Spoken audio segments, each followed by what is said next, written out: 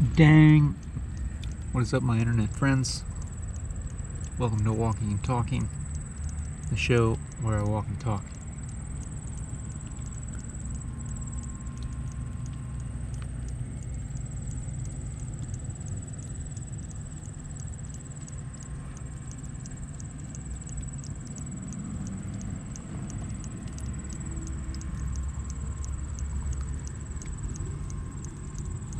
I was going to ask you to be patient with me while we wait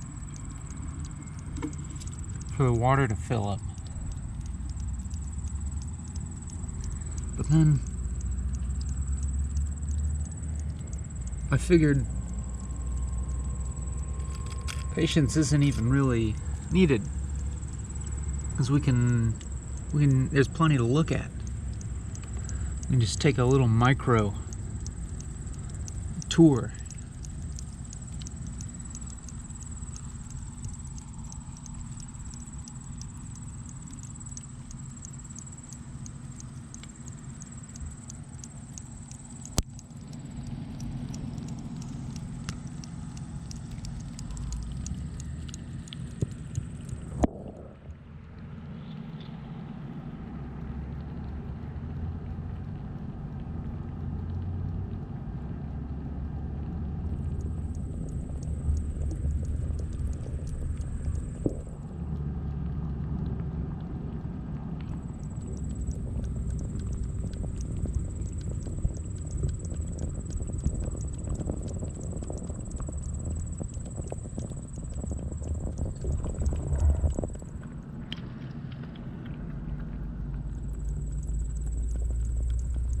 This could be its own YouTube channel. Just magnified images.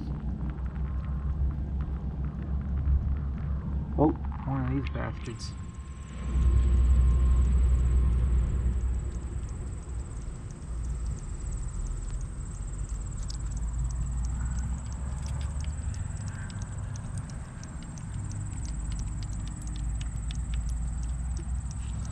We're at like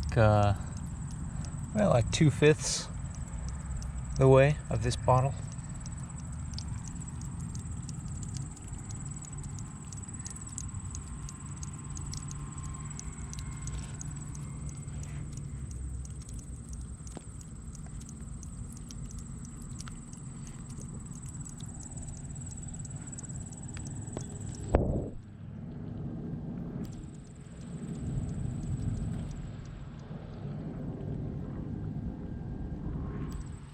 Just bear with me.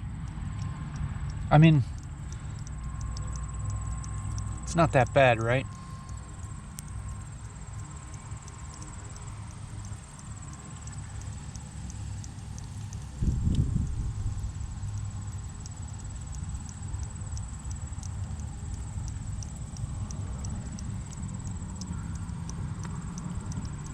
I mean, this is, wow, this is pretty good right here, these drops.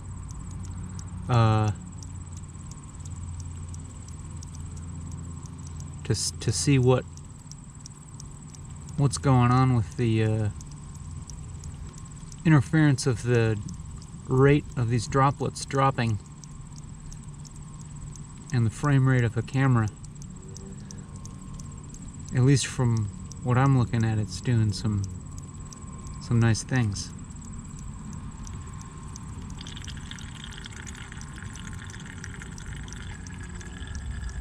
You might detect that I'm a little more patient than the last episode.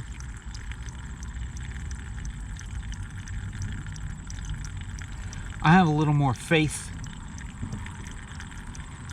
that whatever's going on here will evolve. Although there is always the possibility that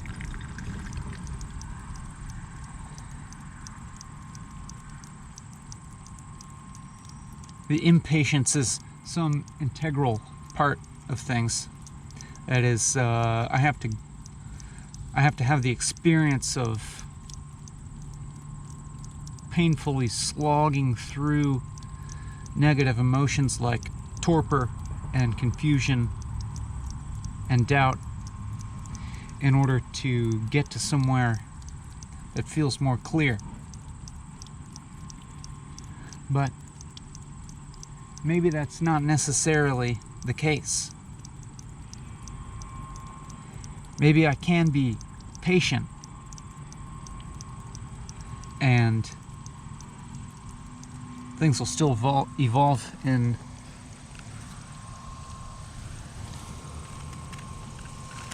a desirable manner.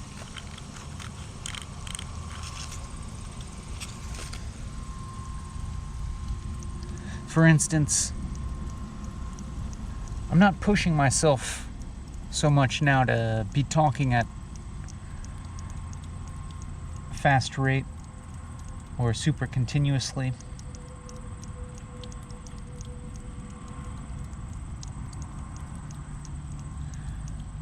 I don't feel terribly stressed. There's some pressure. Like if I'm not talking for a while, the pressure to say something starts to build.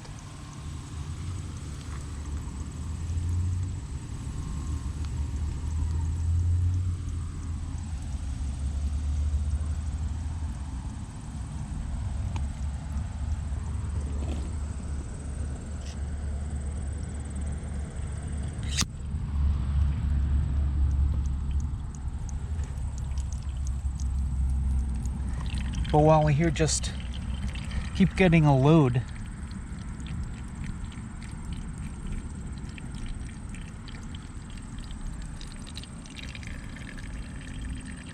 of all this sensuousness, get a load of these fabulously stripy rocks.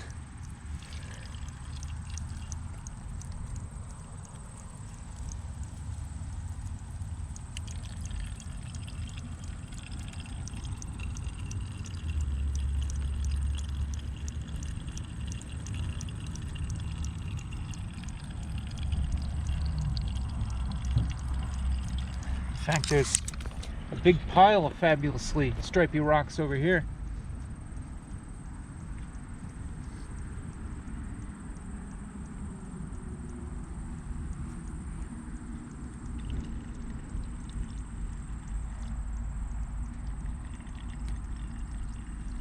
Isn't this enough? Isn't this plenty?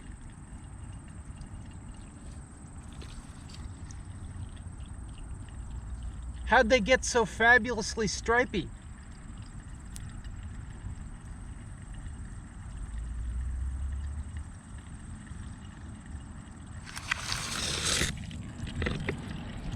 Especially considering that all these rocks formed well before there was even any kind of premonition of there being a human being.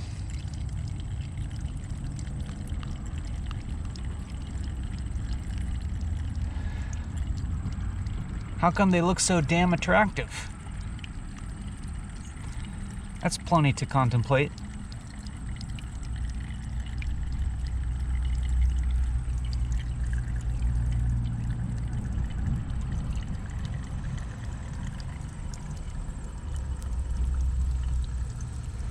I've got my notions of why they're so attractive, but I don't want to spell it out just yet.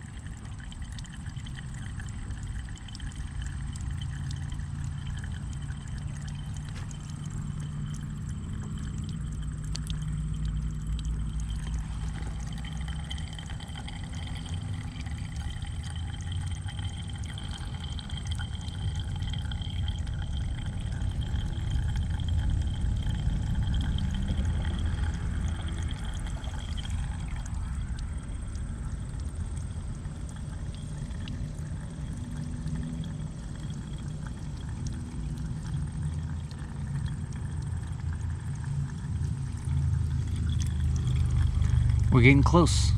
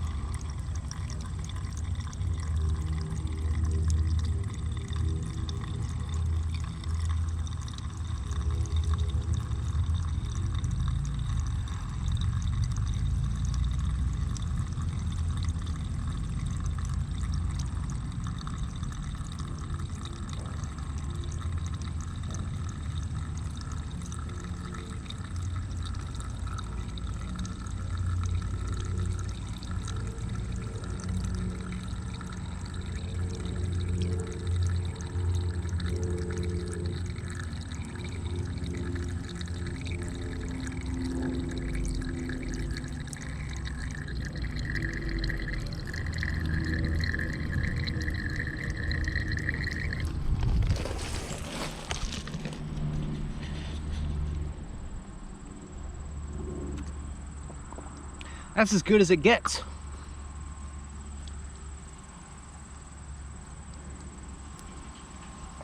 Here, get a load of that.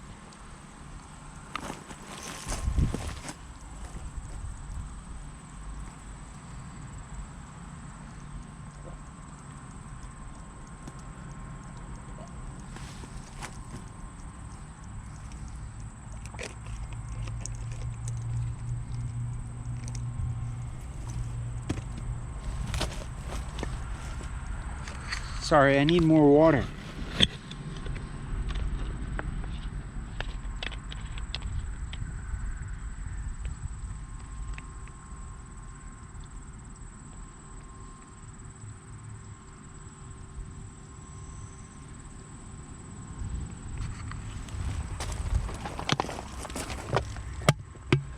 Ready for big fun?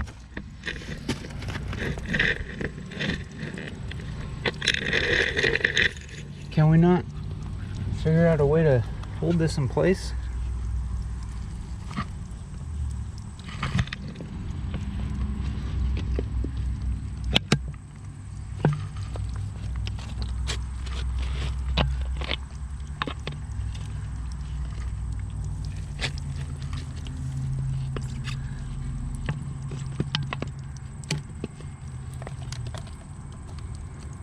That's never gonna work.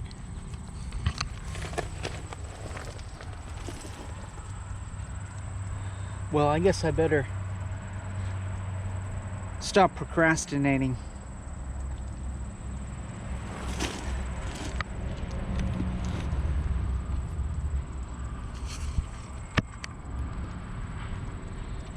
Okay, now get a load of that.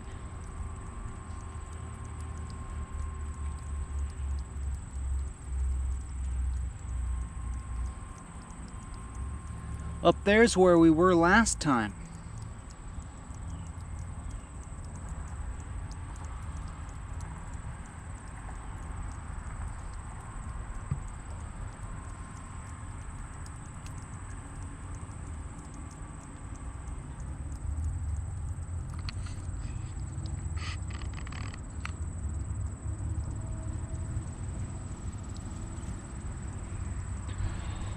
All the same doubts are still here.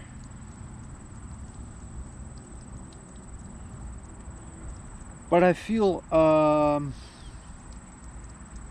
little less frantic about them. I feel more able to see the doubts in the bigger picture of things, and see the doubts as manifestations of the unformed aspect of this process that you and I are engaged in.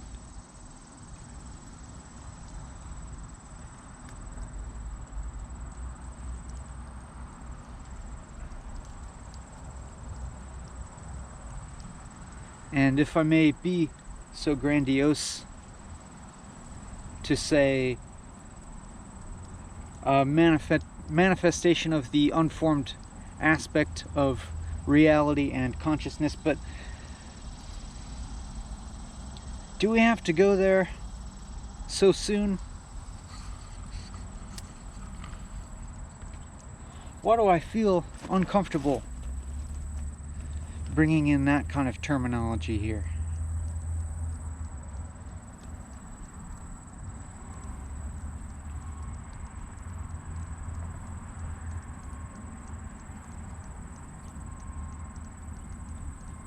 Can I not just chill and fill up the water? No, I can't really. I can't just chill. Not at this point.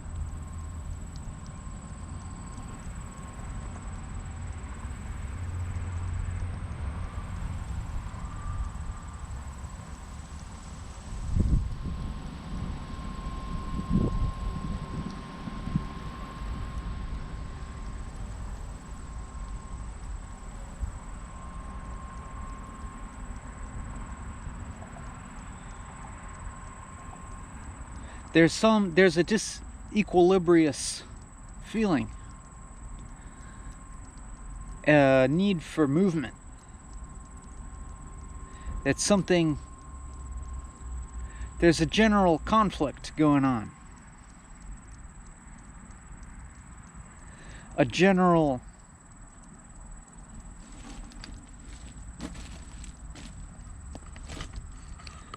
feeling of not being at rest. Something has to be done here. Something has to be done.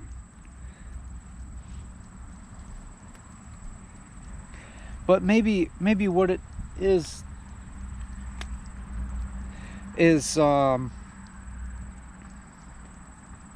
just a willingness to feel this feeling of there needing to be something done,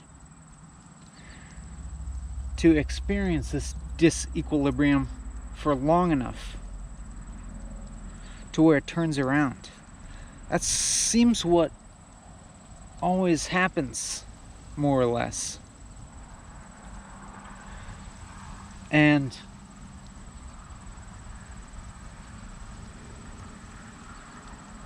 it just takes on different shapes.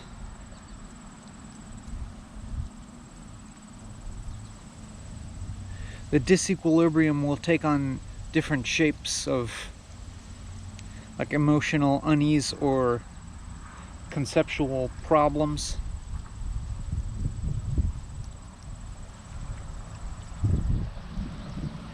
And then at some point it usually changes in that we kind of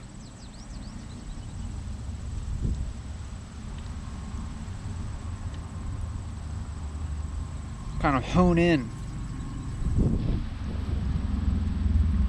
on the experiential sight of the problem, so to speak. And then we understand the problem to be really just the most fundamental part of life.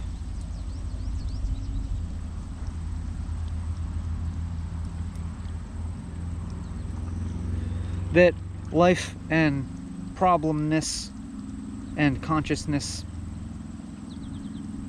are all kind of synonymous, as well as synonymous with the present, or what we think of as the present.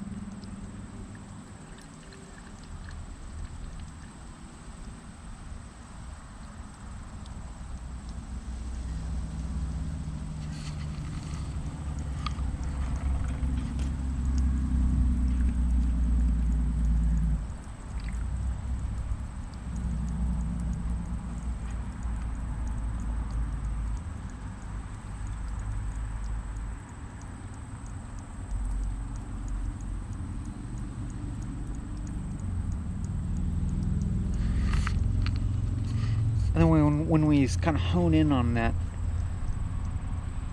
we get some kind of perspective that subsequently gives us a deeper feeling of well-being that we get to enjoy for a while. I'm just talking about what usually happens in these walking and talking videos.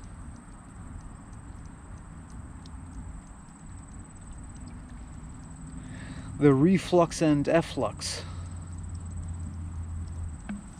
It seems like those words should rhyme, though.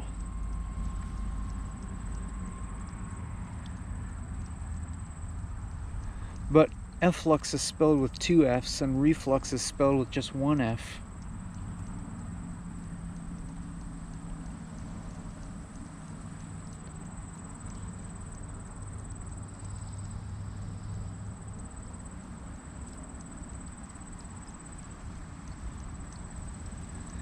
And my kind of conception of reflux, which the word I'm getting from Plotinus,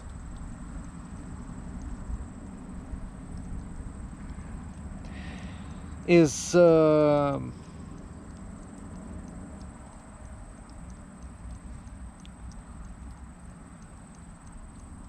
is all of the multitudinous forms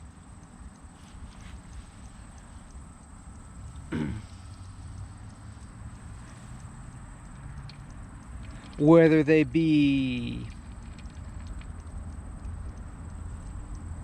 interior or exterior, but you know, we find that that's not a important distinction at all.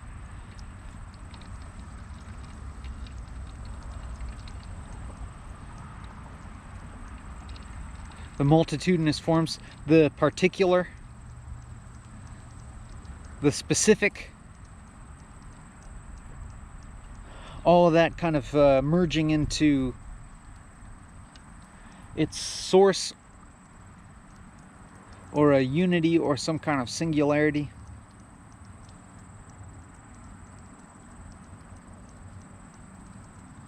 Which for me also constitutes a potential.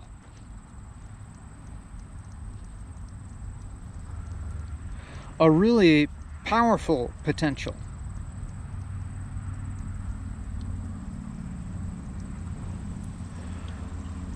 Like when you suck back all of this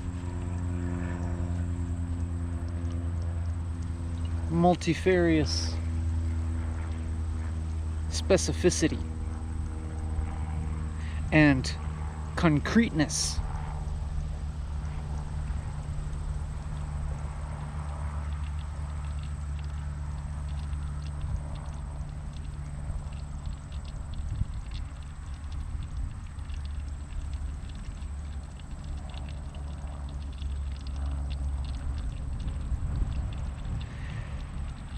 let go of the constant process of concretizing everything.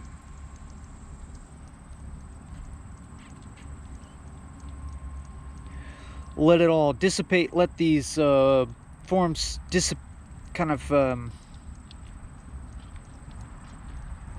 let them go into the ether. Let them disappear into their potential.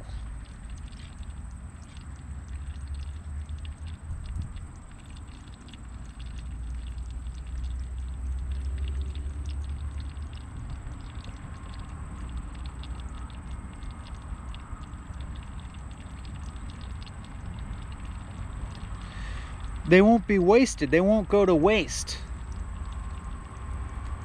Ideas,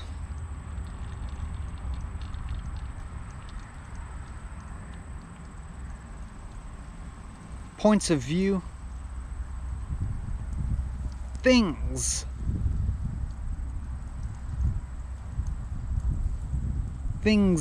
in a general sense, like things with a few S's attached to the end. Or maybe even a Z, if you're so inclined. Things. Maybe things with a few Z's on the end. Things and stuff.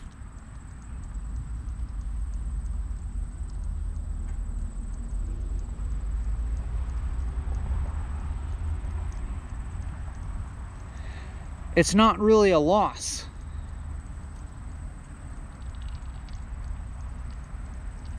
There's nothing to lose there.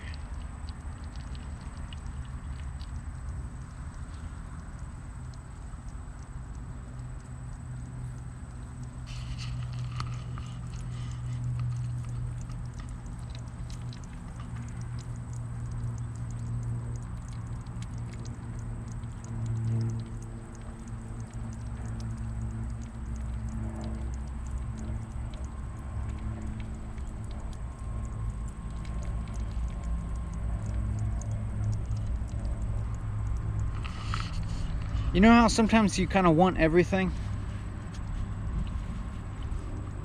Or you want to do everything, or you want to be everything? Every particular thing? Sometimes I want to know everything in a particular sense. And I realize how totally impossible that would be.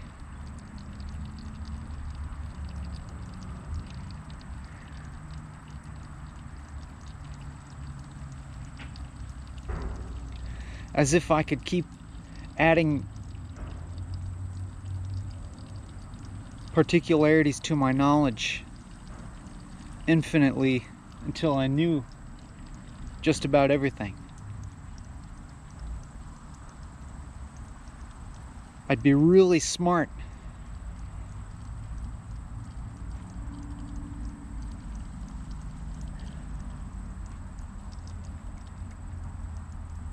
When I feel that way, I feel a kind of veracity. Wait, are those the same or different? Either way, veracity. I think that's it. Like there's not enough time in my short lifespan to read everything, to master all disciplines of thought, to master all fields of study.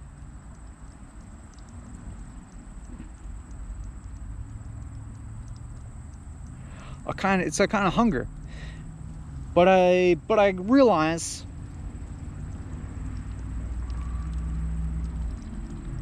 that at a certain point, you're not really adding anything.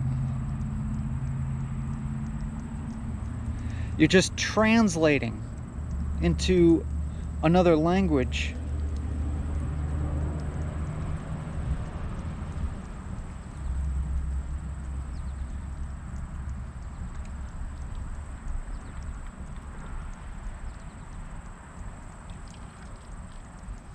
Translating into another different but more or less equivalent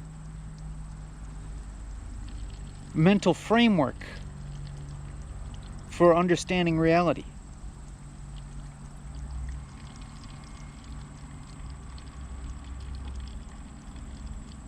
For instance, sometimes I wish I had an understanding of botany that was so deep that I would kind of have such a deep comprehension of evolution and life that I could through botany have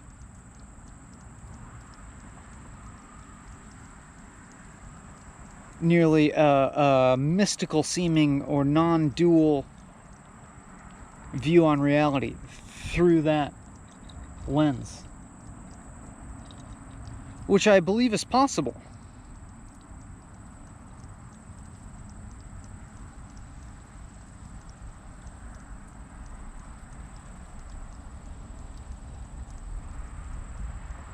But the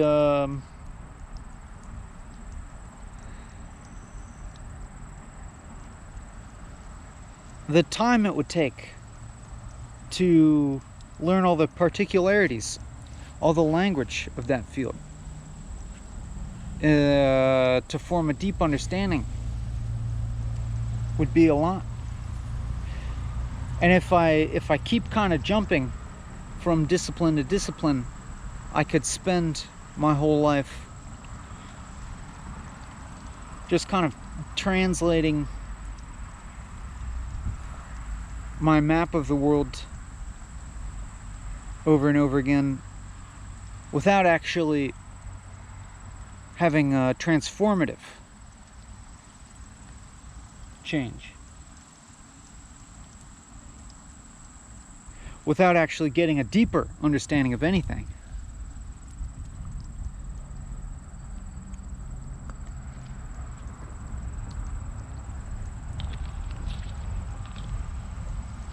But sometimes it's very attractive.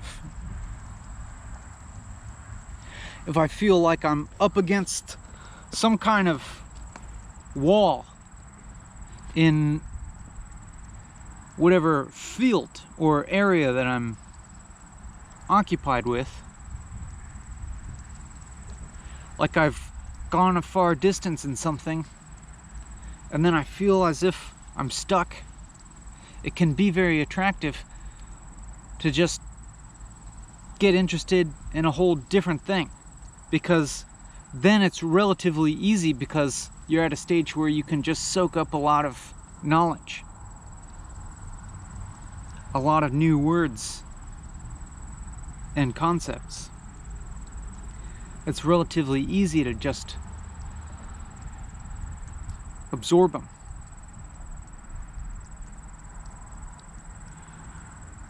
But you're not really getting anywhere deeper.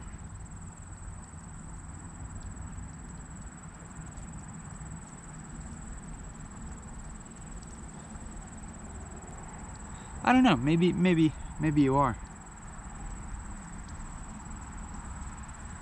I'm not precluding the possibility that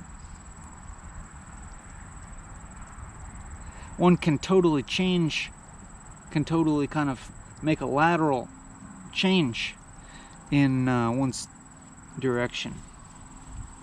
But I suppose what I'm looking for is new ways to integrate things that I've already learned. The things that I've learned through difficulty.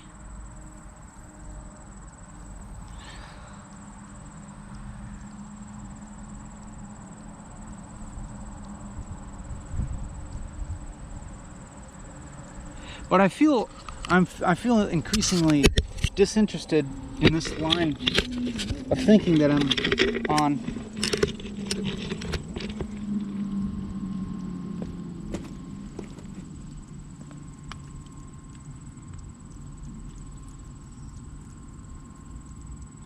Because I don't feel so sure about what I'm saying.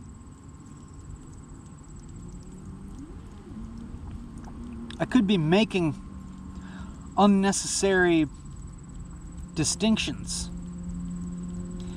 I could be engaging in a superficial conception of what's lateral and what's deeper.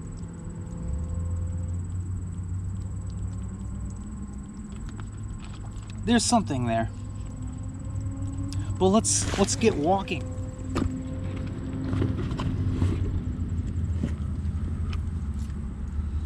Let's stop talking the talk and start walking the walk.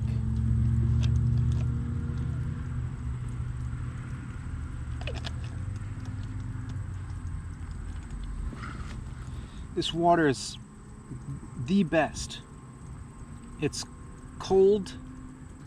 It just goes down smooth. It's better than even like your super filtered reverse osmosis water. That, like, that super filtered stuff almost I'd say like has like a dry quality to it. It's as if, you know, if water could be dry, that reverse osmosis filtered water, you know, it takes out everything pretty much, except maybe the fluoride, is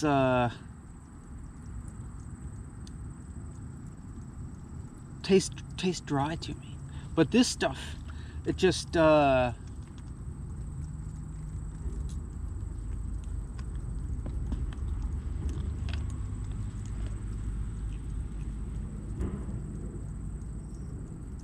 it's like the perfect water drinking experience.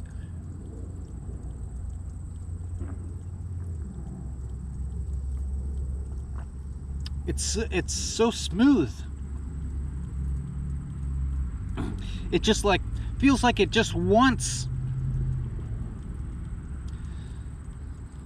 to be absorbed into all my tissues. Like this water and my bodily tissue seem to like each other.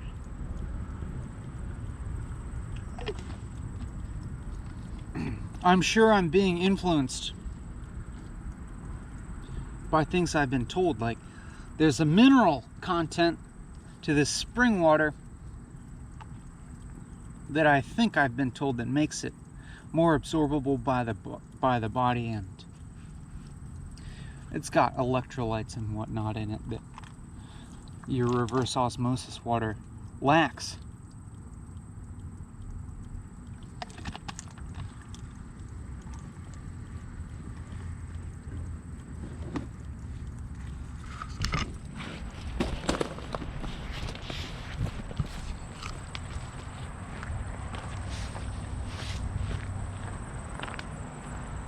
Get ready for the mic handling noise.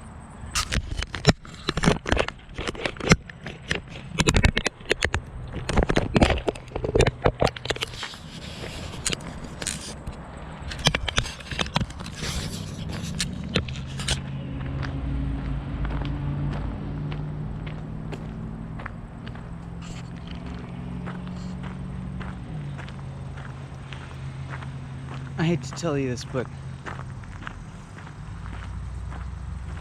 there are some people approaching, and so we're gonna have to endure the embarrassment of being embodied within a selfie stick. Hello. Hi.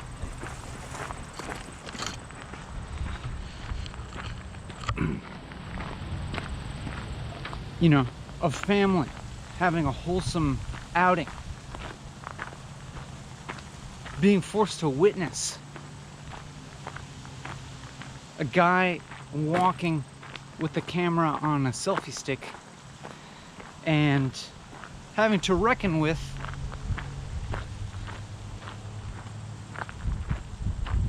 this being a sign of our times. Having to reckon with what could be an indicator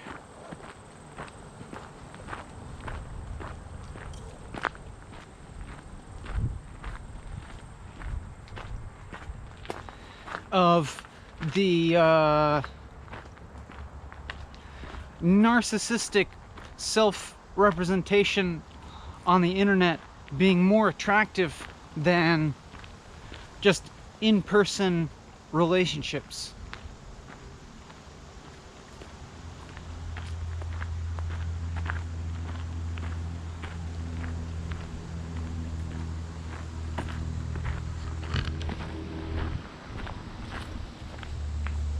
Which is something that I'm always grappling with. I mean, it's true for me.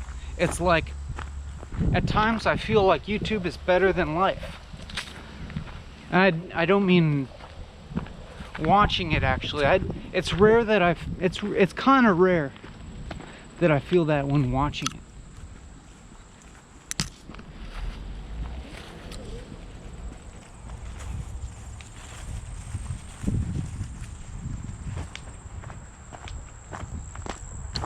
But a lot of times when I'm making these videos, I have the feeling like this is better than an in-person relationship.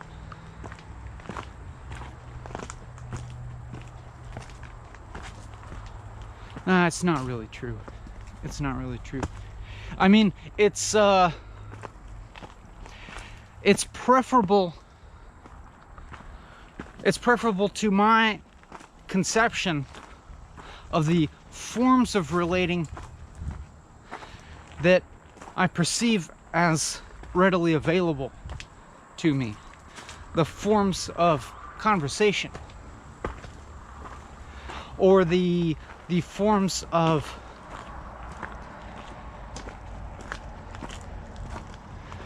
commodified exchange that are kind of necessary, right? I mean,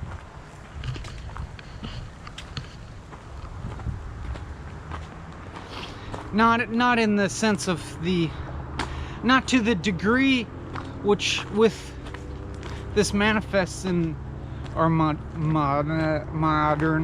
life. But I'm saying that work as a mode of exchange is important in society, and it's always gonna, you know, be a thing for us. And so I'm saying that this, for me, seems like a pretty decent form of that, if that's what it is. Well, it's maybe one of the roles that it takes for me. That is, if I could kind of do this for a living, I certainly would. I'd be pretty happy with that, I think. I mean, that's simplifying. I'm sure I would be frustrated and have a lot of difficulty with it, as I do at times. But it's the part where it's the type of work where I find the most meaningful difficulty. I take back the part about it being better than in-person relation, because that's not actually true on the whole.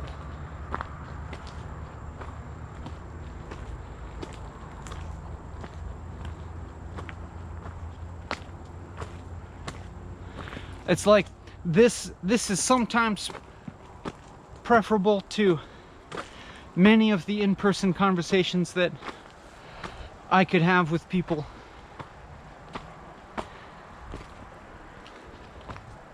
But not all of them.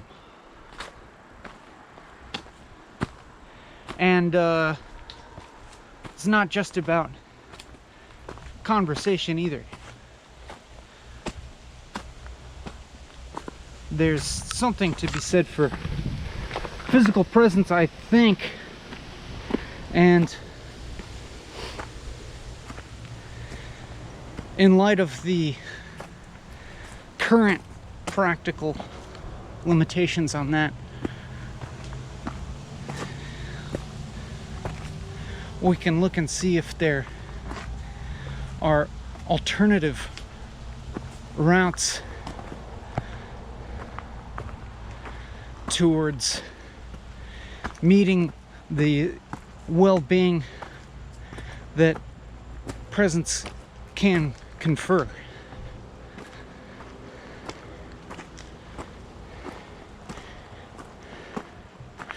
I mean, the fact that you are watching this is indicative of something.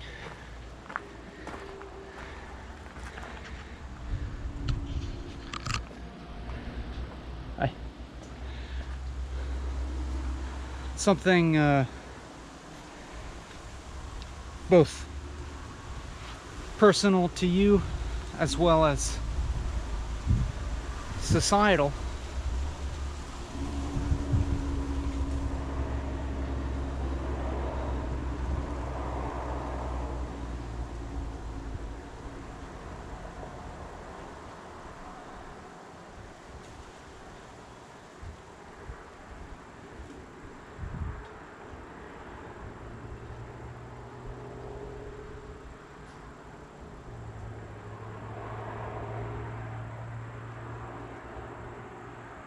For instance,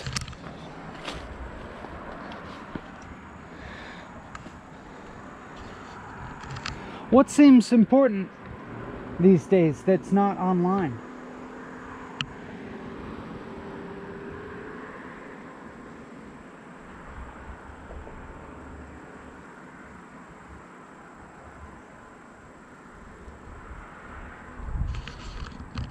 What is there in our lives that's that we're not kind of semi-consciously framing in terms of how it'll work online?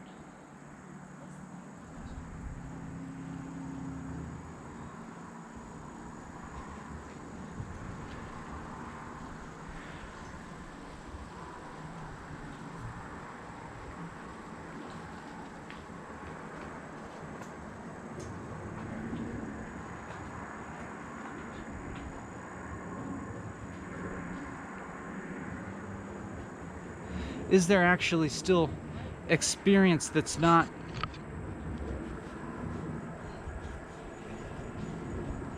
for putting online? Is there still experience that's not serving something for being online? Can you have an important life experience? Can you have meaning in your life that's not online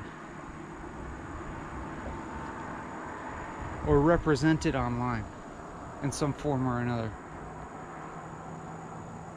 And I don't mean this in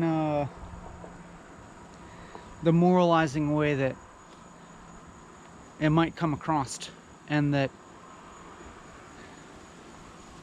is commonly talked about. I don't mean to necessarily decry this state of affairs. In fact, I'd prefer,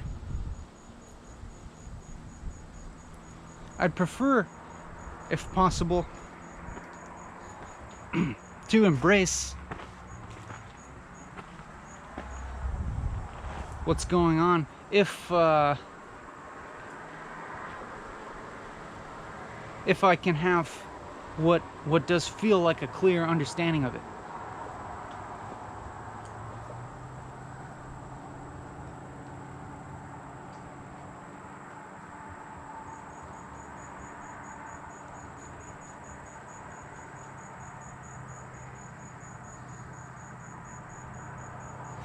And what I'm sort of getting at here is, are we not just cells operating within a superorganism?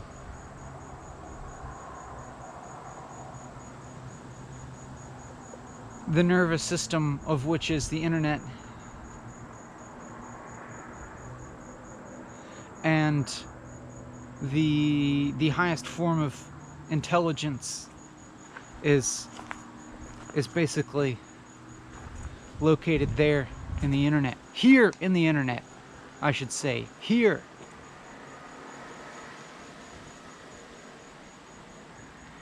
This is all the internet.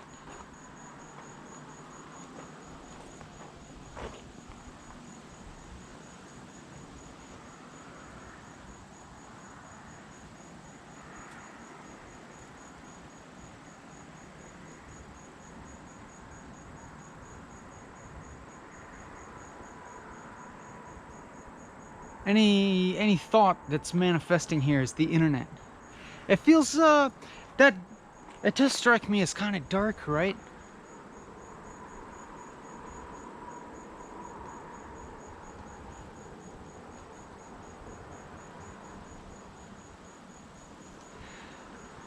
When thinking about this alternative that I could be out here in the real world without making something for the internet, it feels kind of dark.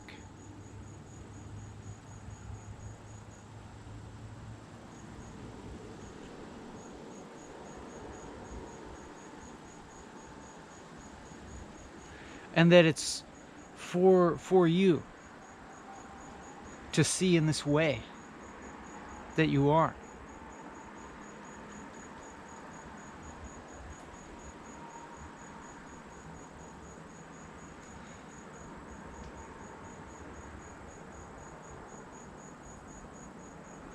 Looking through the screen and constructing this other world on the other side of the screen that appears more appealing than the world on your side of the screen.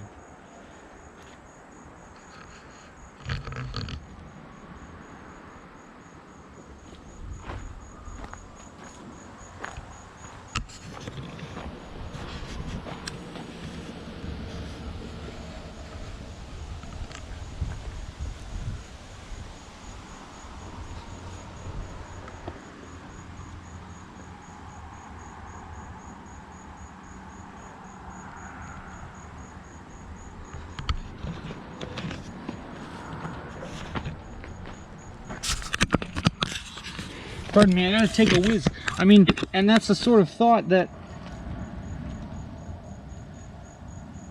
would steer me towards making an unenticing, unenchanting, unappealing type of video.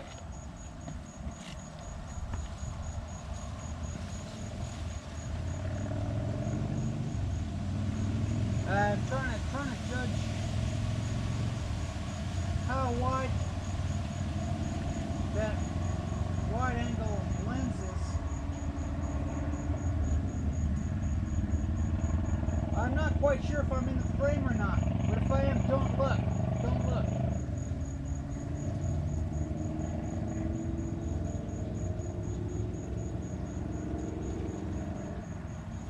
Don't look at me peeing.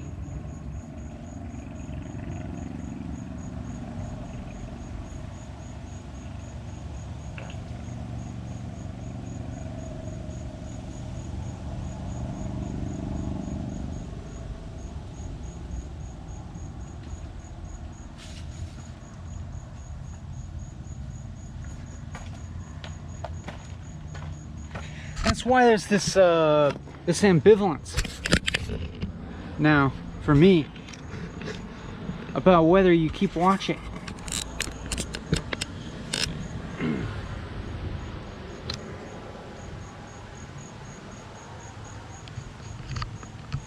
Which could be interpreted in a negative way, where, you know, now it's like, why the hell am I making this if I don't really want you to keep watching? But at the same time, it's kind of freeing, because I don't feel I don't feel this pressure to keep you engaged.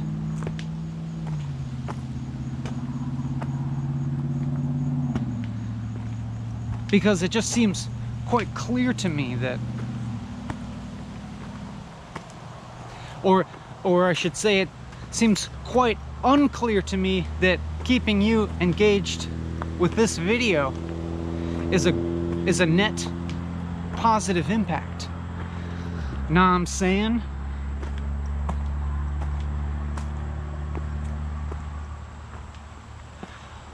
That's why I want to suggest the possibility that this video could serve a role that's maybe kind of supplemental to an experience that would otherwise be less enriching.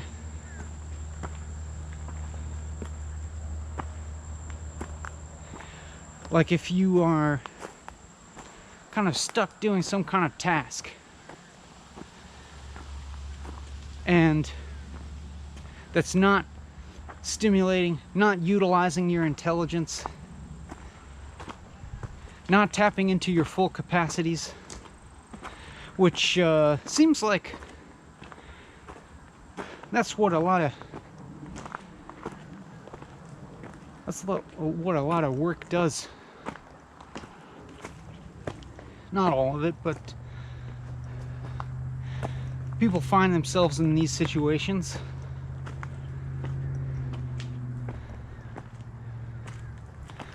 A way to make ends meet that by no means taps into their full human capacity.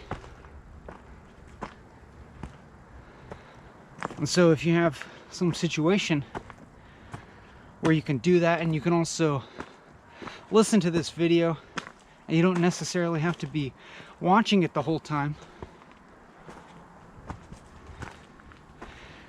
and this makes what would otherwise be kind of a deadening experience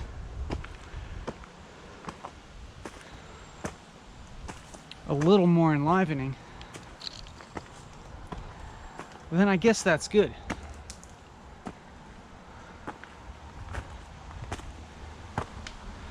Or if this video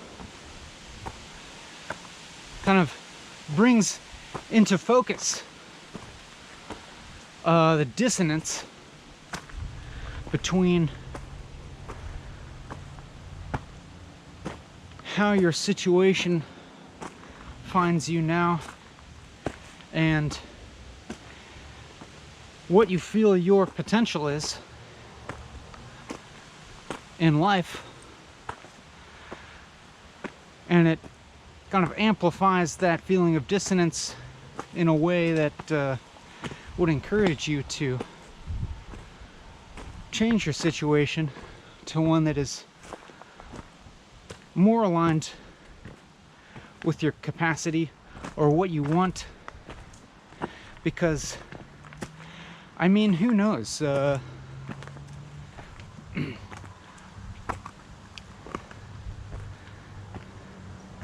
I by no means mean to suggest that you should be doing something that more resembles what I'm doing.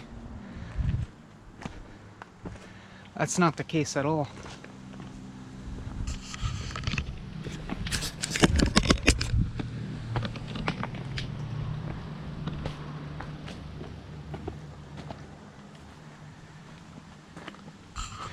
In fact, it could be the case that what you want to do is what you're already doing. Maybe what you want to do is keep watching these videos or keep watching this video. If that's what you want, then good.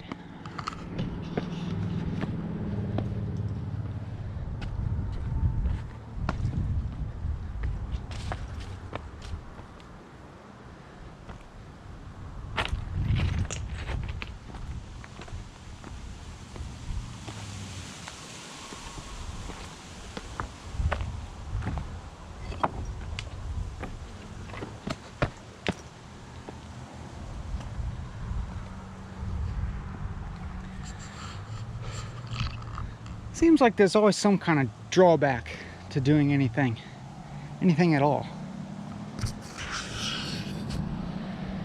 The main one, as I perceive it here,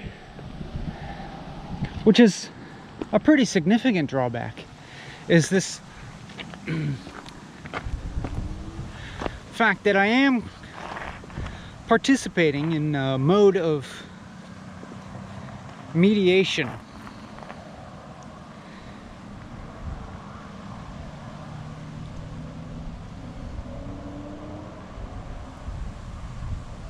It's probably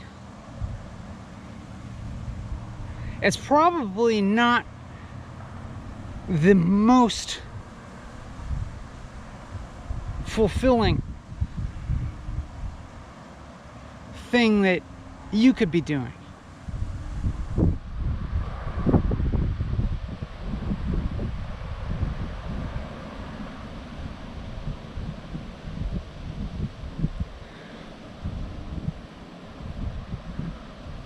And it could be said that I'm offering a better alternative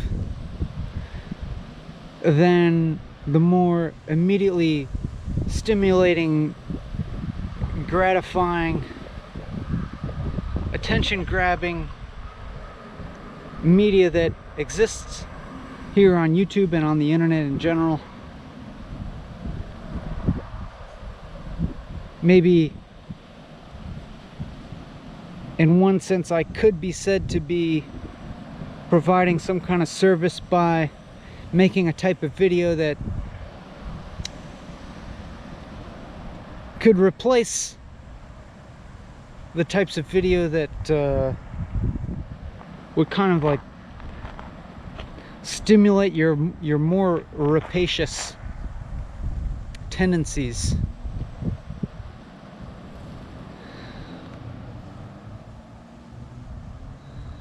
Your more self-centered tendencies.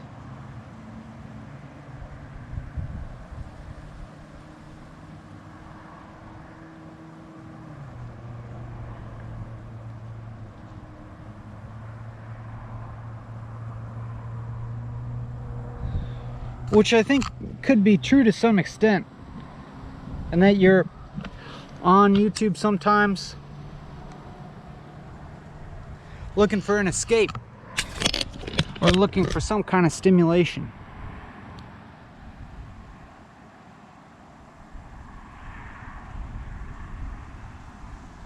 And then you come across a video like this, you come across this video,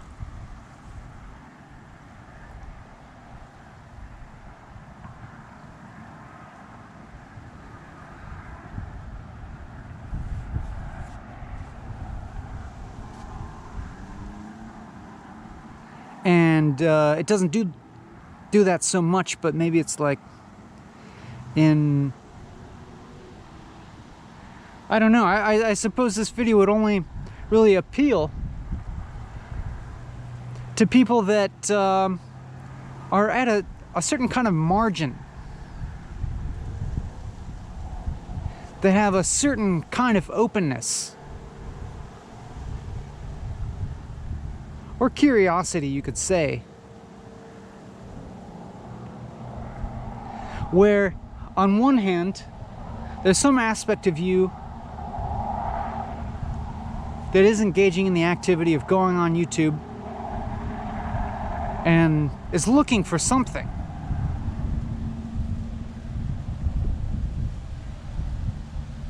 Probably on YouTube, not knowing exactly what it is you're looking for.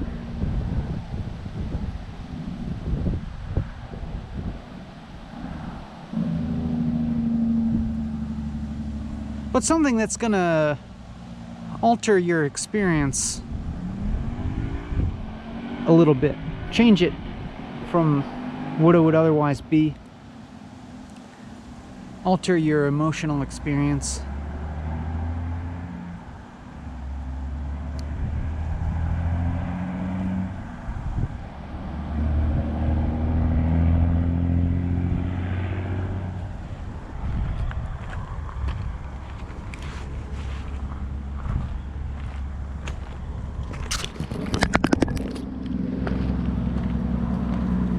Maybe even you've become friends with me in a neurochemical way.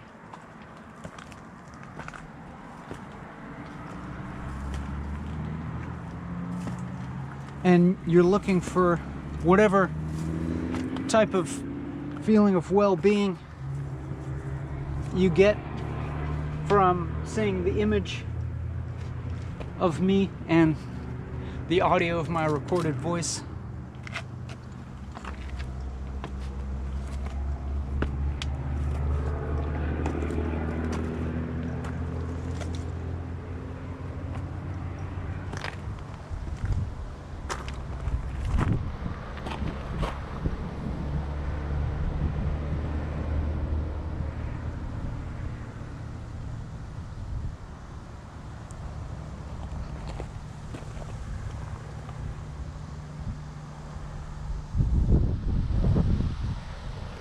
But I say that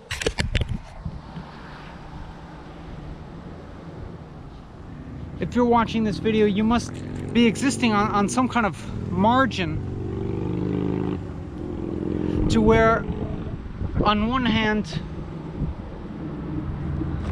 you're seeking out a mediated experience, but on the other hand, you're willing to persist with a mediated experience that is not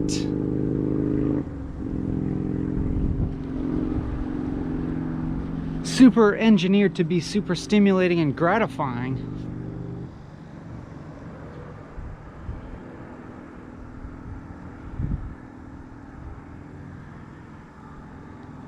You're willing to stick with a mediated experience that is at least willing to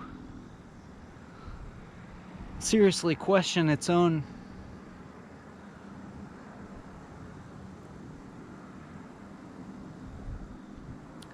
place in the world.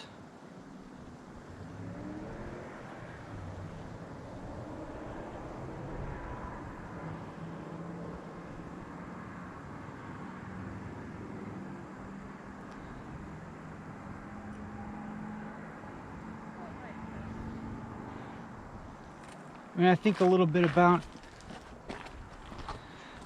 the degree to which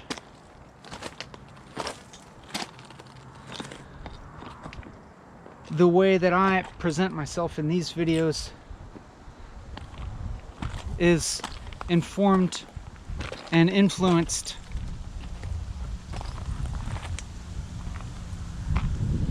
by the general cultural norms of presentation, of representation of self.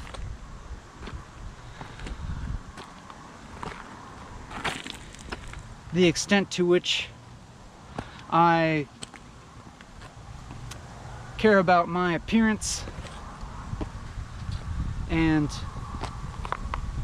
really every aspect of how I present myself in these videos.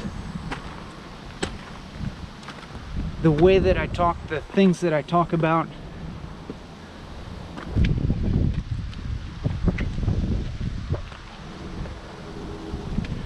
All of the attitudes expressed in every decision that I make in terms of the camera frame,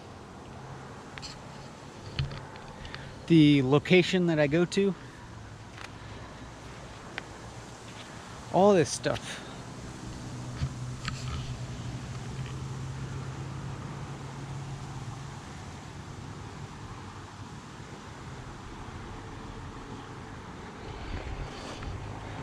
For instance, I did buzz my hair after looking at a previous video that I had made and feeling a desire to look a little tidier, look a little bit more well-kempt.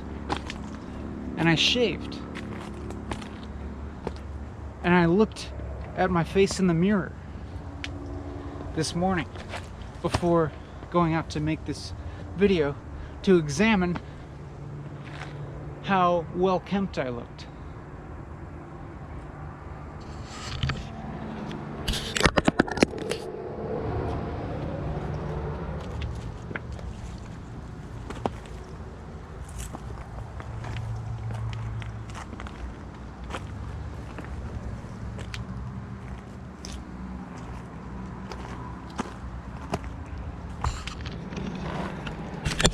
Because I found the experience. I found some experiences of looking at my own image more tolerable than other experiences of looking at my own image.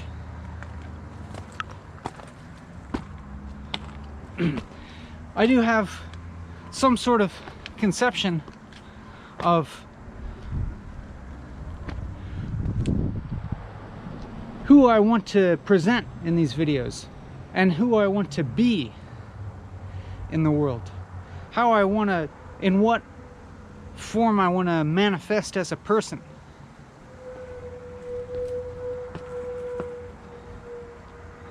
I mean, this is obvious.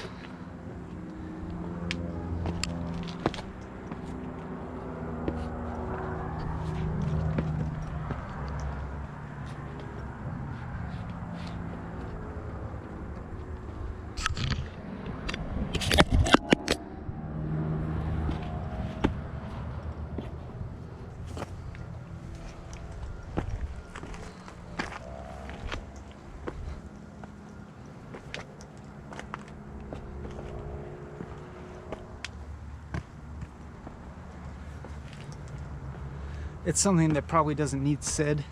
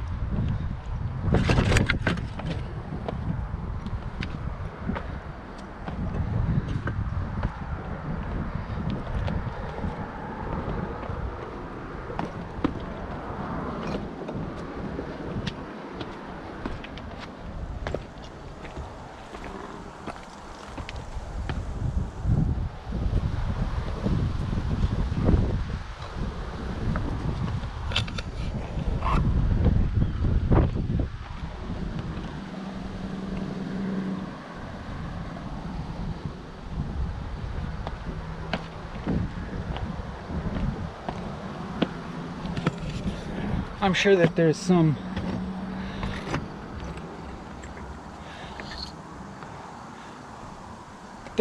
a strong aspect of me that wants to be totally unconcerned with that, but it is a little bit of a dualistic way to think.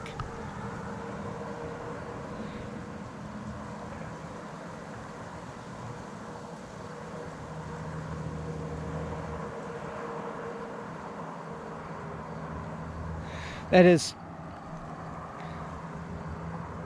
I see narcissism as being a negative trait, self-centeredness, over concern about one's appearance and superficial presentation as a negative that doesn't lead to a world that's better for everybody. But then again,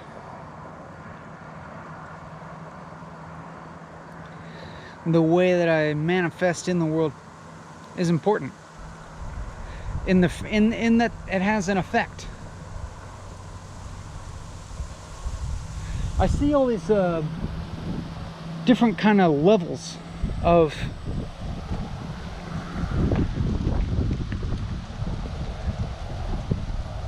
what for the time being we can call authenticity versus inauthenticity.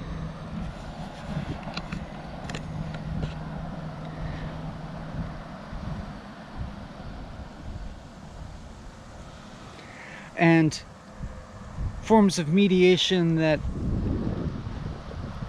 lie on the more inauthentic side of the spectrum, kind of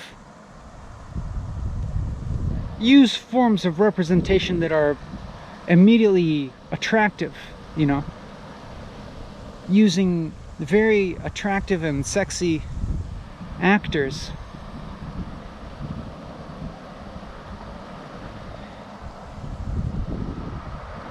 and using forms of plot lines and drama and types of narratives that are gratifying and kind of like give a very immediate and easy to digest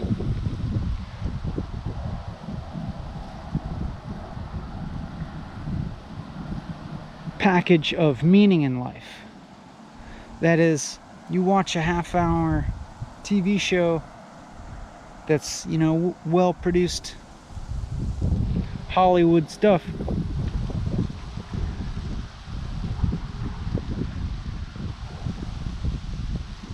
and it's gonna give you some form of,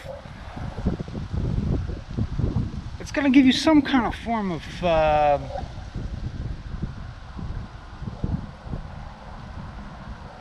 meaning to life, you know. There's gonna be conflict and drama and difficulty represented, and then there's gonna be some form of resolution.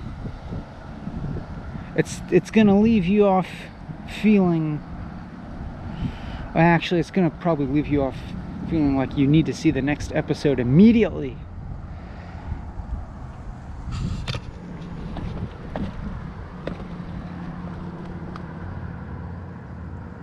Spikenard berries.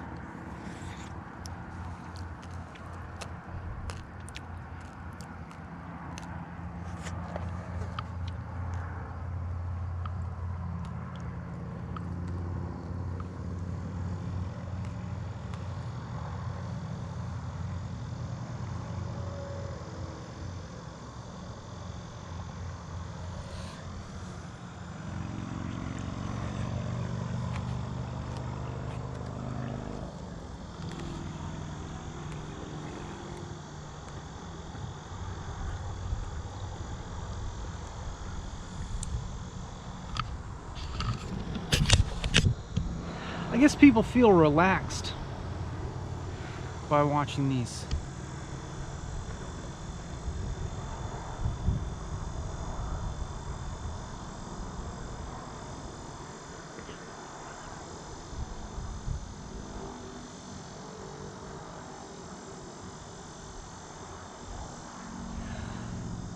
so there's it's like you get a little package of meaning in some to some degree.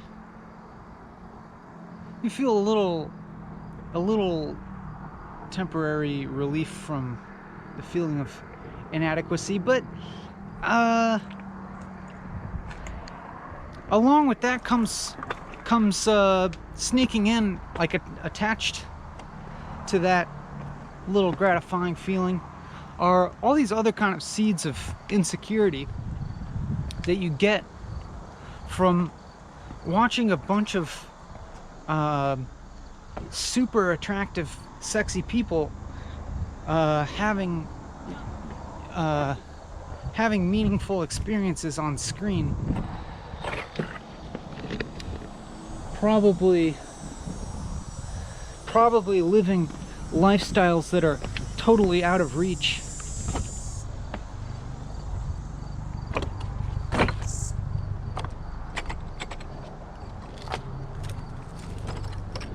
You know, made up by a team of professionals to look as attractive and sexy as possible.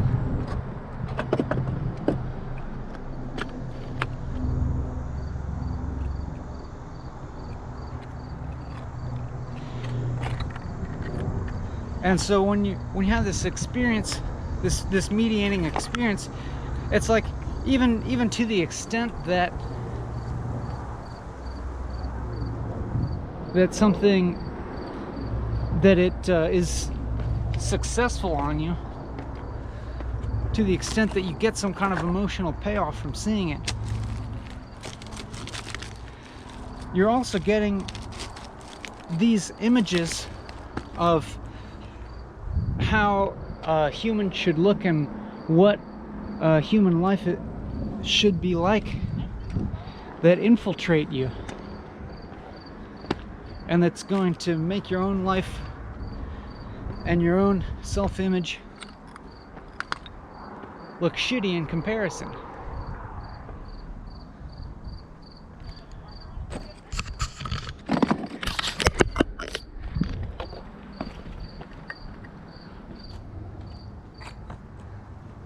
And so maybe there's this other end of this spectrum, which maybe I see myself as being near to, of the authentic,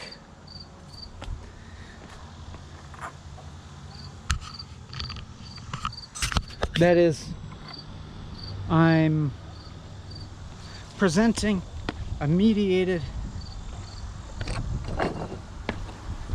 portrayal of, I don't know, of myself.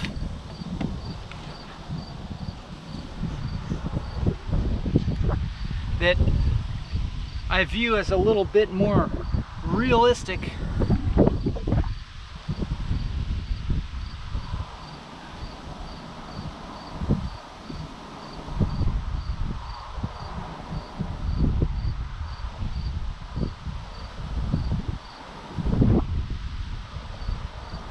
but it never is really real, you know? It's never really real. It's like I am kind of manifesting personhood in relation to you, and you as the total abstracted collective selfhood that watches. And in relation to my concept of how the self is presented on YouTube and more widespread in culture.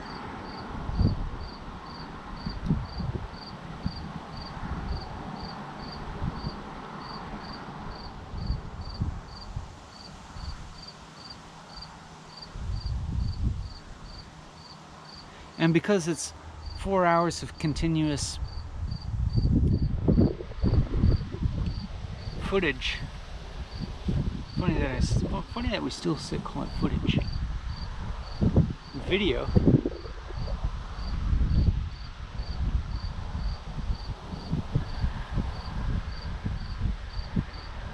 That does make it harder for me to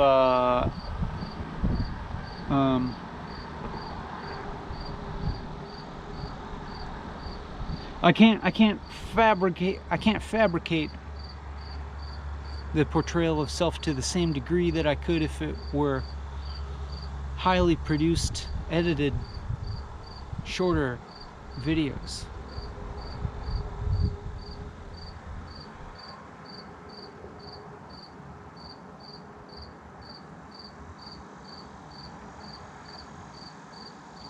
And that inevitably, within the 4 hours, we go through a range of human experiences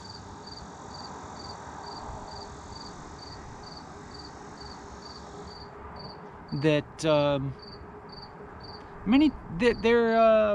they're pretty real for me, in that I will be experiencing actual serious and deep self-doubts and self-criticisms and torpor and confusion and all of that.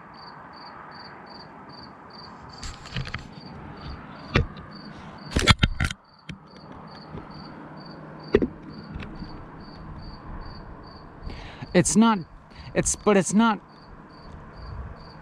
my life, you know. This isn't my whole life.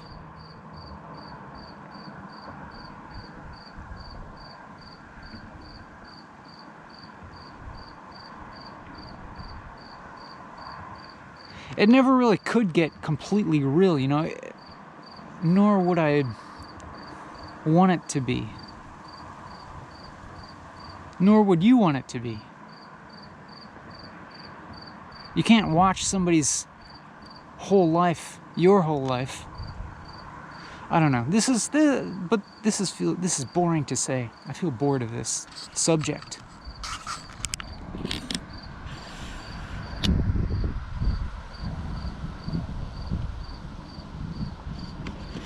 It's so obvious that it's completely boring to talk about.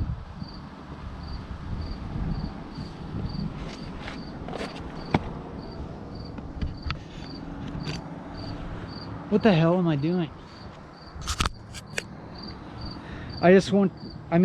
Now my inclination has shifted to just wanting to utilize this mediation to do something that other aspects of life couldn't quite do.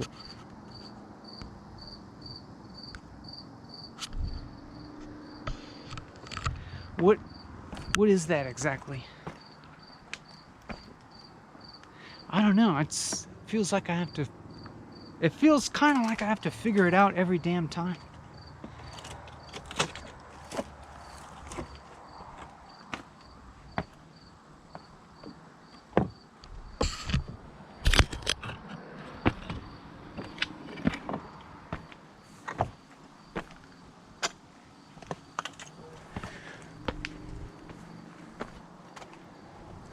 It's weird, I go back and forth between pointing the camera at myself, and then I feel the problem with that.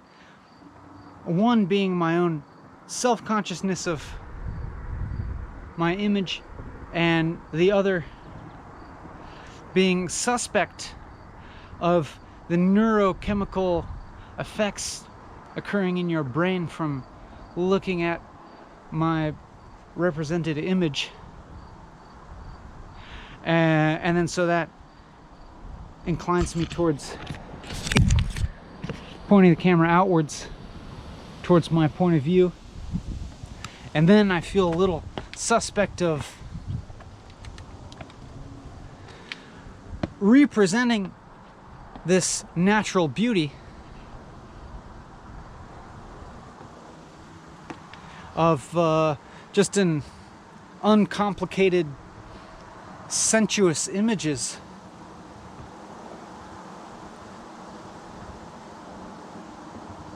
to enrapture you into the screen viewing experience.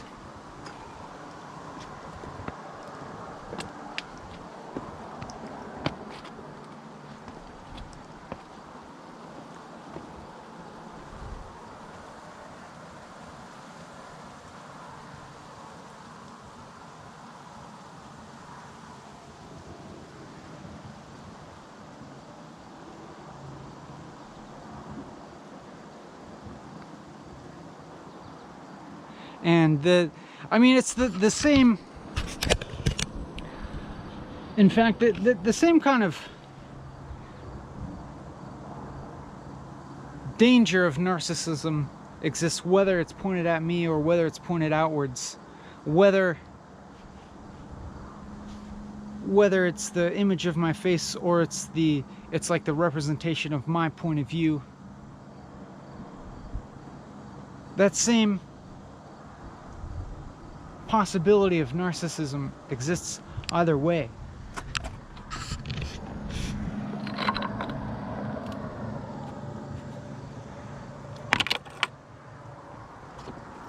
The same old problems with this video are surfacing for me. The same old problems of the feeling of why all of this. So much visual information being recorded and represented here. It's so much. And I feel why. I feel as if it should be more discriminating, more discerning, more efficient, more economical in image and time. You know what I'm saying? I feel as if I should be more economical. But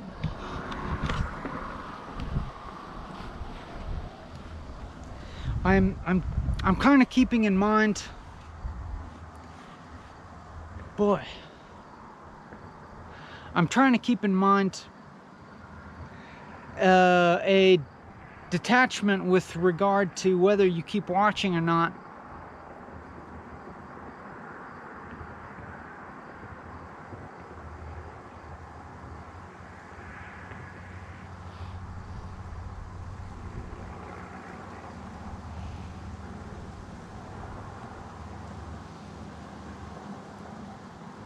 It's so weird, like putting a choice to you, kind of.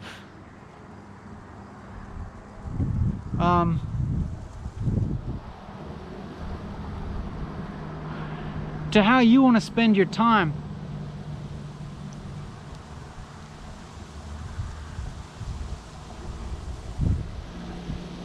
And to kind of present to you this possibility of not seeing everything, of missing some. You could miss some walking and talking. You could miss some of the information that I'm giving you.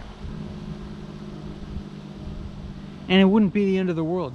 You're aware of this.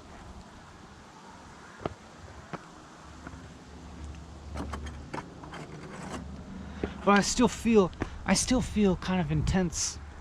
I feel some intense guilt, actually, making this video.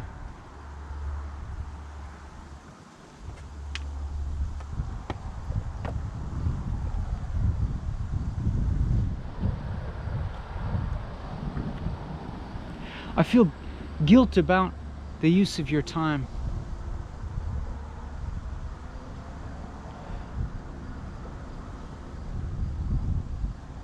Because I feel this, I'm having an experience of the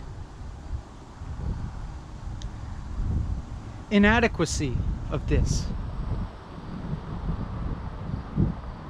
But this happens a lot, and I keep going. What the, you know, from a certain perspective, it could be kind of like continuing a bad habit from a certain interpretation.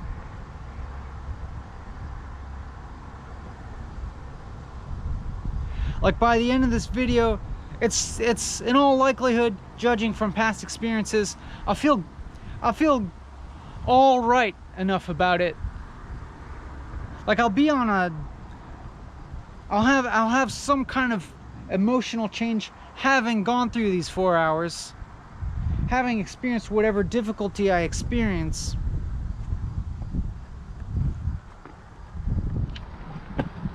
And I'll probably be more of the some more like exterior perspective of this series, of this YouTube project,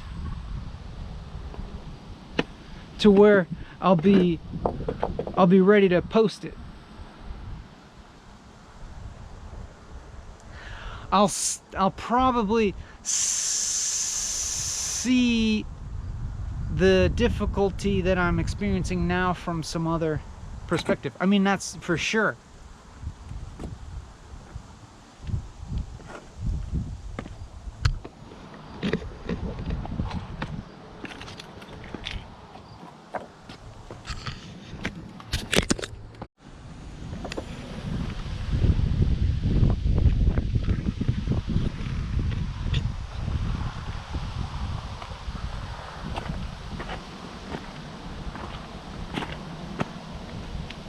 But at the moment, I'm still experiencing this just deep embarrassment that I don't think will ever go away with this in the long run. I mean, there's plenty of moments when I don't experience this deep embarrassment, but I'm sure that it'll keep coming back. This feeling like my current presence in the world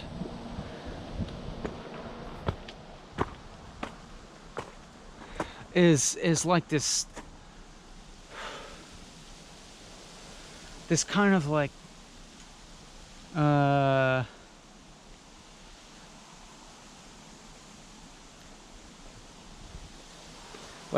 totally like kind of unself-knowing, unself-conscious, inconsiderate,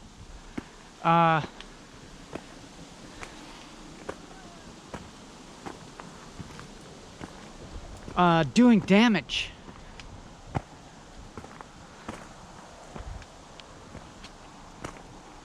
Via my egotism,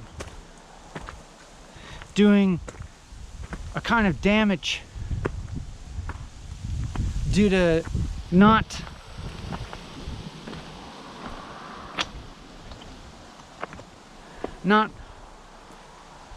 working hard enough, not considering enough what I expose people to.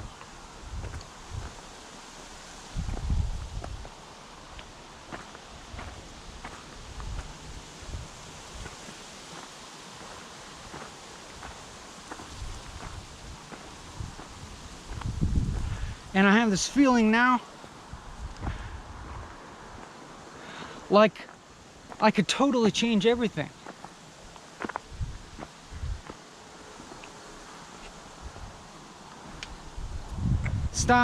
Stop uploading these 4-hour videos on YouTube.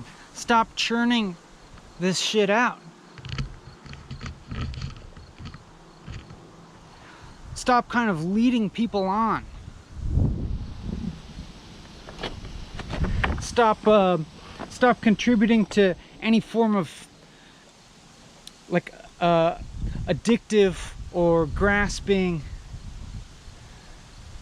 kind of longing mental activity. You know? Like, why do I have to be the subject of the video as a person? And I know I've asked these exact same questions over and over again.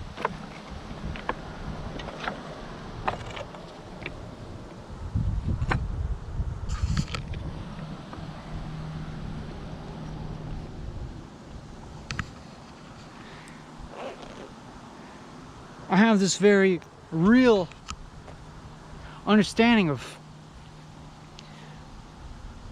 making video at all being kind of a crime, a kind of sin.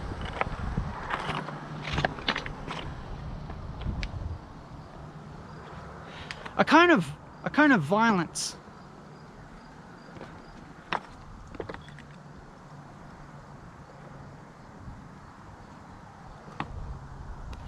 What is it exactly?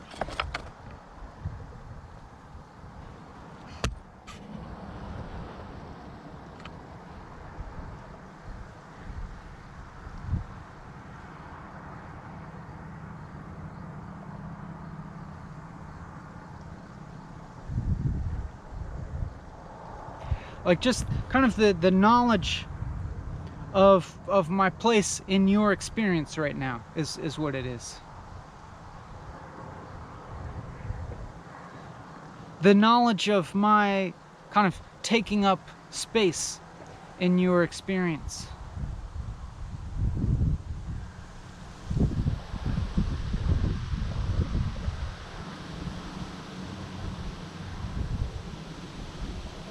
But when I think about it that way, it's not necessarily entirely reprehensible.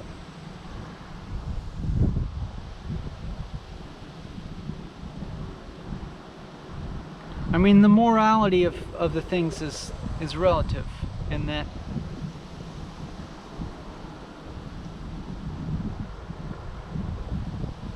in the terms in which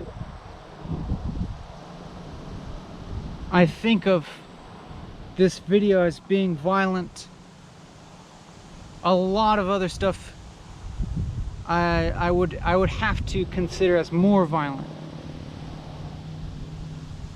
in that it kind of occupies more of collective subjectivity.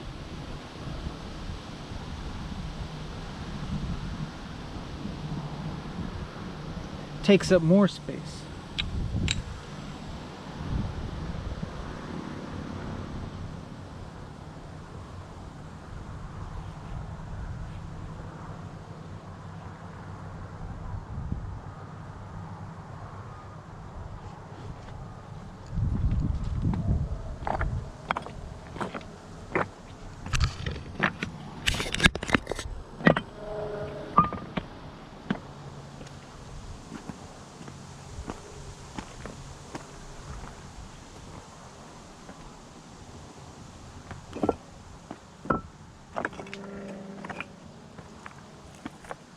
But I guess to the extent that I feel confident enough to impinge upon your experience,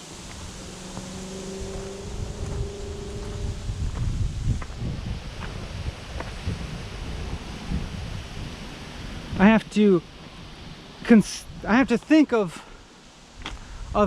this experience that I'm having as worthwhile, as at least potentially worthwhile.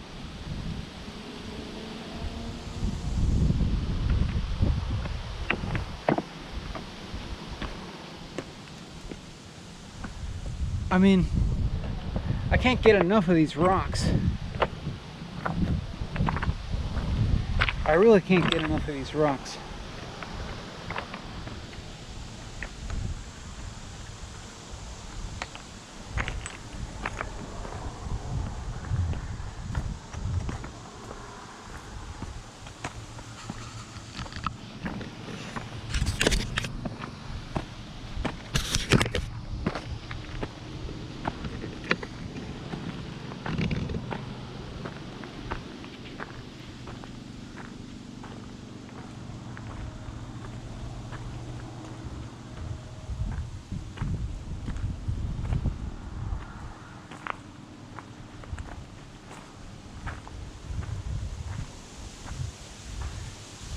I mean, it's interesting in that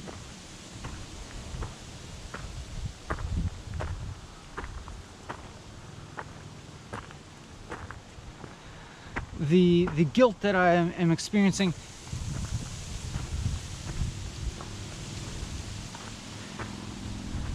might not be well it's like by the rationale that is leading to my guilt about making this video,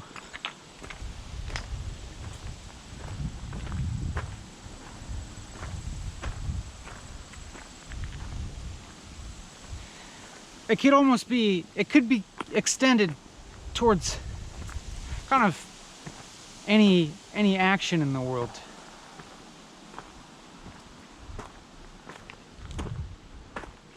I don't know, that's not necessarily the case. It's not necessarily the case.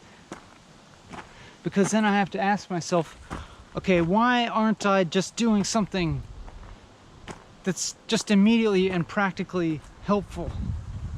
Like, why aren't I volunteering in some social capacity that helps meet some basic needs for someone else, and that has obvious and tangible benefit?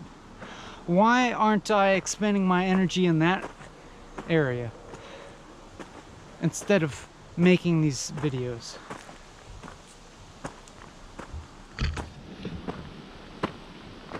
And that, I don't know, that's a hard question to answer, honestly.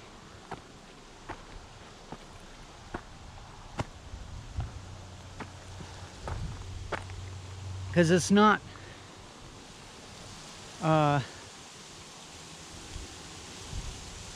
because it very well could be the case that I just should be doing something like that instead of this.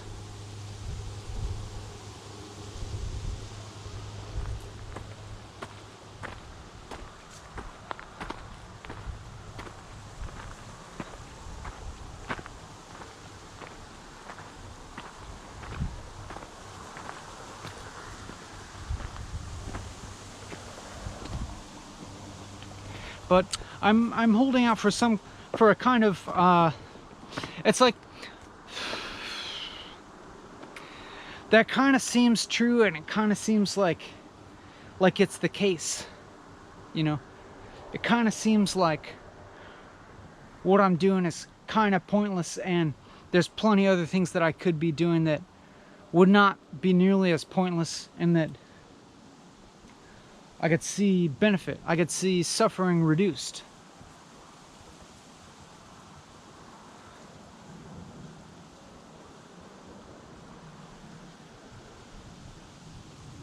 And so I guess what is keeping me going forward is some combination of faith that there is something valuable here, like that there's something here that of potential value to some people that wouldn't otherwise exist if I weren't doing it, and as well as some feedback. There's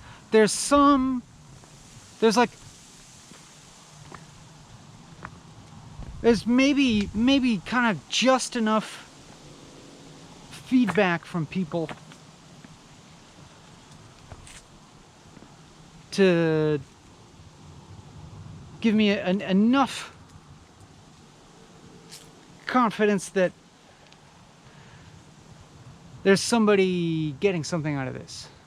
But that's another problematic thing to say, and I'll have to clarify that later.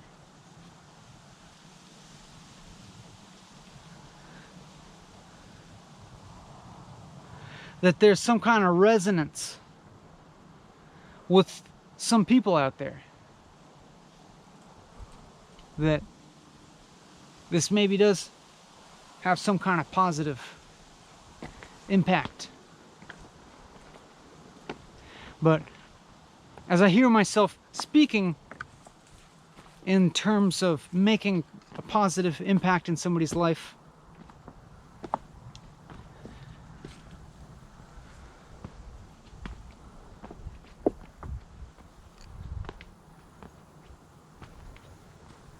I also have this notion that there is actually a different way of thinking about things, or that I have some kind of notion that that formulation of value and of good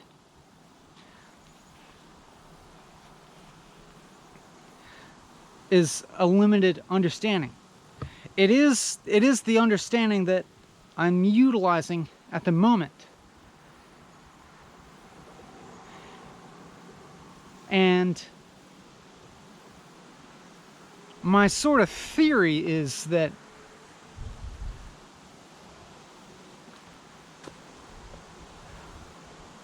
thinking through that form of valuation is important to guide one's action.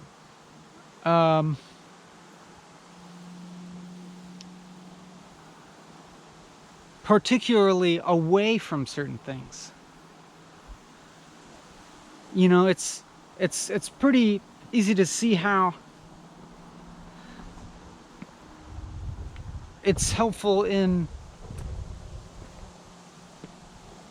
guiding me in what obviously not to do.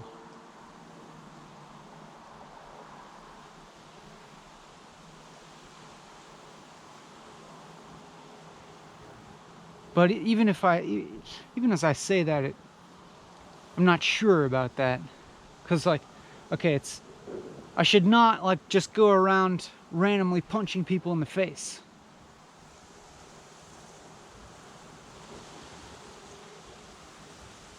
That's pretty clear.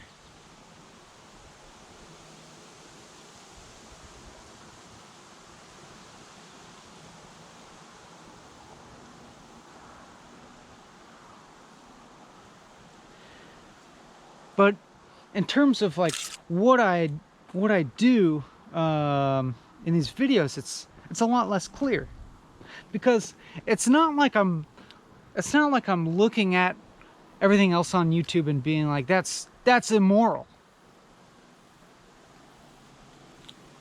You're causing harm, other YouTubers. That's not at all what my experience is when I look at the kind of myriad of other expressions on this platform and on the internet in general. That's not at all what my experience is like.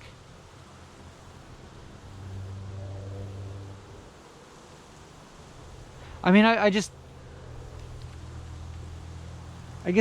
I just don't. Maybe I just like don't gravitate towards watching the sort of thing that would cause me to react in moral indignation. Maybe it does exist. I'm sure it does exist out there. I'm sure it does. We have all encountered that. But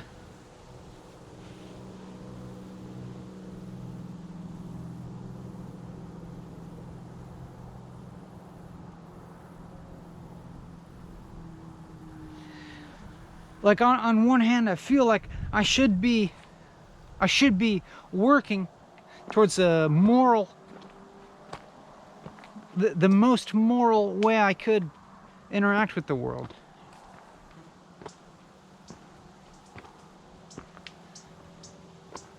But then I have to admit that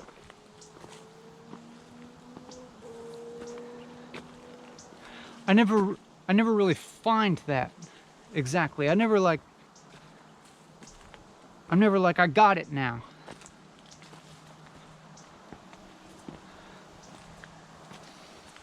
I don't know. That's weird. That's weird to say.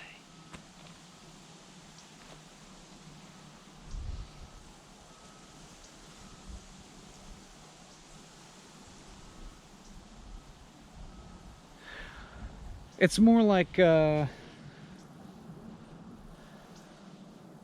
know conceptually that what tends to happen is, excuse a little noise here.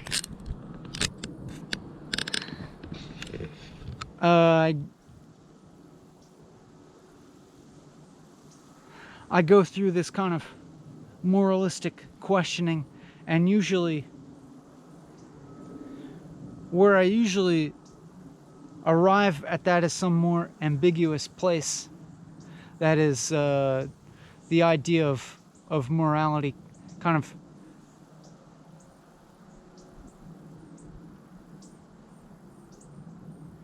the idea of there being any objective morality breaks down.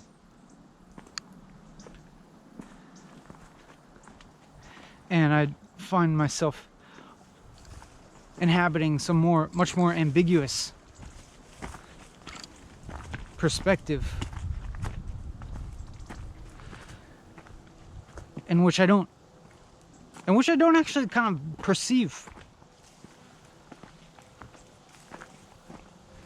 morality in the sense of good and bad.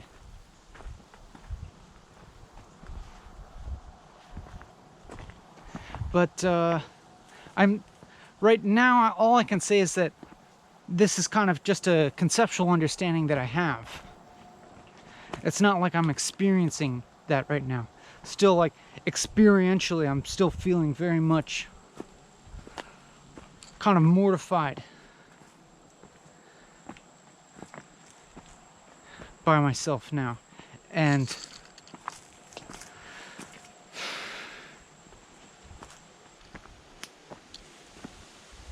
but being I feel willing enough to sort of continue in this mortifying experience.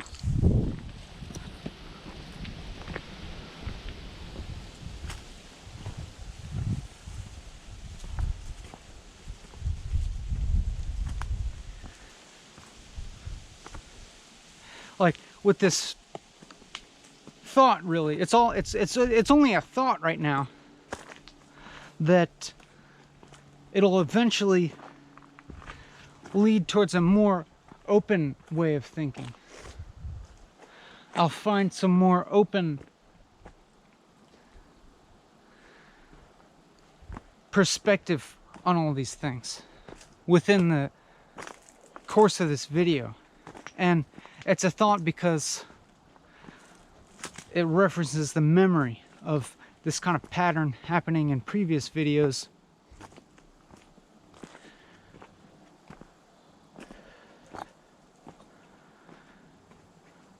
But I can't help but question, is this a productive pattern to keep enacting? Or is this kind of a unproductively secular, solipsistic, navel-gazing pattern that there's a better alternative to? I can't help but wonder that.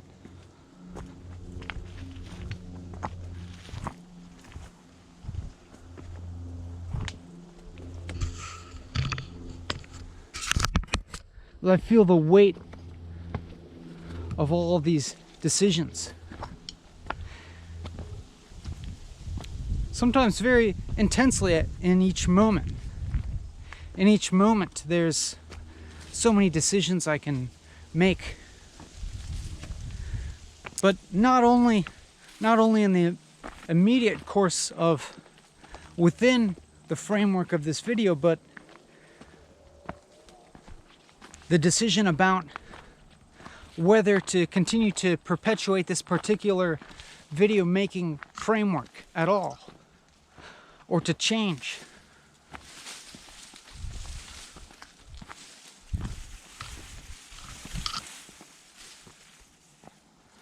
I do try to do different things sometimes, and you know, more in private experiments,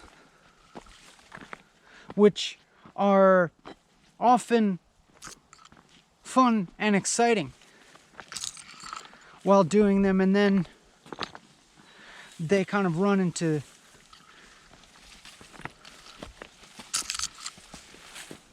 the same problems in a different shape.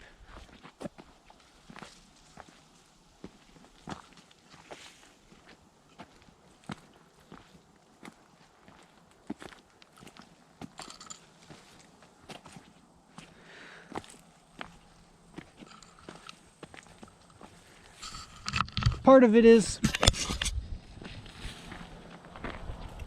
having some conception that to keep going at a pursuit in spite of it getting really hard, in spite of the doubts. I mean, that's faith, basically.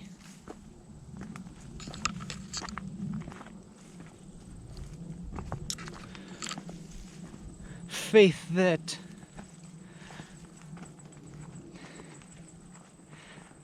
I don't know. I mean, you gotta I have to try and figure out whether a particular difficult experience is a good difficulty to experience or a bad one, which there's probably no clear answer to that.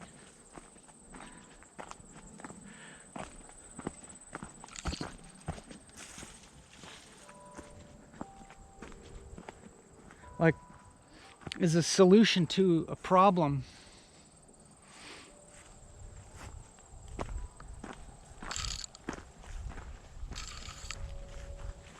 like how kind of immediate is that solution? How much, what form of change is it going to be? And I suppose that my approach so far with respect to this video series is to keep the format more or less consistent,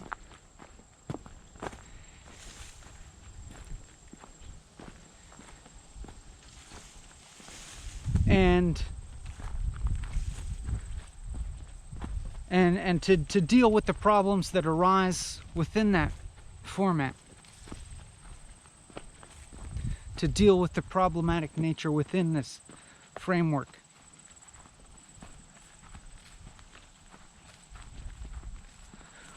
Whilst knowing that it's kind of going to be inherently a problem.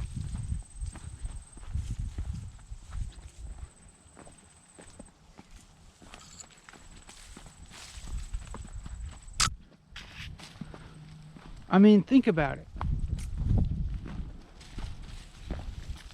Uploading 4-hour video after 4-hour video of yourself talking.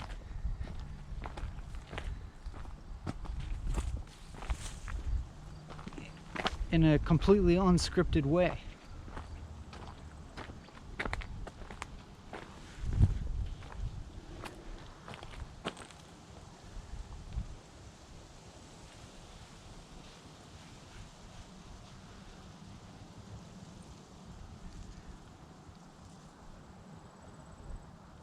It's like total mortification.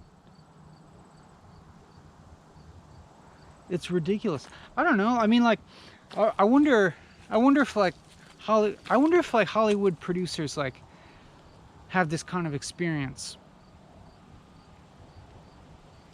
of being like, or just like anybody working in Hollywood, working in that industry that plays a part in producing garbage, by which I mean like the really addictive forms of entertainment. I'm sure lots of people have to like feel the, like, really experience the void of meaning involved in that type of work, and then it's I don't know, and they deal with it one way or another.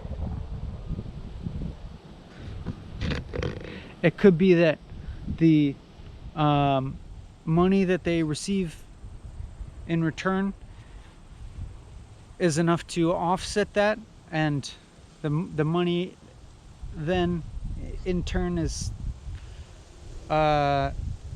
used to facilitate other aspects of their life that provide the meaning, like supporting a family.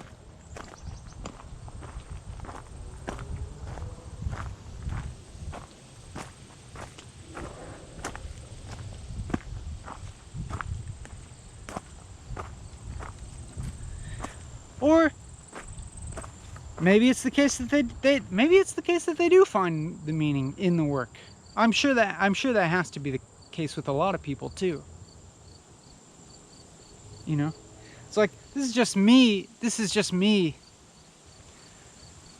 making a very subjective judgment.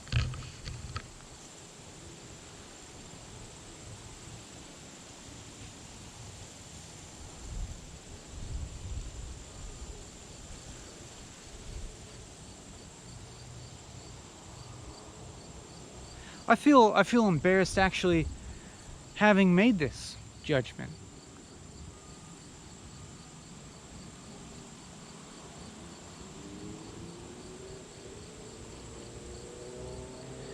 As if all mainstream media is just inherently bad. I don't truly believe that.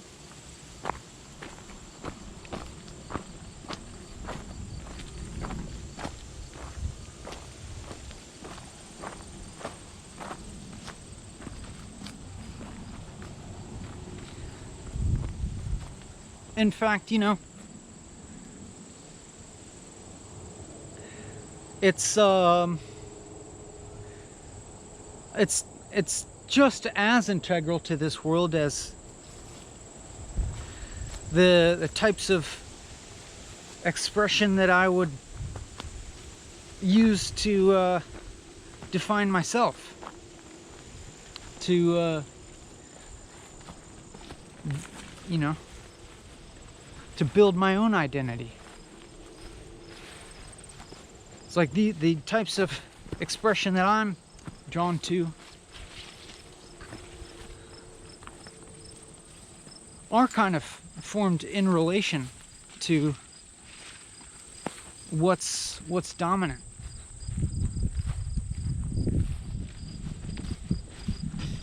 Hey, there's trucks up here.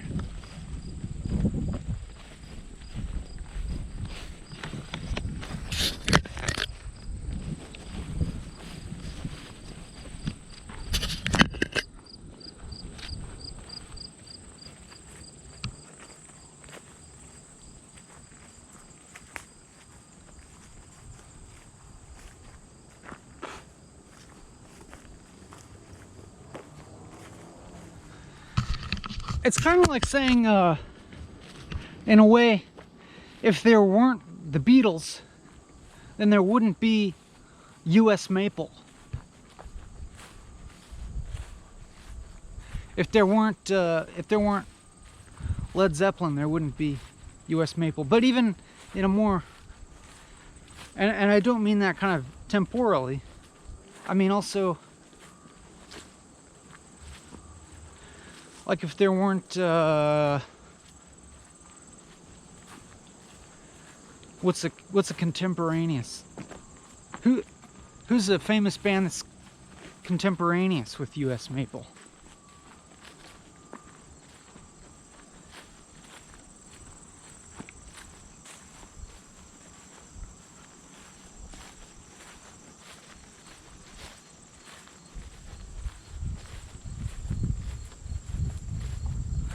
I don't know, like Creed or something.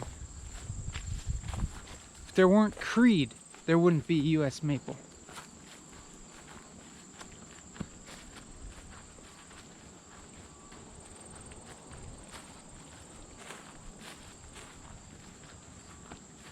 This is just a way of saying that.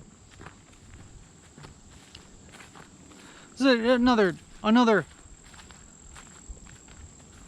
way of saying the obvious, of everything being so interconnected. Even the things that you hate are are an aspect of forming yourself.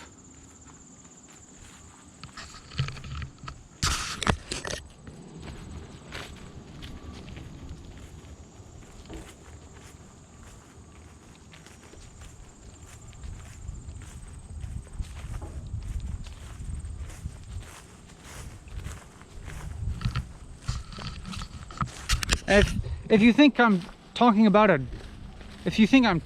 kind of wood, I'm talking about a band.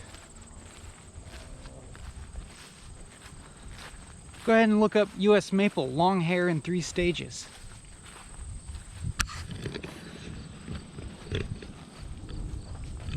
You'll thank me.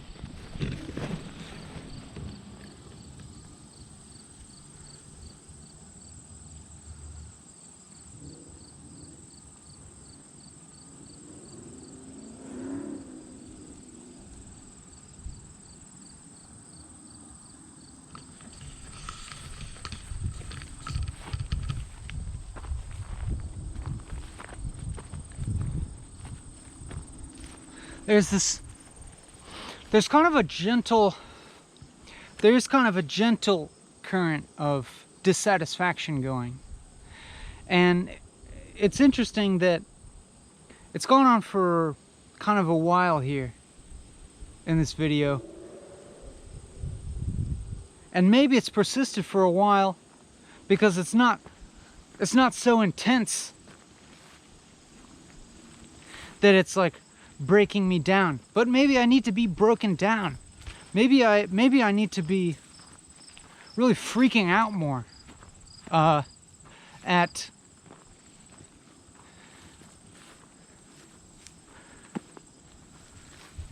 these particular manifestations of void and darkness. You know what I'm saying? The mortifying look at myself.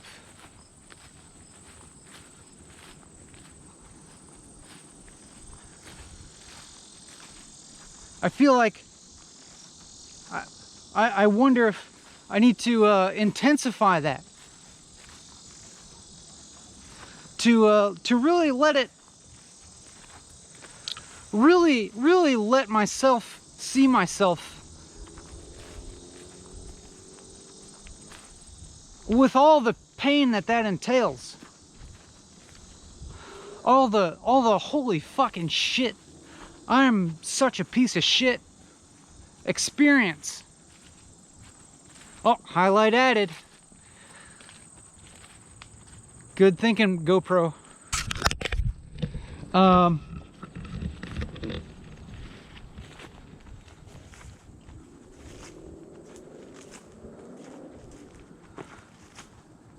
All the just, you know, the whole like dark night of the soul thing condensed into, like, you know, this experience of truthfully realizing beyond a shadow of a doubt, with all clarity, that I am the worst person that's ever lived.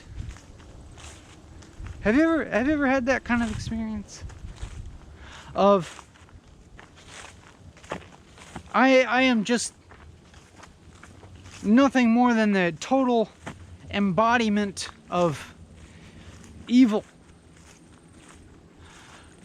my mere existence is like a source of suffering for the world. Have you ever had that kind of experience? I mean, the way that I'm putting it is somewhat intense, but it's like that for me sometimes. And it's a totally real experience. It doesn't, the truth of it doesn't last forever, obviously.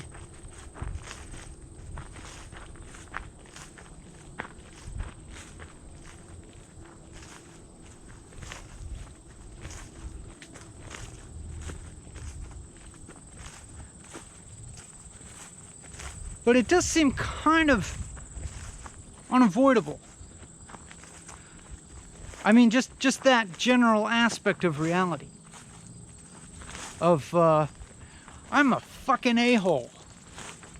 Of like, you kind of are the asshole of the universe. Or,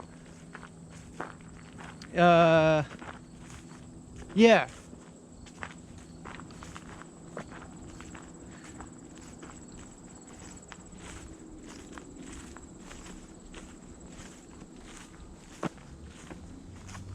Like you are the worst part of reality. Or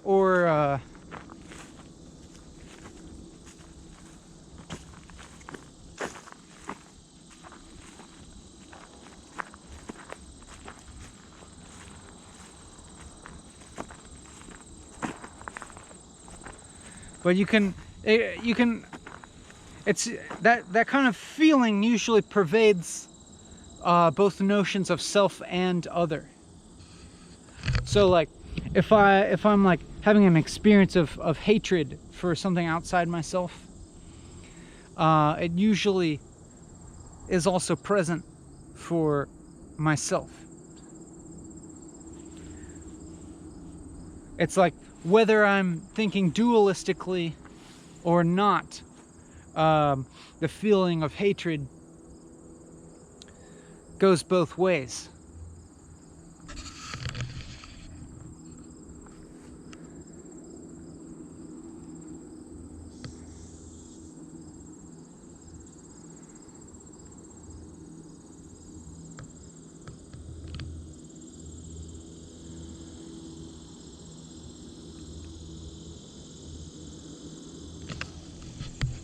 And it could be the case that I would incline more towards self-hatred than other hatred, or just kind of being cognizant of, if I'm experiencing hatred outwards, that maybe it is the case that having this perspective of recognizing hatred as also being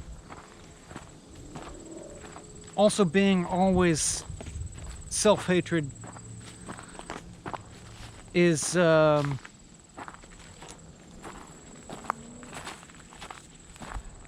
maybe that's more conducive towards processing that experience, moving through it and to the other side of it, than in where your hatred is only like ever projected outwards and concretized on some exterior focal point.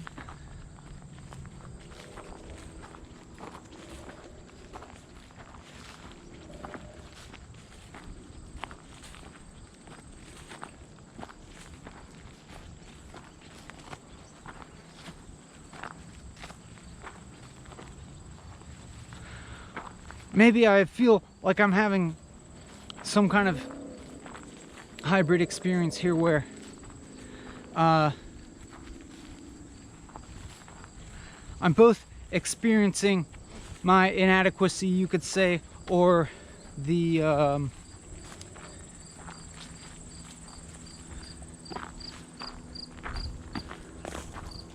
the void that's part of me.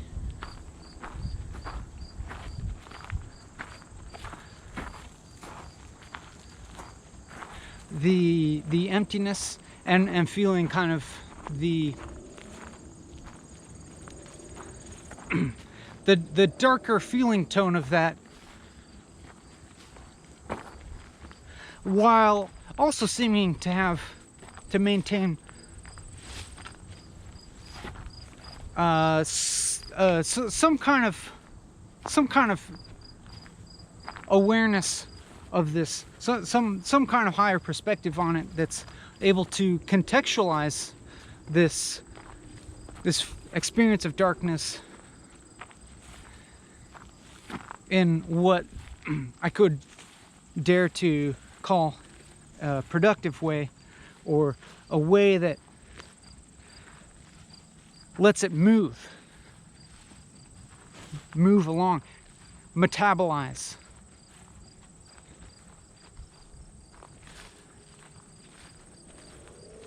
And so another way that I might conceive of this is this dark feeling is kind of a downward movement towards emptiness, a movement, a temporary kind of like disintegration of the structures that typically constitute a more or less solid sense of self, breaking apart, revealing cracks, and the emptiness becoming apparent within those cracks, and the relative superficiality of those aspects that constitute myself being shown for their superficiality, or another way to put it is their inherent emptiness, their kind of non-substance. They lack any substantial reality, any concreteness.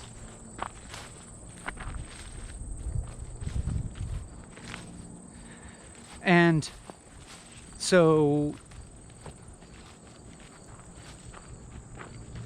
one way to describe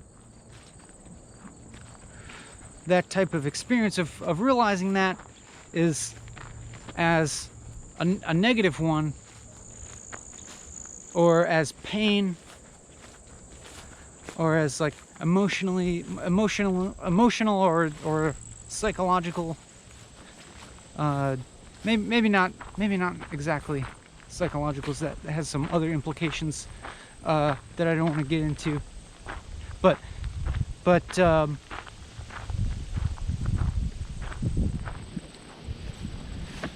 it's very easily seen as a problem that needs to be fixed. You know what I'm saying? Peep the bristly locust, I think this is. A legume family plant that I've only seen in this place to my recollection so far. This one spot. This is the only place that I recall seeing this particular plant. It's more native to the southeast.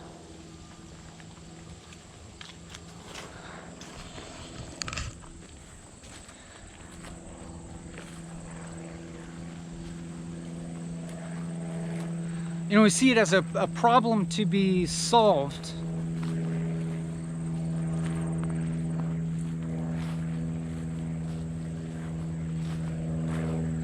Which is totally a valid way to look at it.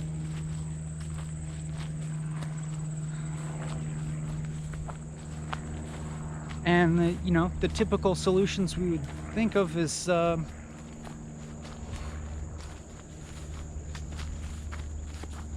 some form of activity that kind of distracts from that,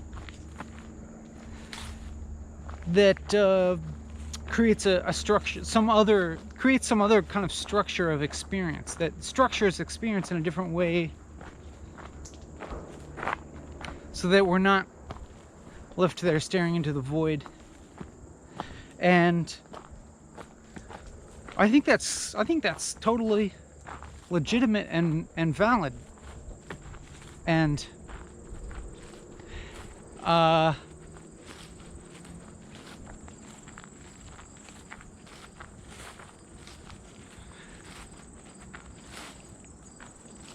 because, like, you know, I find that, like, there's no objective kind of, like, distinction between what's just a distraction from a negative experience, or an avoidance or escapism, and what is actually just kind of experiencing more positive, more concrete feeling side of reality. So, like, if somebody's depressed, and you go and hang out with them, and you just kind of do something that distracts them from their issues, that often seems like the best thing to do. Like, somebody's depressed, and they have a whole cycle of narratives, kind of secular narratives going in their mind about them being a bad person, about their life sucking, about things not working out for them, etc., etc.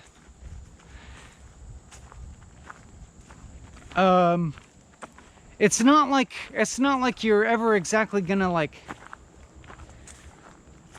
solve all of those perceived problems that they have. And I say perceived problems, but they're also as real as the person experiences them. Like, to the extent that a person perceives those problems as real, then they are real.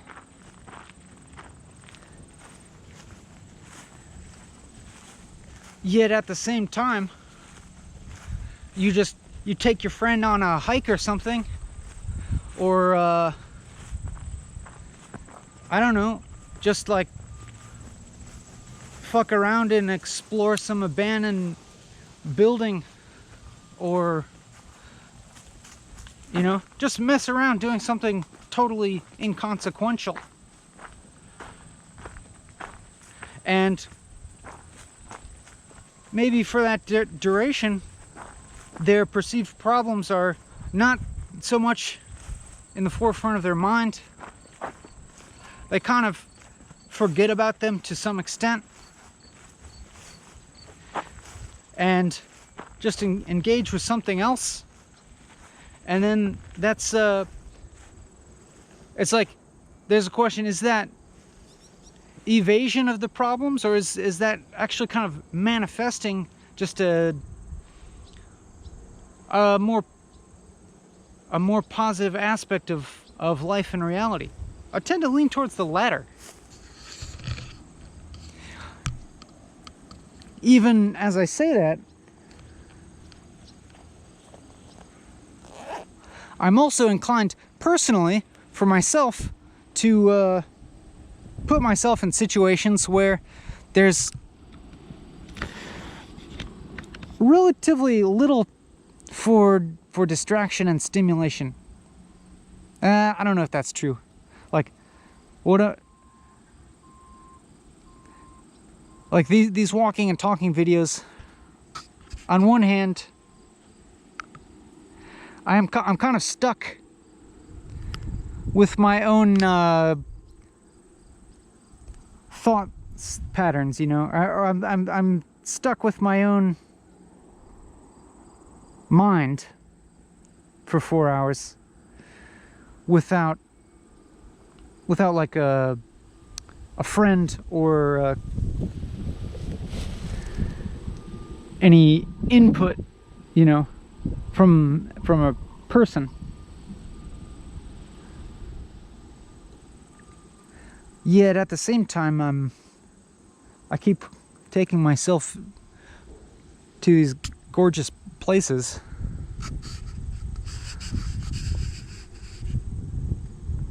So I guess it's not totally one or the other.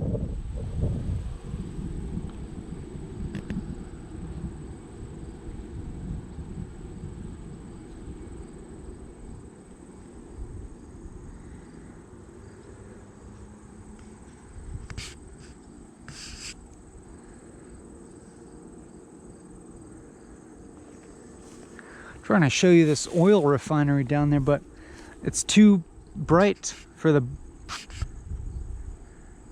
binocs and the camera. It's too much light.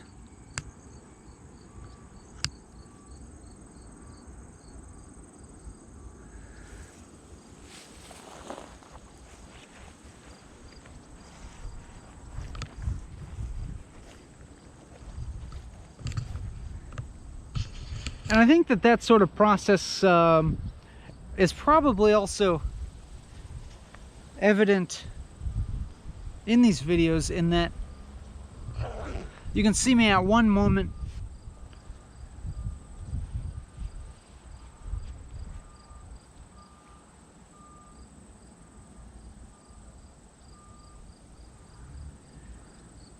experiencing difficulty and expressing some very negative thoughts,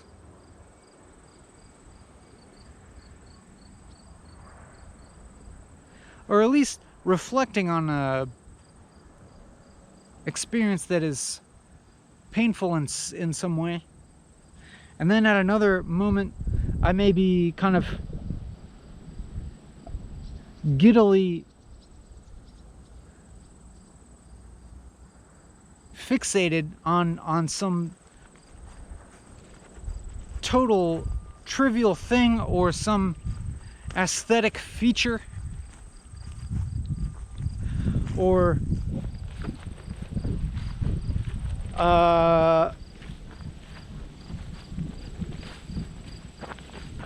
some kind of whimsical idea.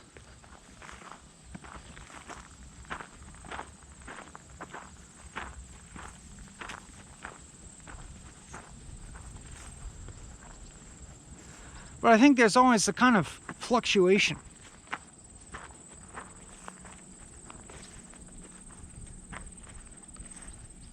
Like I can't seem to just have one without the other.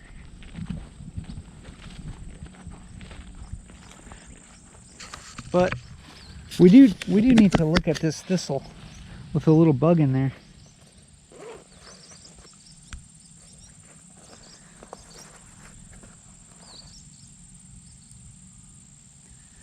Is that guy moving?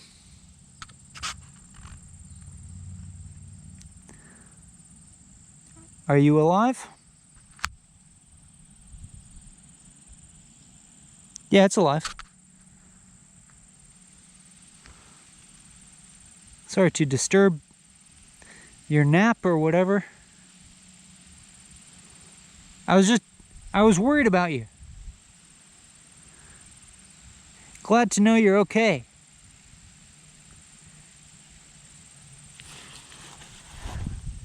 But come on, get a load of that.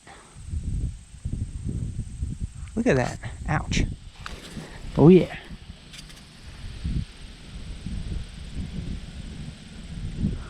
mean, come on.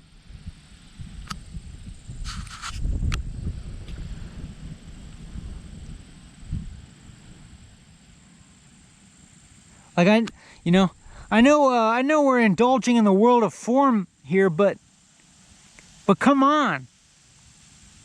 This exists.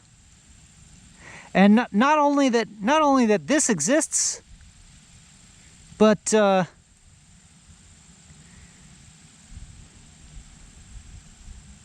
fact that we're here to observe it,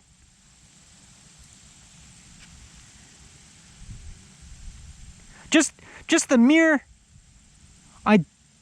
idea that there is this kind of beauty, this kind of aesthetic experience.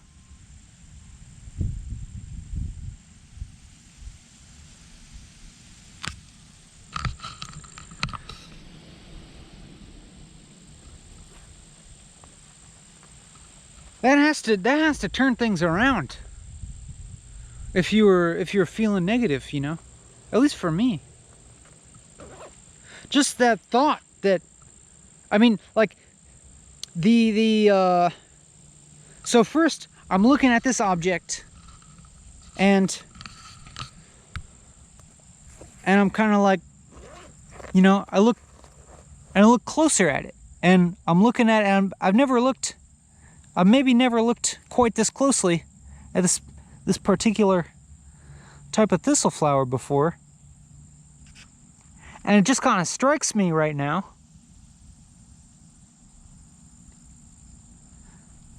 how incredible the form of this is. And that kind of brings me to this thought of, wow, it's kind of amazing that this kind of beauty exists at all. And then, you know, the idea of beauty being subjective, being an experience, leads me towards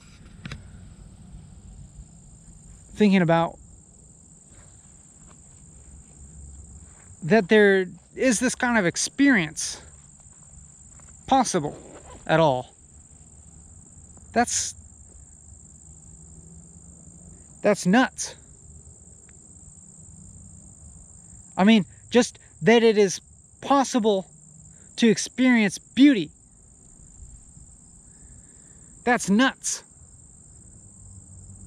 Like, what the hell explains that? And then take it a step further, like that there's experience at all. What?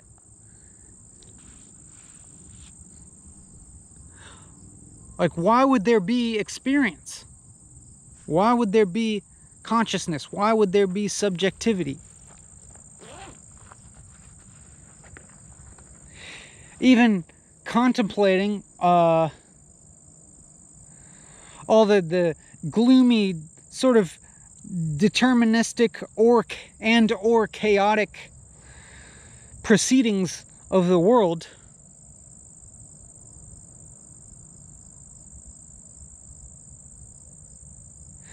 maybe even like especially considering the way that things sort of proceed, you know, in this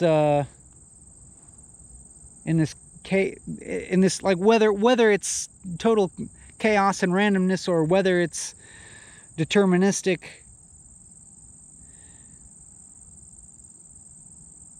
the way that things, like, you know, seemingly seem to be persisting in kind of a shitty way. But considering all that, like, why would there be experience? Why would there be subjectivity? Why would there be an eye to experience that? Multiple eyes to experience all that?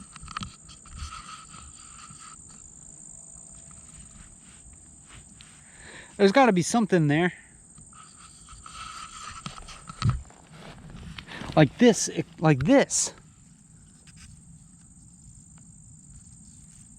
I mean, the fact that I can look closely at a flower and like keep being surprised and interested in all these little details of it.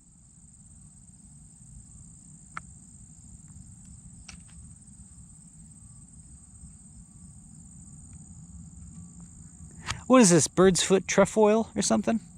Help me out here. Little legume for sure.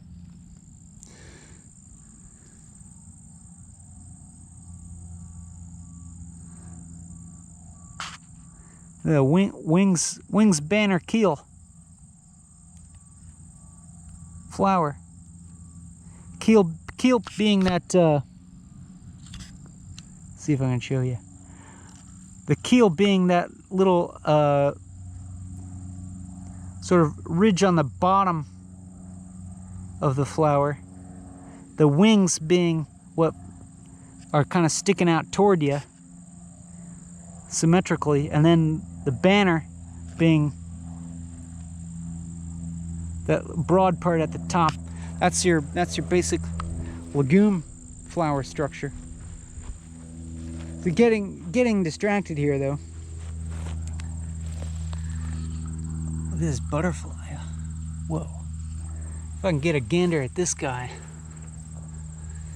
Come on, hold still. Come on, hold still. I want to get a good gander of you. Open up those wings. Ah.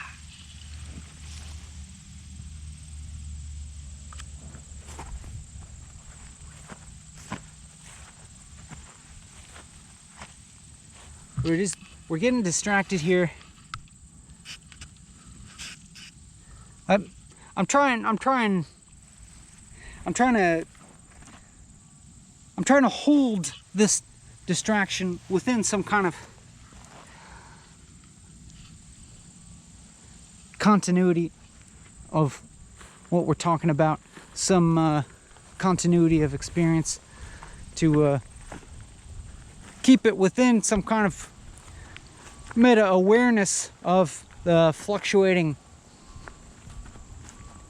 nature of experience. Not only fluctuating, but just unstable.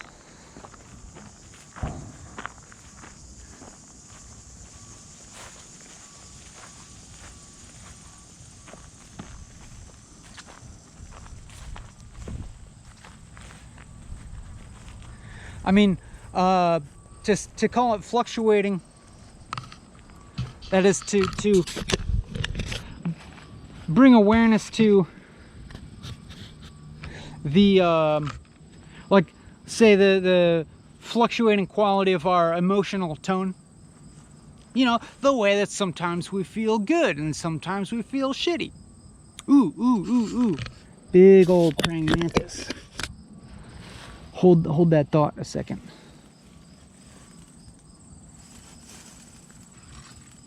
Let us get a gander.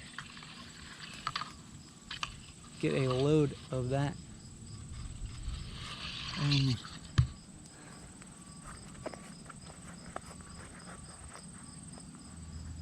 Get this lens on.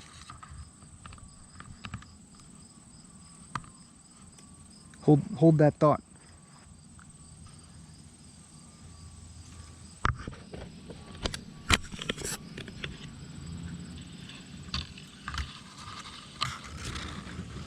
Yo. Sorry. Paparazzi here. We are the paparazzi.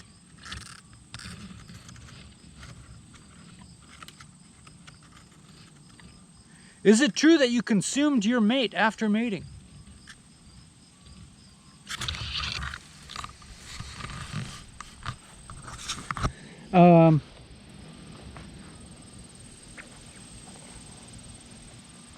What was that talking about? Oh yeah, so that, you know, to bring awareness to the fluctuating nature of our, so for example, emotional tone, the way that sometimes we feel shitty and sometimes we feel good about things, and how that kind of colors even our whole perception of ourselves and our whole perception of reality, the way that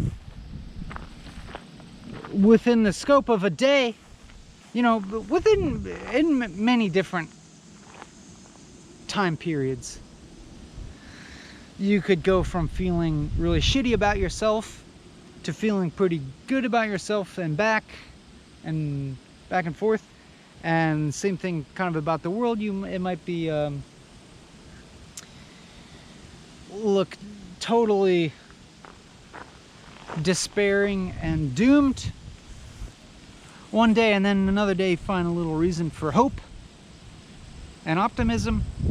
And there's many of these cycles going on simultaneously at multiple different time scopes, you know, like there's probably little quick cycles as well as like long overarching ones, you know, like say especially if you're an American, like things looking pretty doomed for like especially the past 4 years, but I don't know.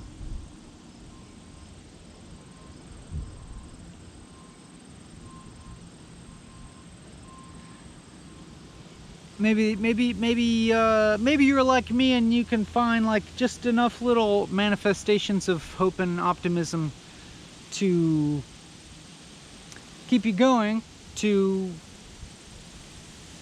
towards some future where things might not look so gloomy on the global political stage.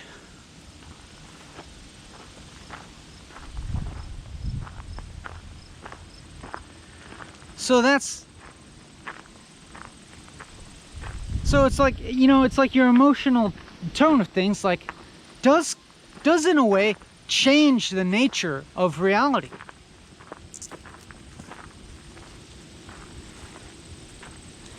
Even if to some extent we believe in an objective reality that does not change with your changing perspective on it, and that certainly is kind of that is one worldview that is very baked into how we operate. Even if you're someone like me who does a lot of questioning of that as being any kind of ultimate worldview, or you're someone like me who's doesn't really believe that as an ultimate worldview, and that is looking for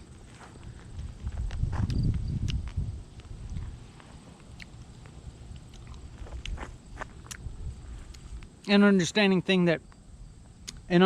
of the world that reconciles subjectivity and instability into that, and so on. That is kind of like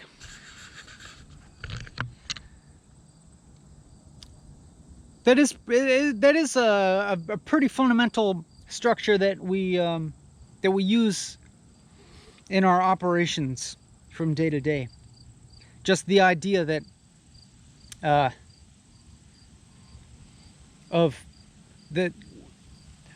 there is some kind of shared reality that one person's different perspective from the next person doesn't change this shared reality. That there's something like that, and that's not true. Like it's kind of the only way we can operate in this world is by being able to agree on some aspects of reality enough to practically allow us to cooperate, coordinate, have any kind of meaning. that's shared, have any kind of communication even. But what was I getting at? What was that a sub point to? I feel distracted by these bladder campions and this insect getting in there.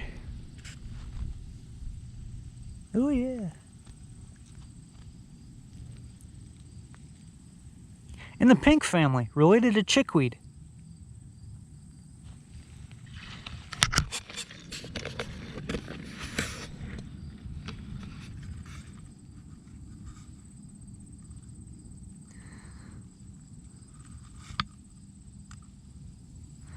There's 5 petals there, and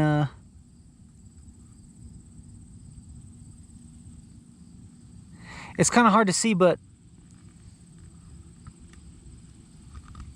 each petal is actually kind of a little divided. There's a little cleavage at the tip of each petal there.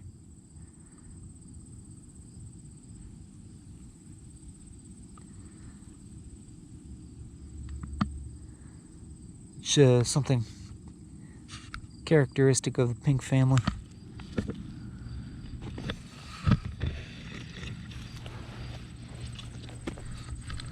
Let's check out these ones.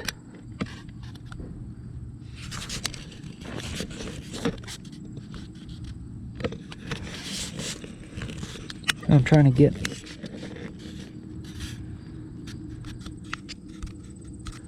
I can't get my view screen to turn on, because I don't know if it'll be in focus or not. What gives? There we go.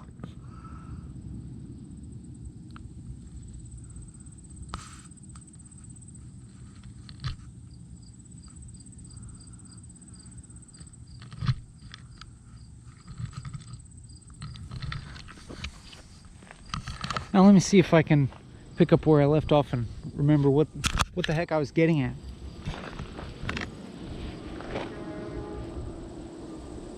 Oh yeah, that like you can kind of see how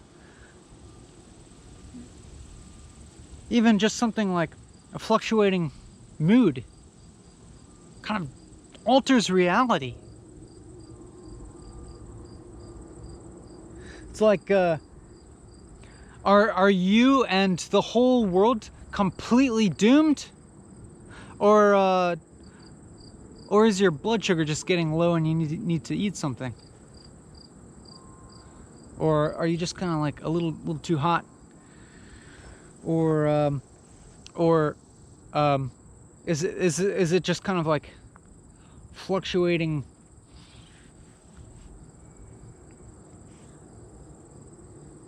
neurotransmitter levels due to other more subtle factors that are much harder to control?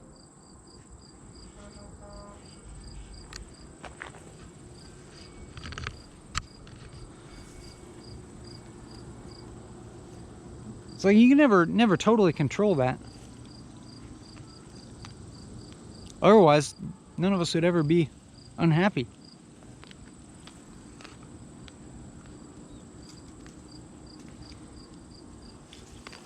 But then, then you sit down and have some lunch, and then you're like, oh. And then somehow kind of like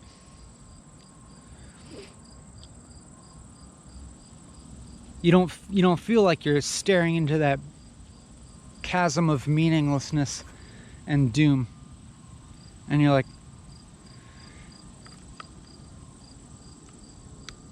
you start to think about something that's more pleasant for whatever reason, or you might even be thinking about the same thing but in a more positive framing.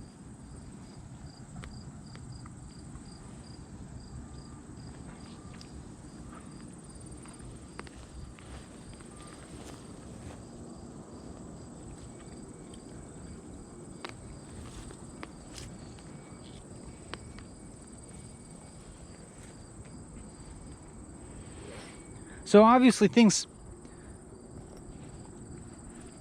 our reality kind of fluctuates temporally, but also I would say that the temporality of our reality is also unstable.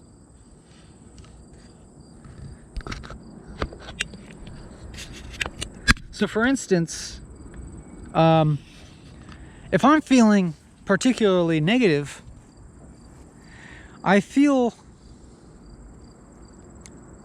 much more burdened by the passage of time, because it feels so inescapable and entrapping, because ultimately it's leading towards my death. And there's nothing I can do about that.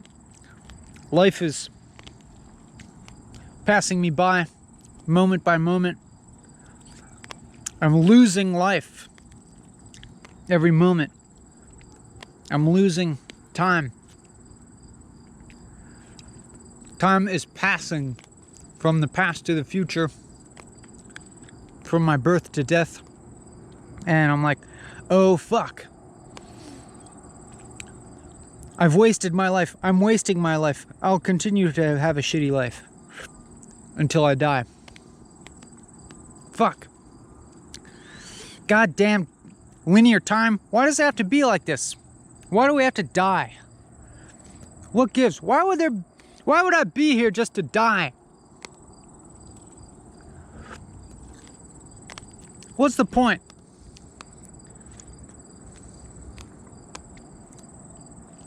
Why's there gotta be this damn mortality? Dang it. Darn it.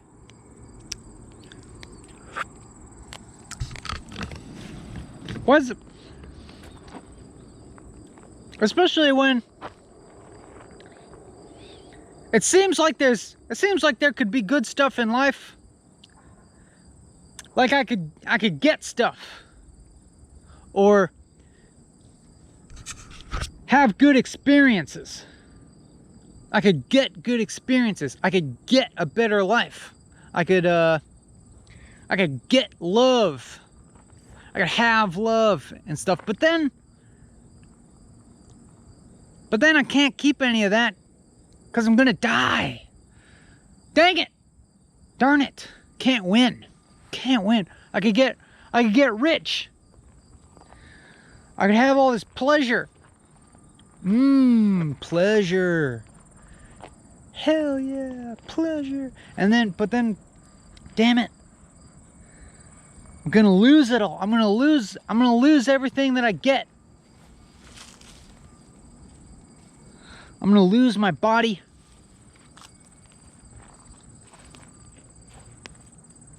I'm gonna lose my love. I'm gonna lose all that pleasure, lose the ability to experience pleasure. Darn it! Dang it all to heck.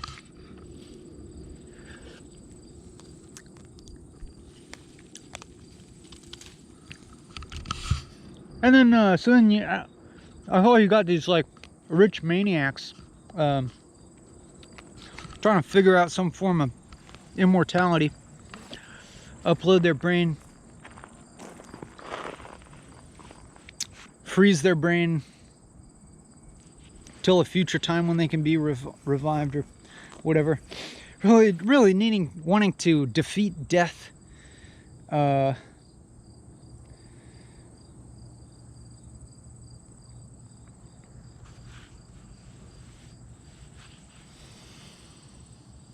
Which I think is just cute. It's cute. It is cute.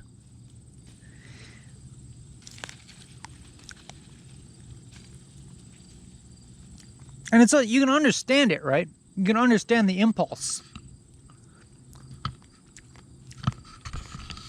You know, you're ridiculously rich and you realize you're gonna die and you're like, fuck. then I won't be able to use my fucking money to buy pleasure. God damn it. And to have power and to feel important. Fuck. That can't happen to me. There's got to be a solution to this. Elon, give me that Neuralink. Let me upload my fucking consciousness to the silicon. My body's gonna fucking die. Fix this. Fix this, Elon. Come on. What are we paying you for?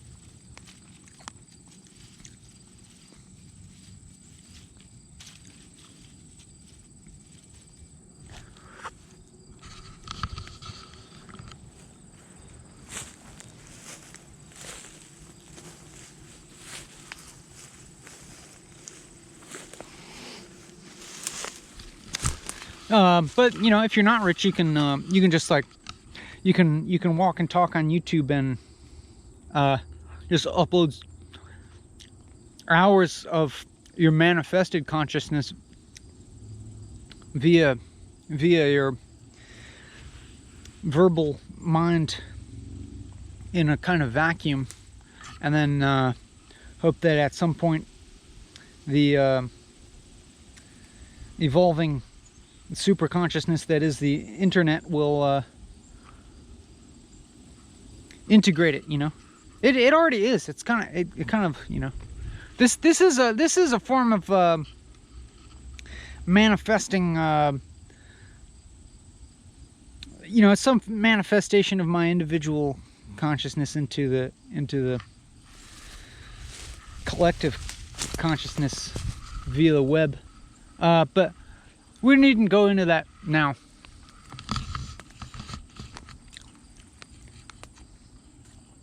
That's for later.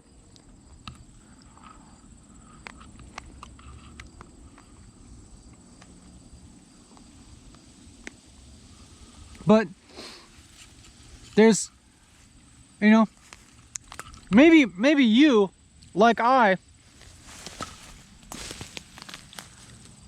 sense that there might be something a little off in this kind of like, sort of like very direct and literal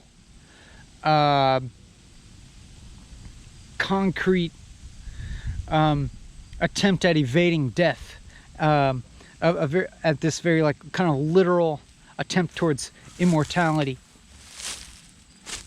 by like uploading your consciousness or freezing your brain, etc., etc. Technological fixes. Just kind of at the start, I had this intuitive feeling that there's something being missed, something important being missed in that perspective, in that kind of like approach to things.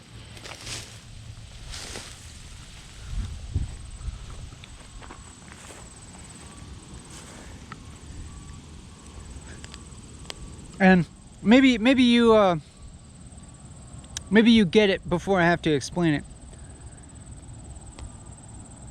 because to me it feels narrow-minded in so many ways.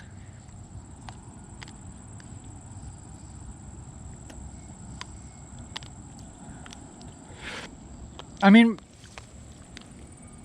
for one, it's like, it is pretty profoundly narcissistic in that it's completely focused on an individual self that is bounded by a body and a brain and a very kind of like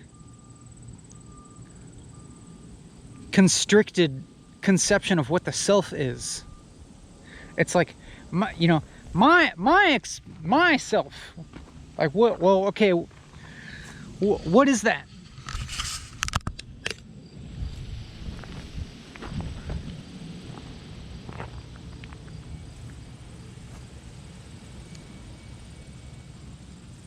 I mean, I just like want to hear one of these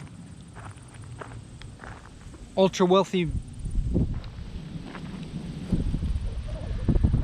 immortality maniacs like really try to explain in a deep way like what is the self that they're trying to save.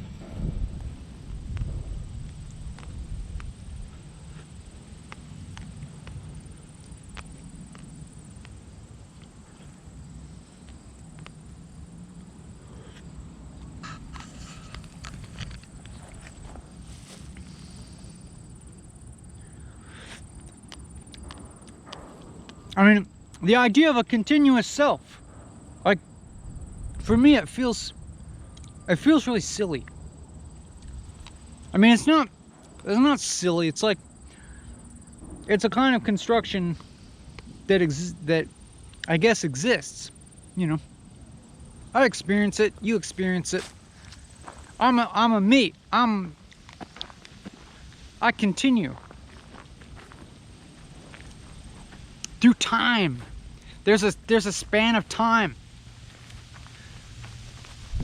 in which there's me, and outside that span of time there's not me. From the time it's demarcated by the time I was born and the time I died, whether it's when I came out of my mom's vagina or like I guess we think it's like there's kind of like a fuzzy gray area before that. There's this 9-month kind of gray area. But then once you're out, and you're definitely a continuous self. And then there's this moment at the end where the lights go out and it's no more.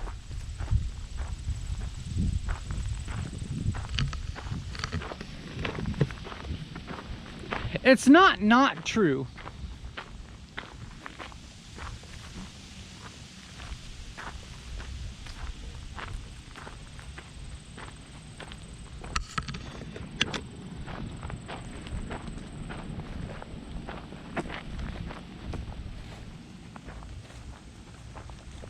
No, maybe it is not true. Maybe it is not true. I don't know. But it's like if you when you this is all it is all kind of a kind of tenuous construction. I think about myself in high school and I'm like, that guy is kind of an asshole. Or I can be a little more empathetic, and I can be like, that guy really put up a kind of defense mechanisms around his insecurities that really came off kind of asshole-ish.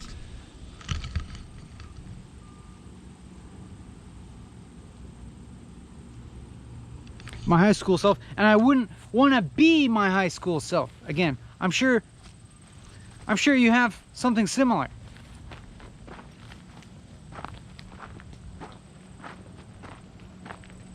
Like there's something, maybe there's something the same there, but there's something that's not you anymore.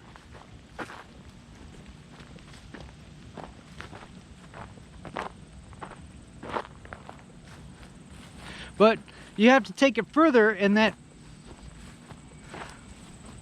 what yourself is always at any moment just completely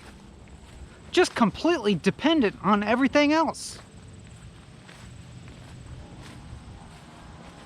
Like even just take how dependent it is on the body. Like if you, let's say you uploaded your mind onto some other electronic substrate, it's like how what the hell is even going to be continuous there? Like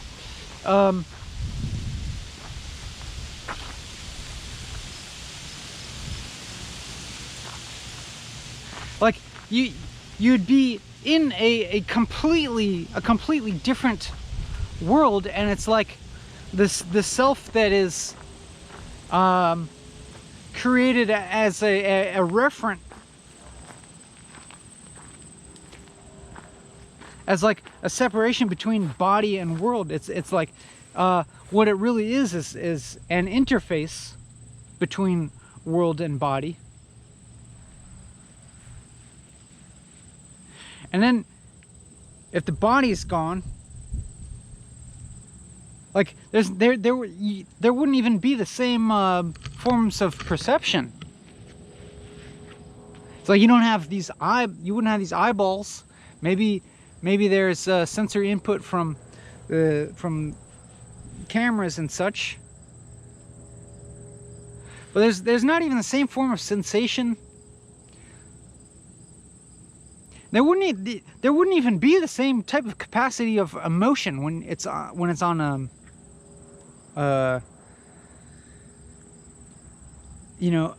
inorganic substrate. It's like the emotions are completely a physical sensation that are in the moment.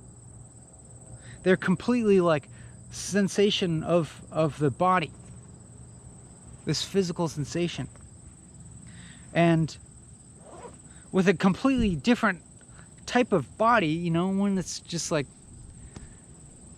I don't know, it's ridiculous. Like so little, like even to what extent things were conserved. I mean, like what is it? Is it the collection of memories? I mean, it's not like I feel like I'm still my collection of memories. Like at any given moment, there's like an inherently there's an incredibly small little slivers of memories being accessed, yet there's still a sense of self, of I-ness.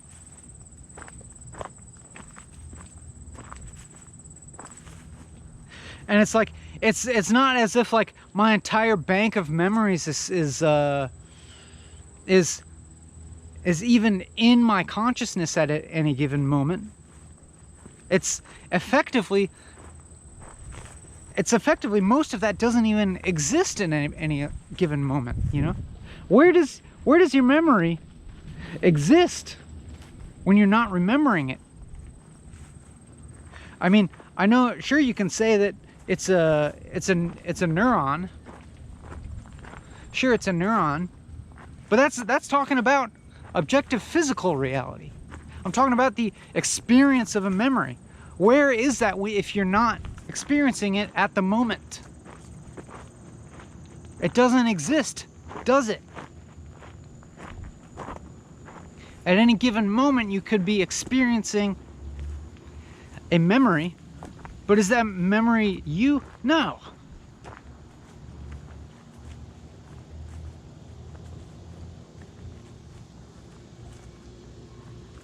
Like, what the hell, like, what the hell kind of, like, even use or relevance would, like, memories of being embodied have in some kind of, like, other substrate?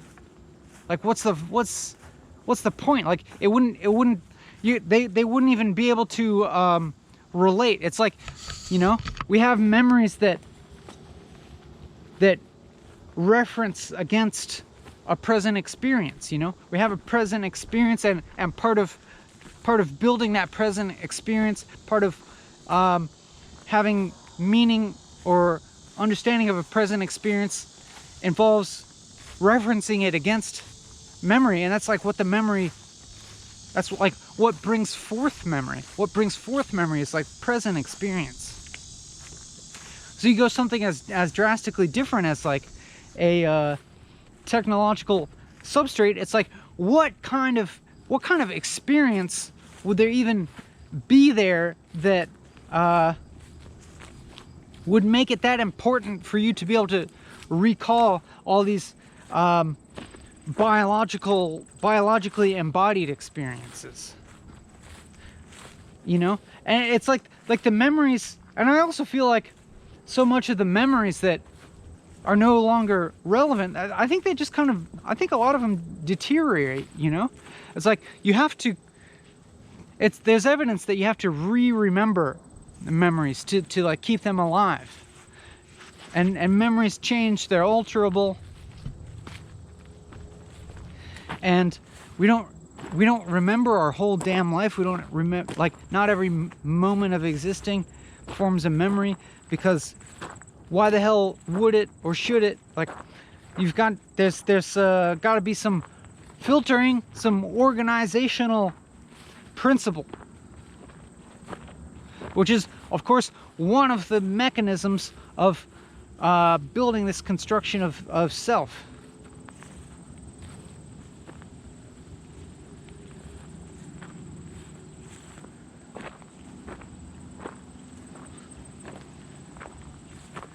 But that, you know, it would deteriorate.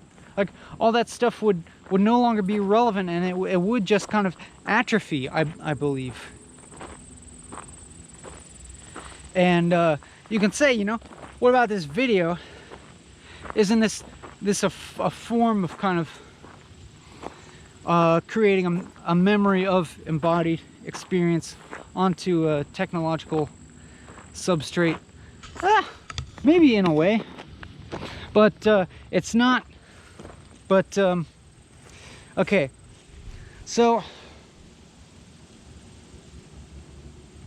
like to the extent that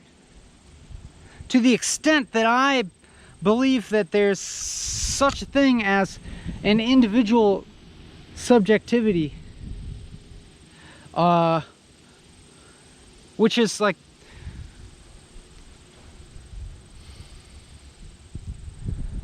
not a strong extent, actually.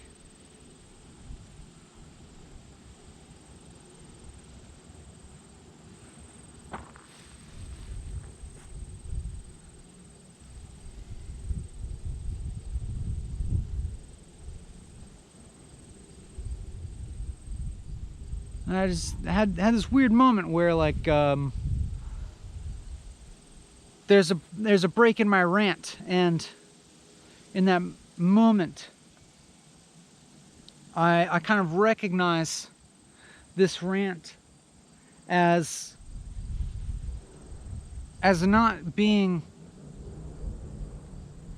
a component of my subjectivity, but also being a component of your subjectivity, of and you into whatever abstract and collective conglomeration of subjectivity that there is. And like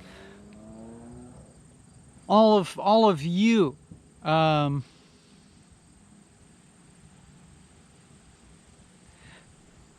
being as involved in what's happening here as, like, I could say I am, and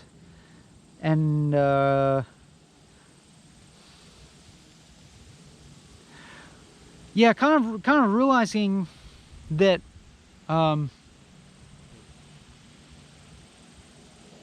what I would think of as you is also is completely here in me, and what I would think of as me, and vice versa, that I'm there in you. That we're kind of manifesting each other in this moment. We're making each other.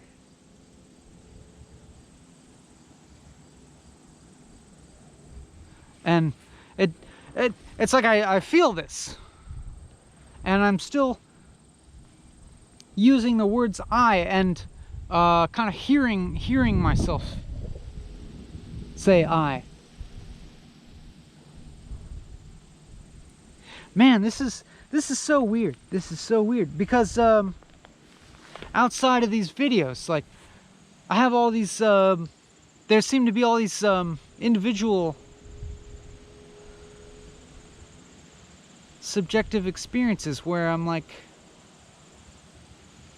You know? Like somebody like you would leave a comment or send me an email or something saying like something to the effect of like, I like what you are doing or something.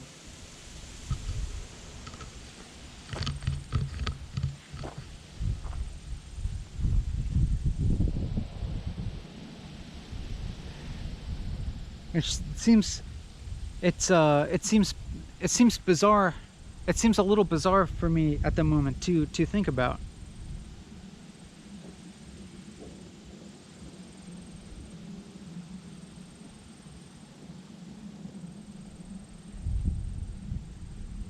Individuation.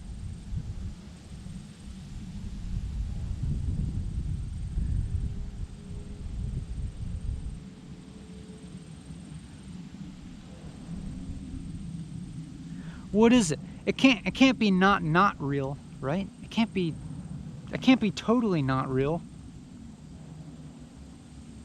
It's not real. I mean, I'm trying to like I'm trying to now I feel like I need to prove that I'm real in a way. I need to prove to myself that I actually exist. Like, I can say that I hear my voice, but it feels a little bit like a lie. It doesn't feel fully honest to even say that.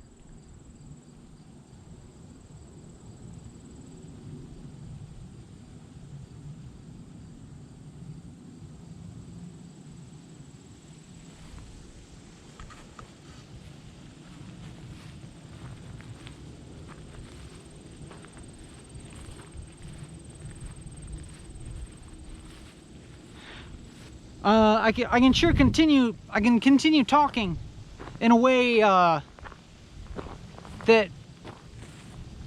makes sense and has self-reference. It has a referent, a self, a me, and a you.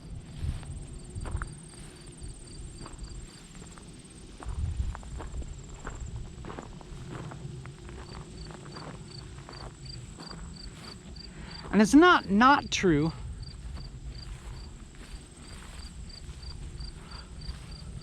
But there's something else going on.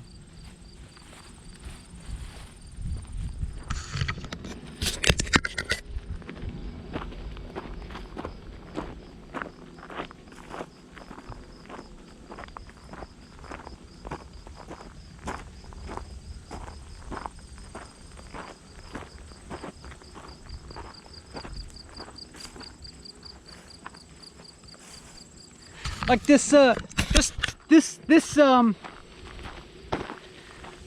experience, like let's look at it.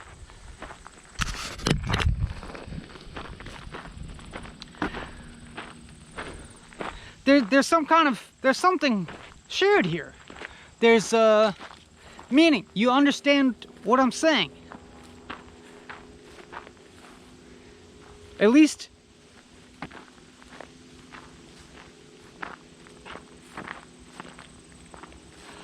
like there's words here, and they're not making sense. What I'm saying is not making sense. You know what I'm saying?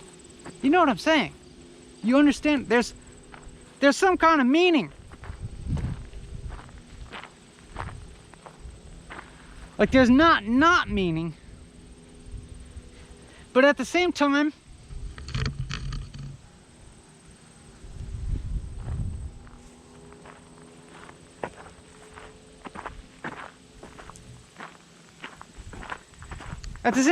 is there like something that's coming from me to you, like coming out of me into you?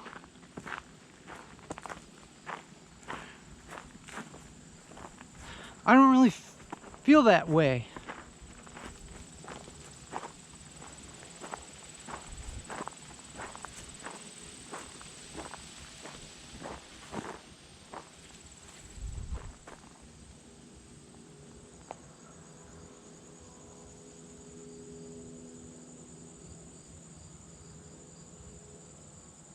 We're making each other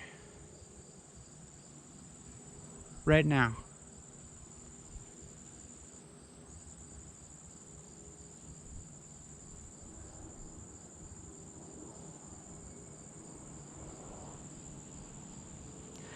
Is it possible to stop? To stop making each other?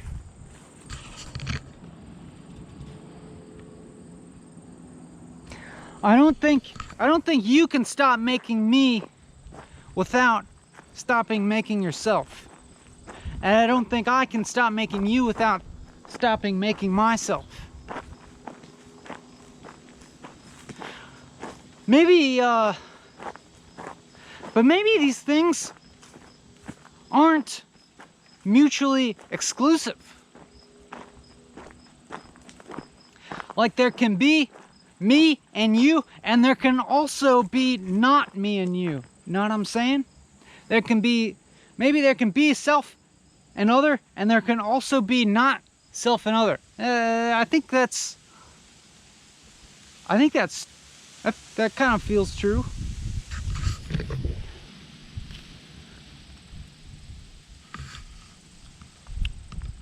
Oh, good cherry.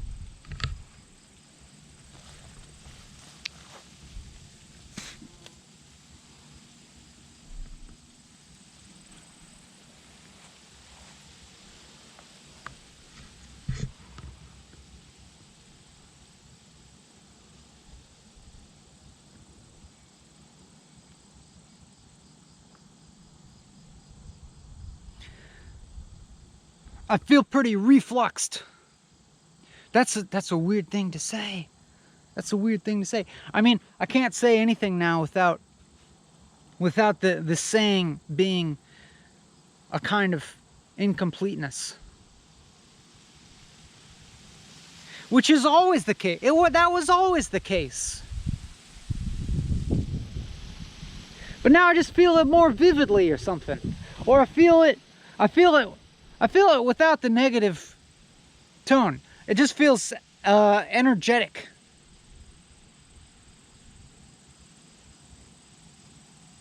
It's not positive or negative. There's just interchange.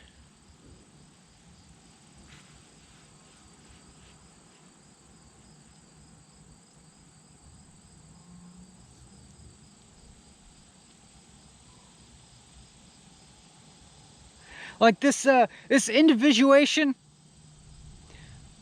also exists inside a non-individuated experience, and it feels like it always has been and always will be.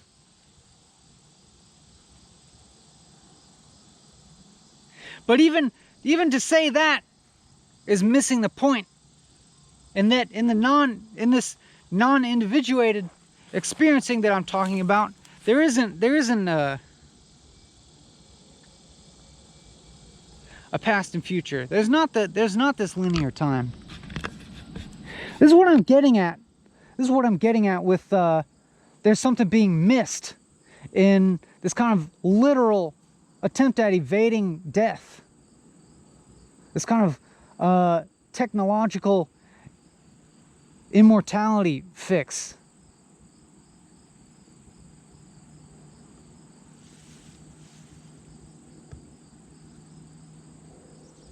Because the part that you're trying to save with technology is the part that's not that is meant to be temporary. That should be temporary. That like is kind of inherently temporary by necessity, by definition of what it is that constitutes the self that dies, the self that is born and grows and changes and dies, that is always in fluctuation.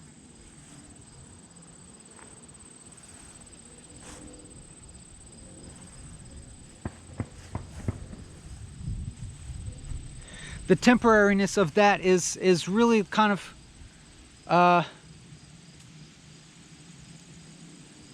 is really, you know, completely inherent and inseparable from what it is to feel like a self. What it is to feel like a self that exists within a linear chunk of time.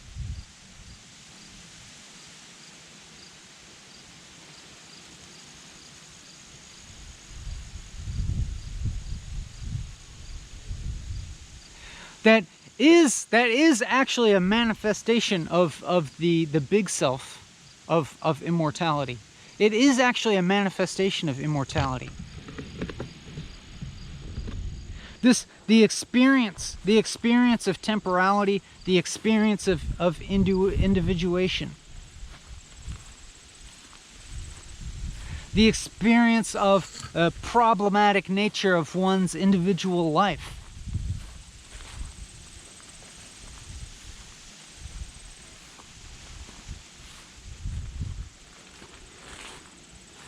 Seemingly paradoxical, but not really.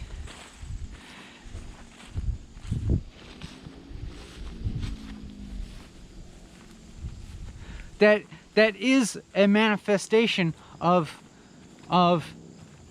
something that is not born and does not die, and that does not is not ruled by temporality, is not in that scheme of things. Temporality is something that can more accurately be said to exist in it, or is an expression of it.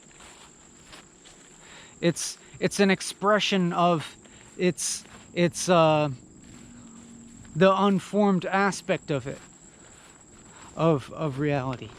There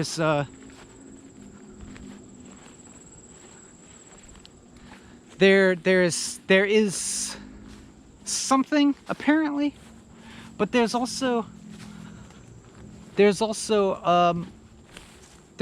a nothing. I mean, to the extent that there is a something, to the extent that there's any something at all,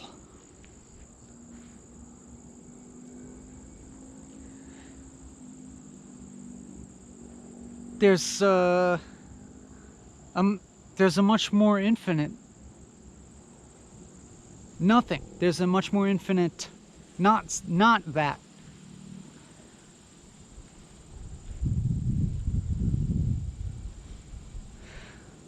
Which is why we got things like why we got illusions like the future.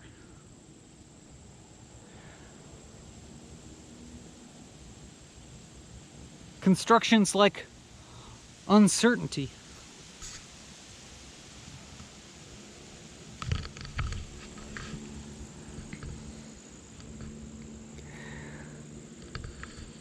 It's because there's stuff that's not. There is stuff that's not, which is a funny way of saying it. Because it's also just like, there's not stuff. There's not stuff.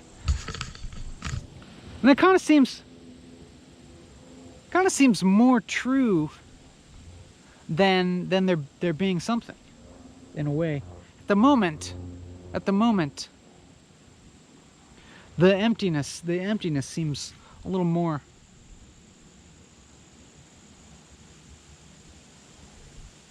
real than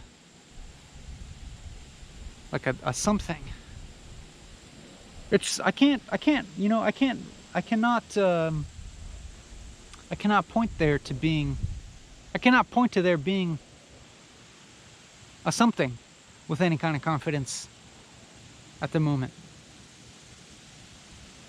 Can you? I mean,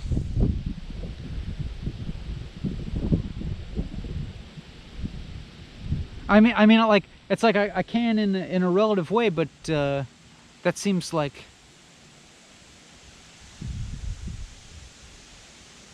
really not the operant view of things.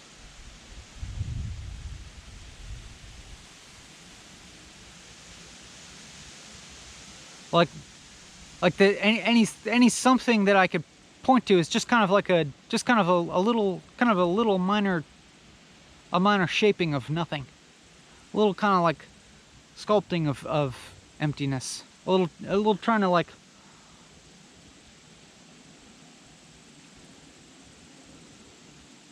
make something out of nothing, which is a worthwhile pursuit, I guess. It's impressive that it can happen at all, to be honest. The feeling as if there's something. It's kind of miraculous.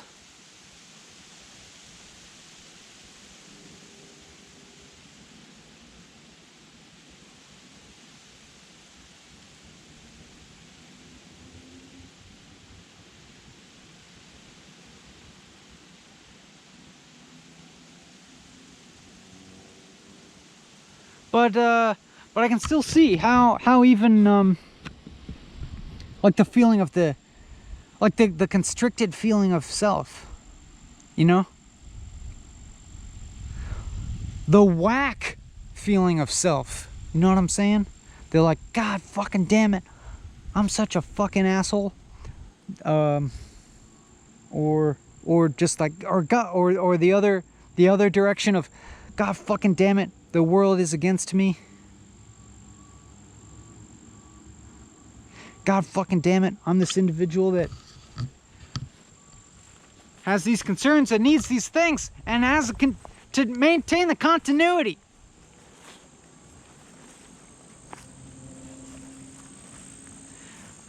That's a real experience. That's a real experience. It's a real experience, and it's real, and it's made of emptiness.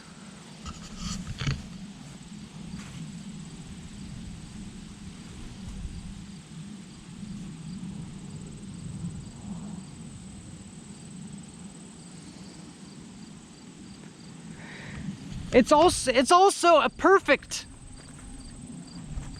expression of everything that is and isn't.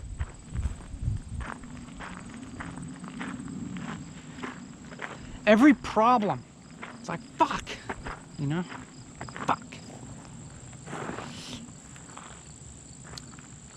I'm gonna die, fuck. And then all the other kind of like subordinate versions of that. Somebody I love died.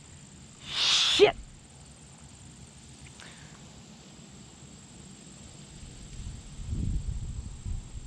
Somebody I love left me. God fucking damn it.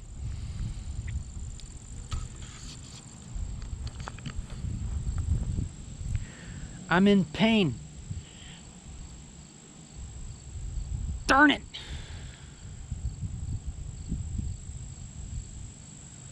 What I wanted didn't happen.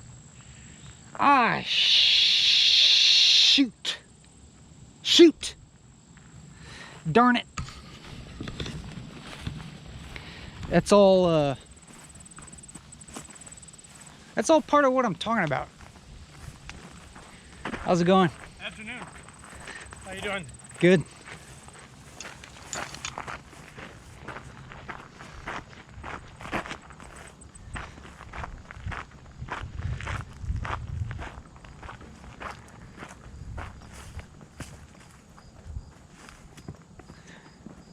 I can just like bring him into the rant. Maybe next, I don't know, maybe next time. Maybe next time. Maybe next time I can kind of like lasso some unsuspecting strangers into this rant. See how it goes.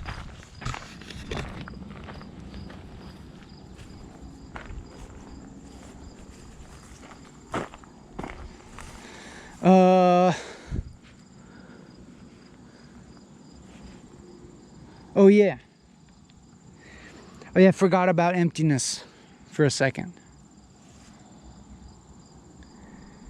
I got distracted from it. And I operated for a moment under the understanding of there being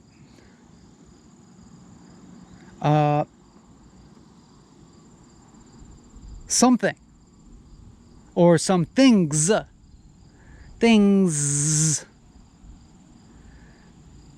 with like 3 or 4 Z's. That was at the beginning of the video. What was I talking about at the beginning of the video? About things.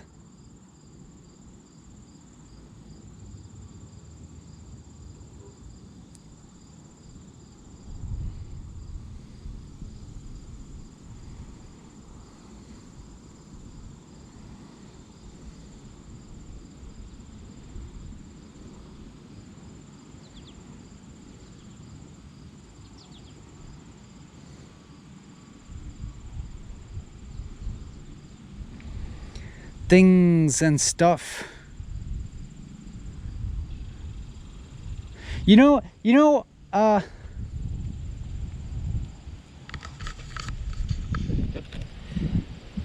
there's like things and stuff?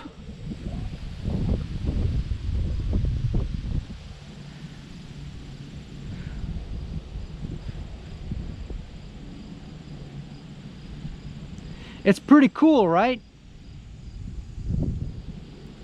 It's pretty cool that there are things and stuff, even though a lot of those things and stuff suck.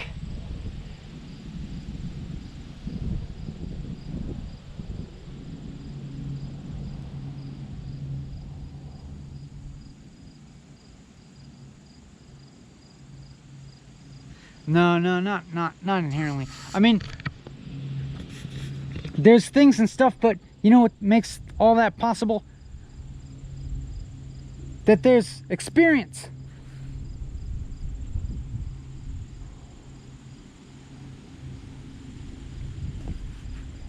Experience makes the things and stuff.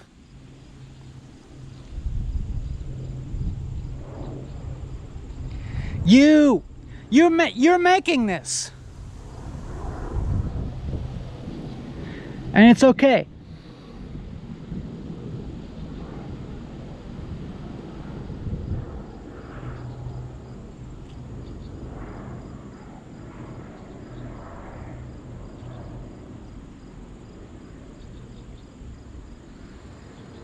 I feel it's okay for there to be things, for there to be something.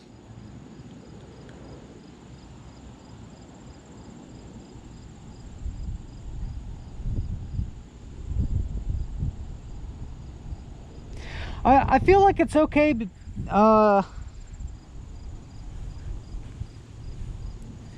because in a way it feels like it feels like the same thing as there not being something.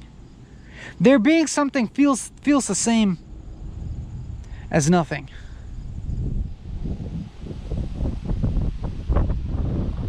Or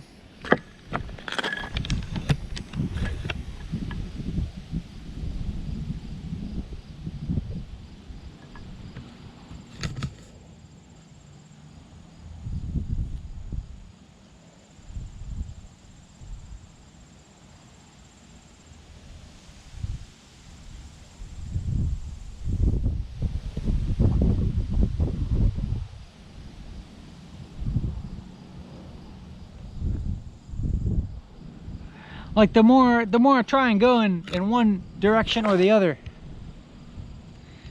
I end up coming out in the opposite.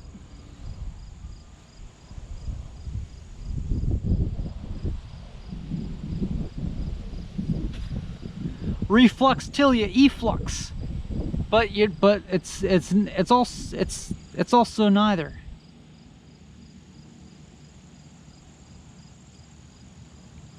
It's also there's no reflux or efflux.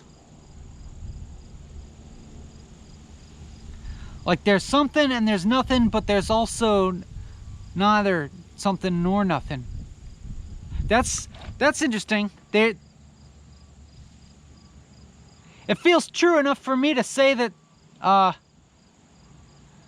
there is something and there is nothing. And there's not something and there's not nothing, neither. There's not nothing. There's not nothing. But also there's not something either. But also there's something and there's nothing.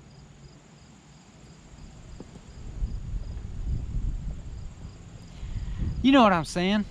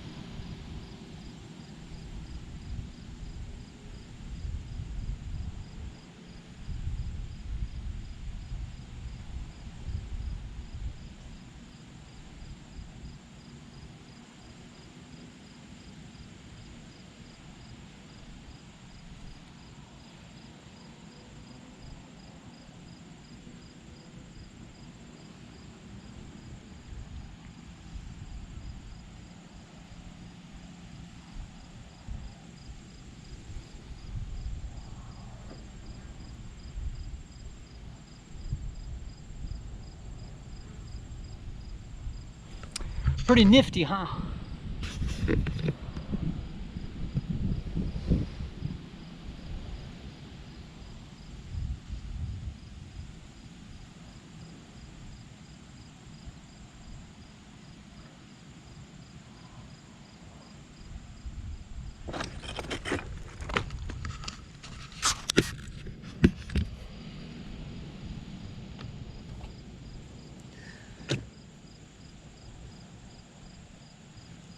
But in accordance to all that, I'm gonna go take a whiz and drink some water.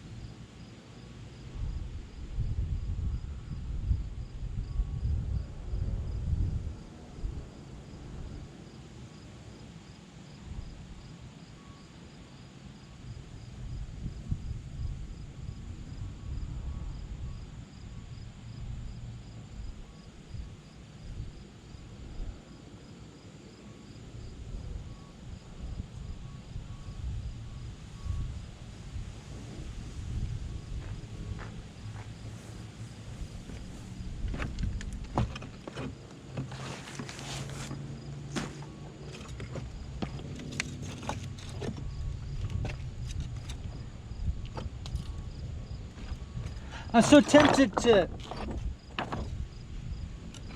totally efflux on you. Know what I'm saying? To like just kind of indulge in some downstream multitudinous manifestation into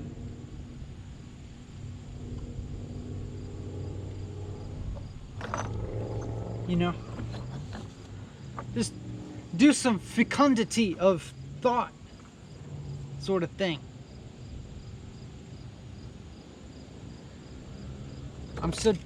Am I doing it already? It might be out of my control.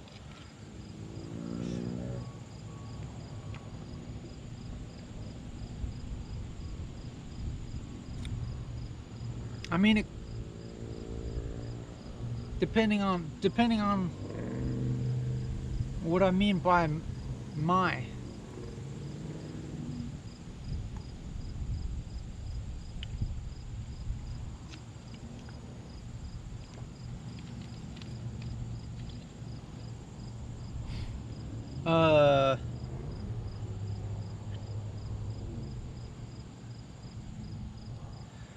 I mean, there's nothing to say.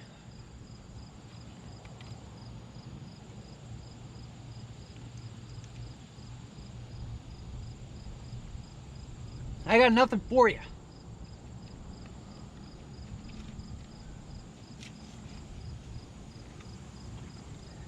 Cause you already got me. You already got it.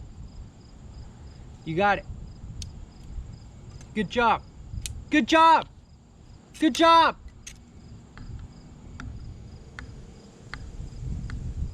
You're doing a bang up job at being what you are. Good job. Look at this guy.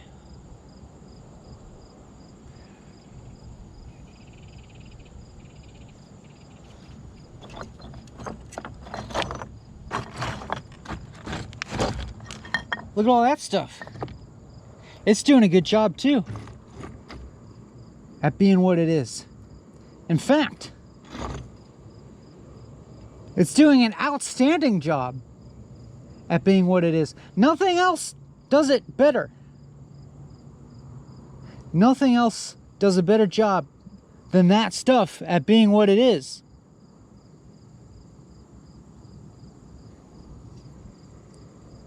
And doing what it does. You know what I'm saying? It's perfect. It's doing a perfect job.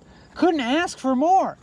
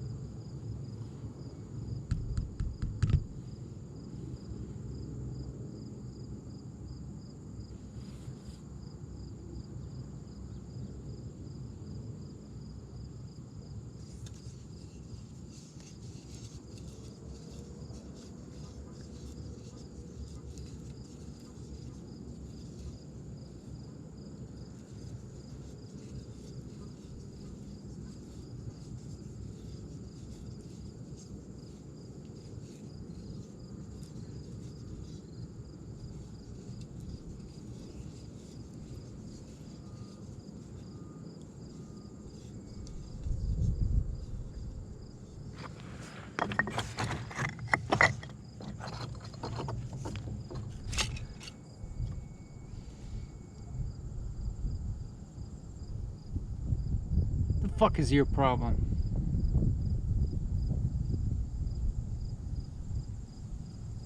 Want to look at some rocks?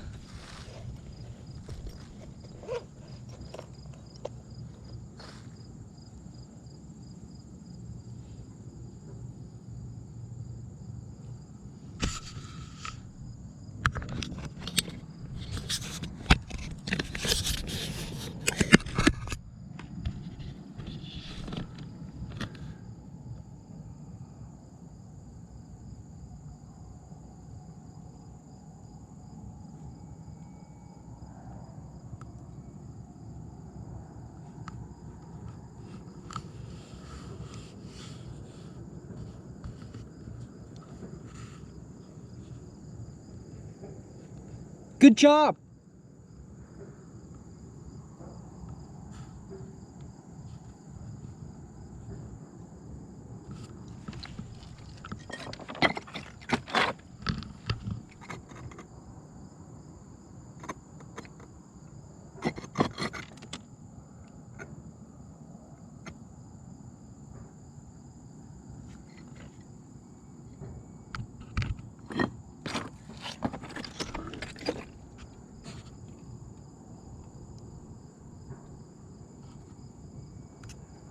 Yep.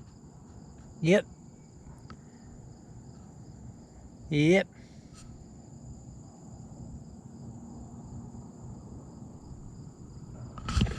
How do you feel?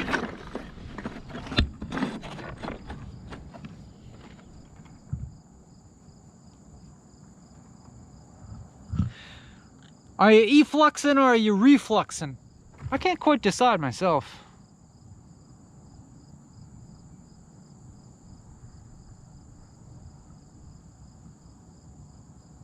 Well, I think I'm a little more on the efflux side.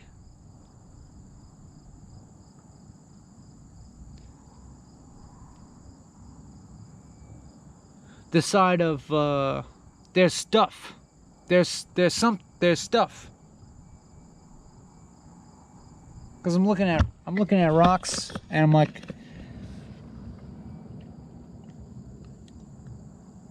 I'm like, cool. The world of form. Cool. Form. Cool. The many. Tight. Sick.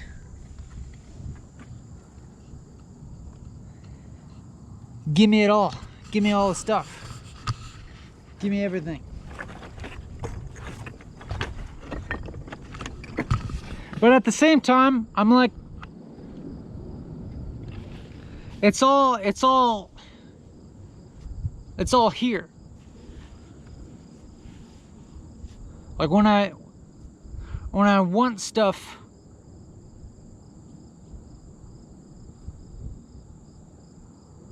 what is it that makes me feel that I don't already have it? That it's not already there. Know what I'm saying? Even an experience. Like wanting it for myself. Isn't it enough that it's exists in the world, supposedly?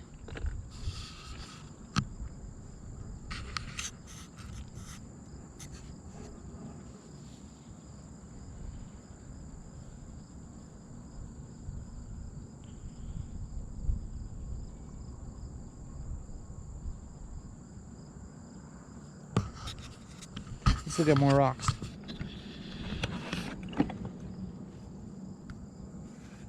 You know, like there's some potential impulse to like want these rocks, but what the hell does that mean? To want to take them home and put them in my house?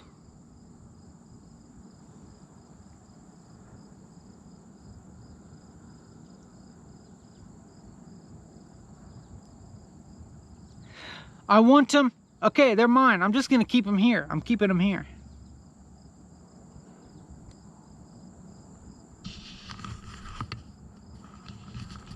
Let me just tell you. I'm just telling you, these rocks are mine now. I'm keeping them here.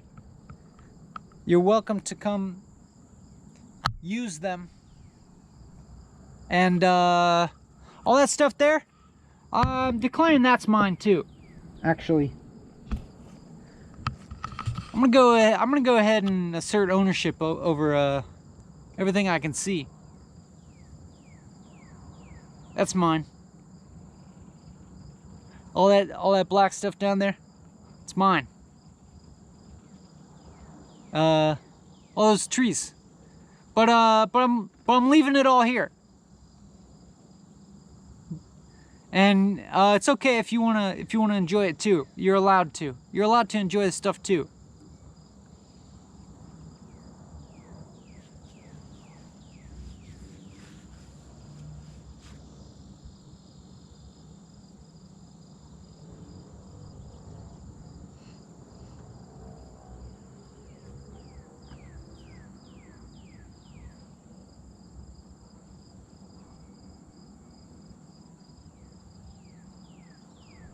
Those clouds. Yeah, I'm gonna go ahead and claim those too.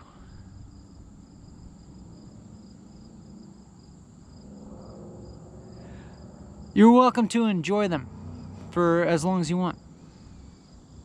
You're welcome. You're very welcome. It's no trouble, really.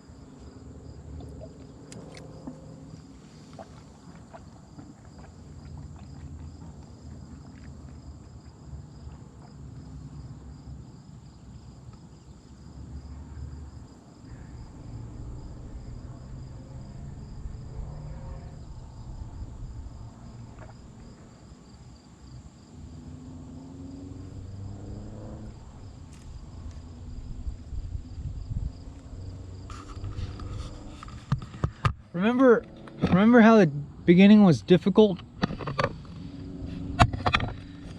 How now it's not really difficult?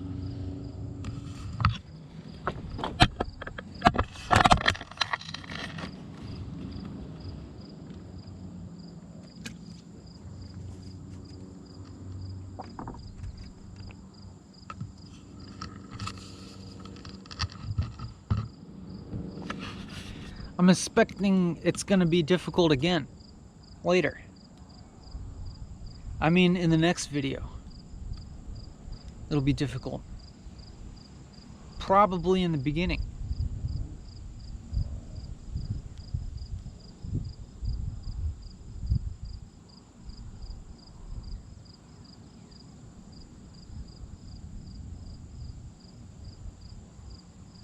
But I mean, I'm effluxing too much. I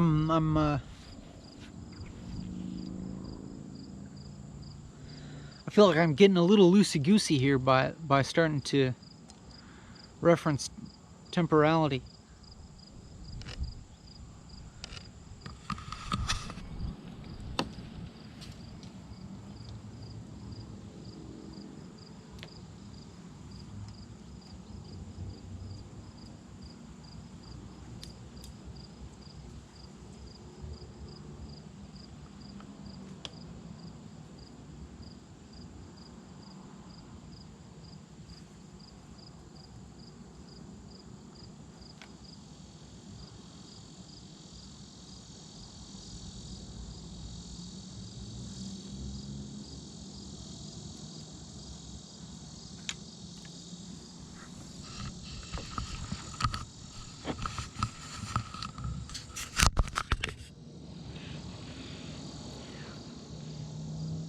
What's up? How's it going?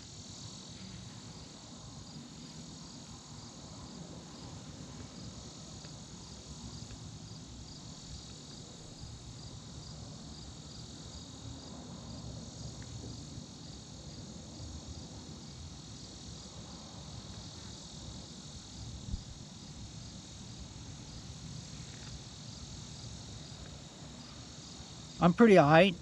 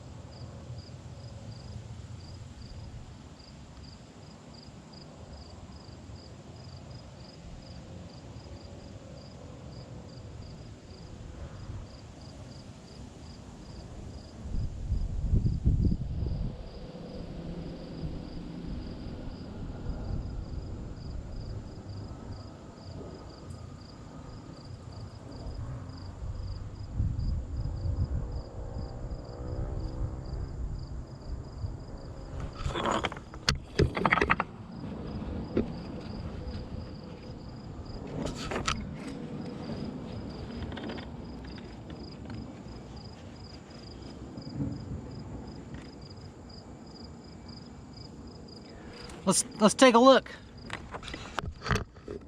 Let's take a look. Let's get a good look at you. Let me get a good look at you. All right. Yep. Yep. I see you in there. I see you. I see the little you inside. You know, you're right in there through your retina. That's where you are. Through that little peeper hole. That's the window into you. I see you in there. I see that little homunculus. I see the little tiny you inside your body. I see you there. Hanging out inside the skull, inside your skull, looking out through the holes.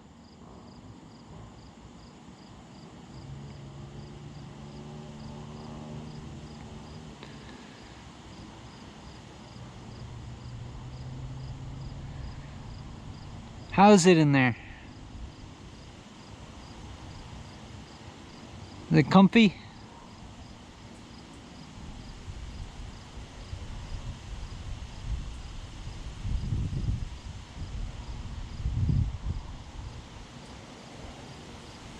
Do you see me inside?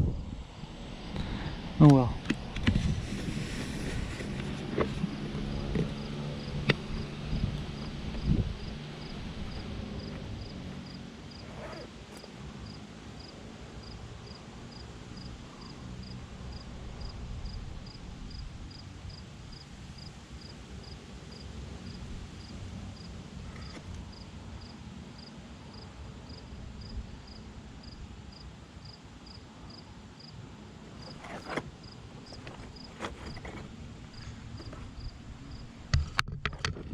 I feel as if I'd be all right going a long time.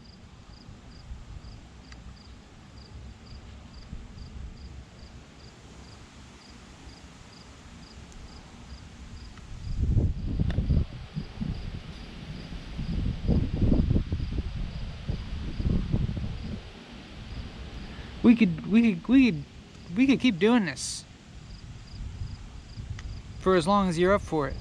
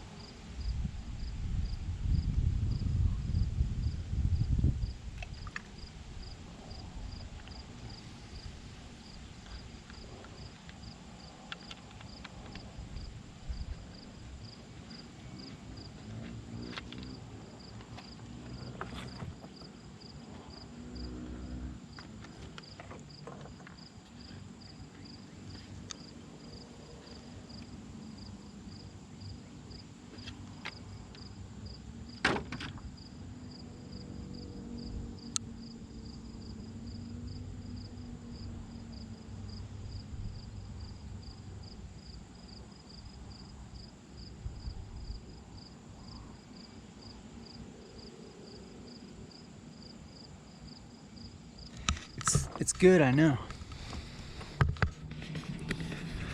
I know. It's good shit.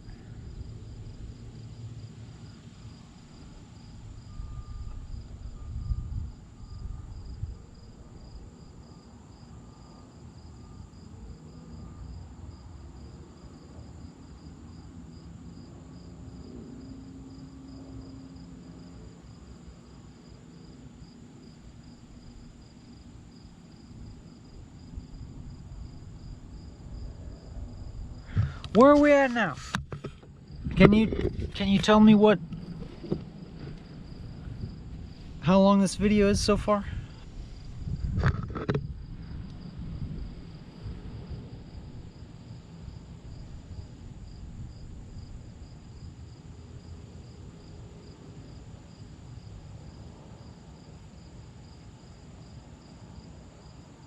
If I had to guess, I'd say like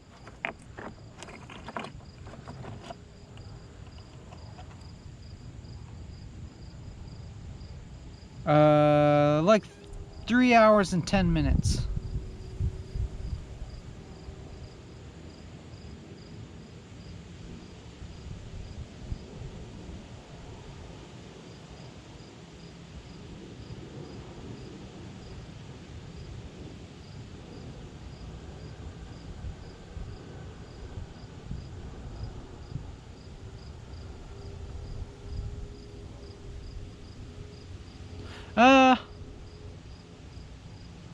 Maybe like 3:16. Nah, might even be later.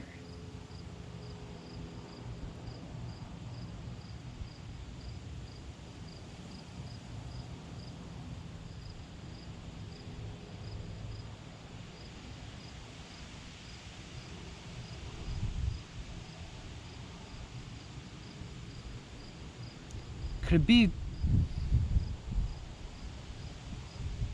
like 3:20? It could be. I think it could probably be 3 hours 20 minutes so far.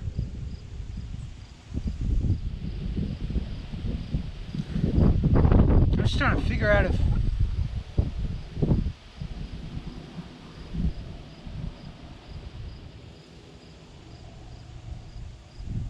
couldn't be much more than that, could it? I'd be more tired. I'd have to be more tired, more exhausted.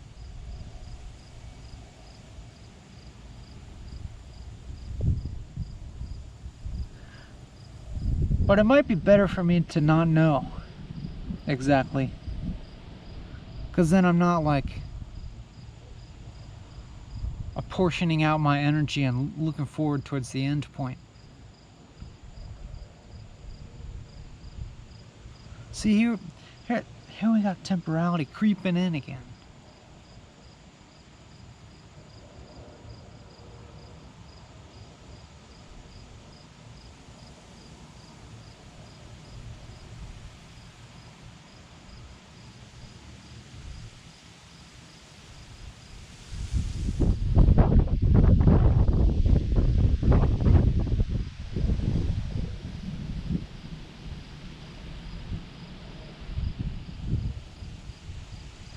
How long can we coast like this?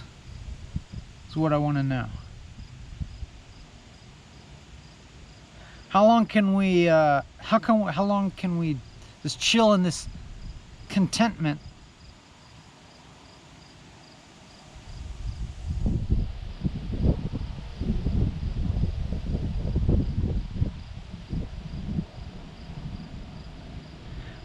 Before we start to feel the constriction of self creeping in.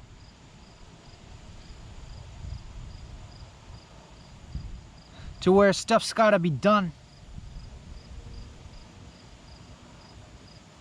to maintain the integrity of the self.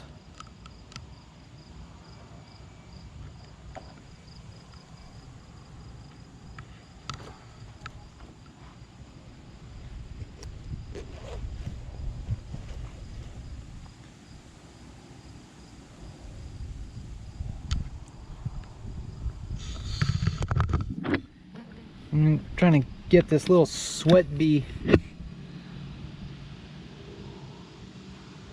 to land on my hand so we can get a good gander.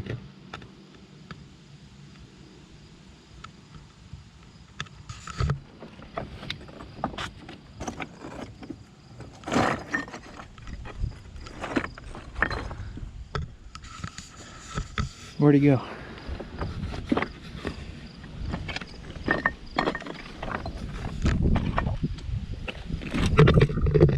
Come. Come. Come here.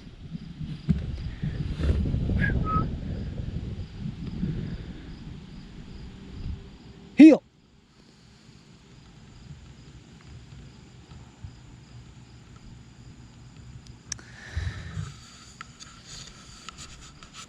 These bees.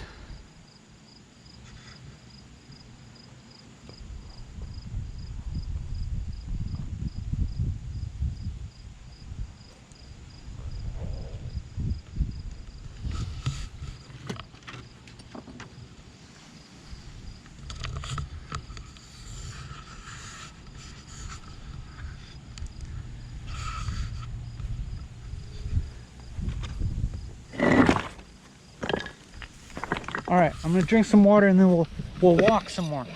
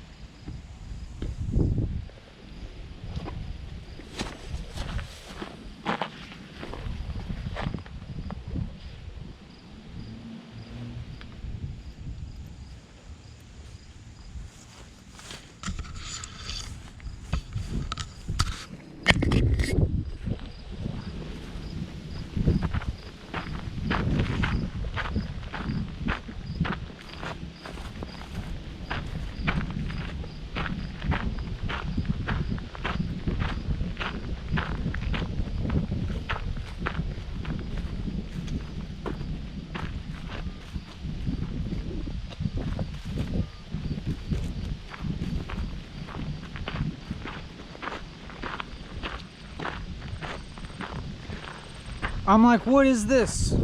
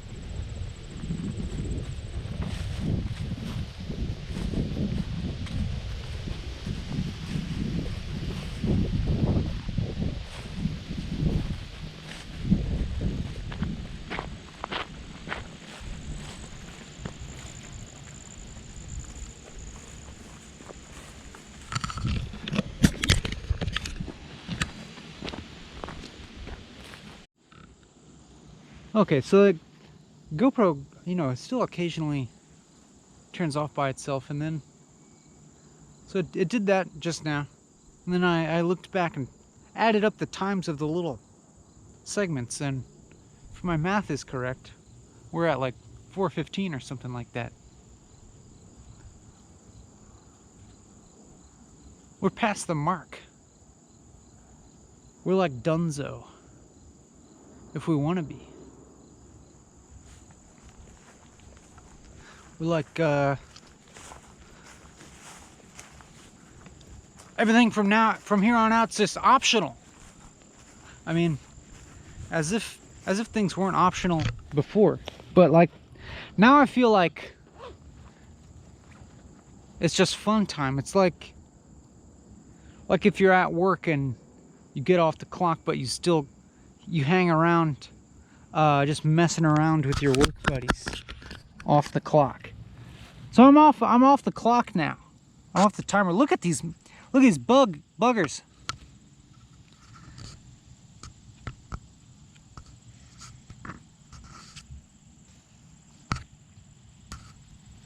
Check that out. What all's going on here? What's going on here? Huh?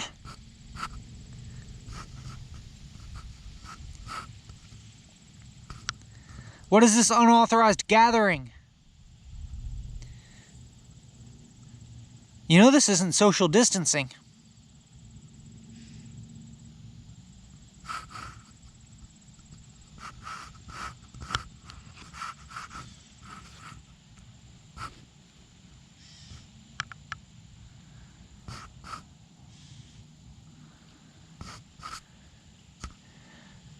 I'm gonna have to ask y'all to leave.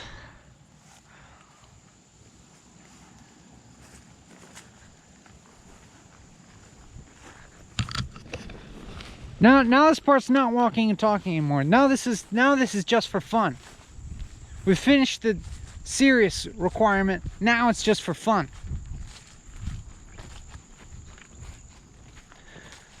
I can even intentionally stop recording.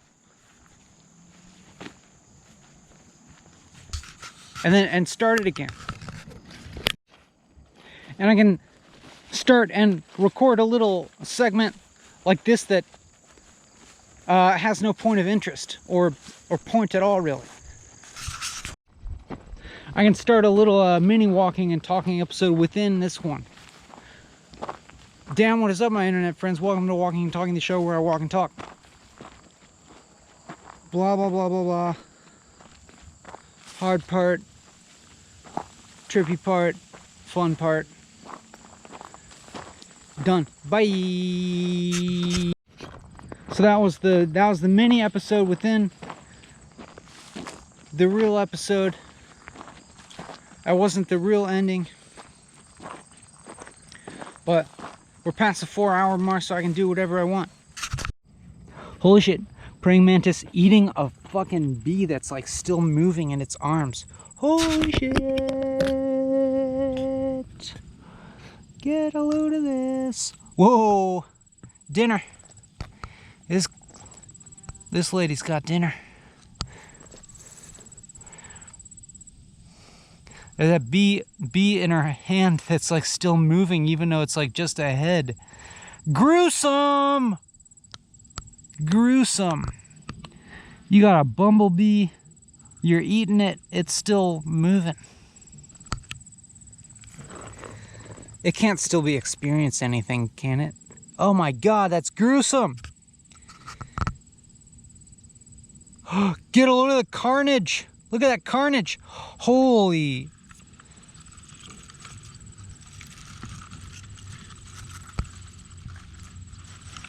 She's running.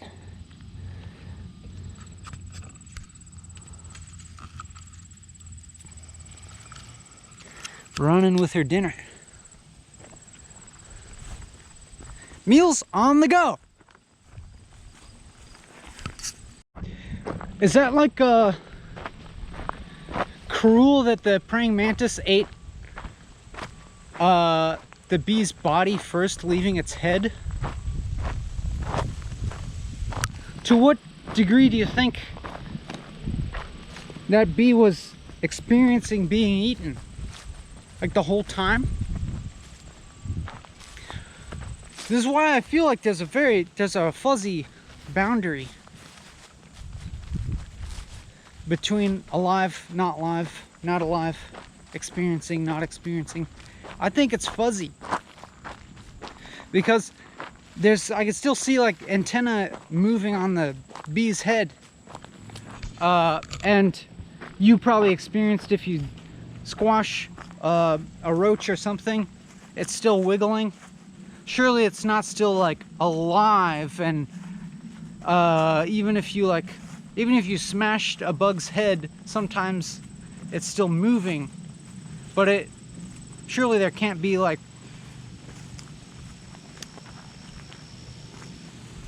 very much of a subjective experience at that point, you know, without a head, right? And certainly not anything approaching the complexity of what we think of as human experience. But I also don't believe that an insect has a subjectivity that is on the same scale of complexity as human experience to begin with. But there's something. There is some version of that. It's like I see kind of an insect as being at some sort of intermediate junction between what we think of as the human experience and something that's more closer to inanimacy. like a virus, you know. They speaking materially, speaking objectively, the virus, like the coronavirus, lies somewhere at the boundary between what we think of as being alive or not, you know. It's like, it's kind of an organism, but it's kind of just like a complex self-replicating molecule.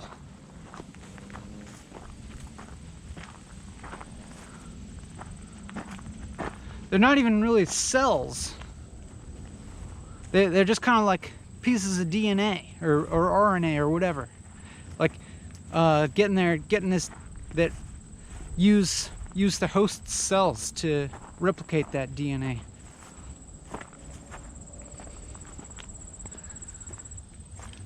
Anyway, I don't really feel like explaining this to you anymore. So, and since it's after the 4-hour mark, I don't have to. What if I even go ahead and formally end the walking and talking episode by saying bye?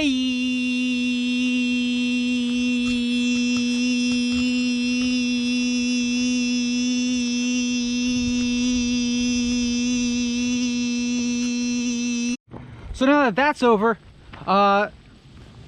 anybody who wants to stay and just hang out and chat, feel free. Now we're just informally hanging out, you and me. Since you're still here, I thought I would mention I did start uploading in 4 parts. Some sort of strange bastard episode of walking and talking. One that I decided wasn't fit for the public YouTube audience for various reasons, but it's one in which I ended up editing it. Well, it turned out to be 5 hours of straight footage, and I went through, and out of the ordinary, I edited it down because in some way or another I deemed it to be low quality, even though it's like, you know, still a part of this process. I went through and tried to edit out the parts that didn't matter, and I put in some illustrations here and there.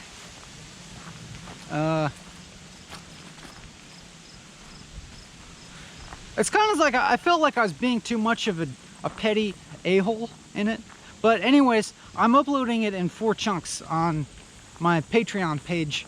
If you're one of the hardcore fans and you want to see me like being really kind of sweaty, heat exhausted, confused, and kind of a petty dick, but maybe making some kind of, maybe I think some kind of funny jokes came out of it. If you want to check out the Patreon page, because that also does help me with things like when the gear breaks and I gotta replace something or upgrade something, or if I want to come to a place like this, get some gas, get an oil change every once in a while, that sort of thing, the unexpected things. It's not like I spent a whole lot of money doing this, but I think I'm gonna turn down some work in order to focus on doing this pretty soon, and kind of see where that gets me, to kind of try to focus on this and see if I can figure out how to make it work in terms of livelihood.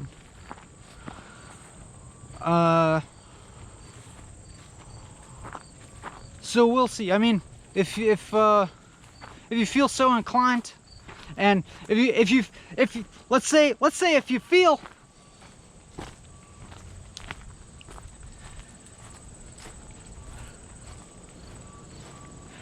as if there's a good exchange that could be had here.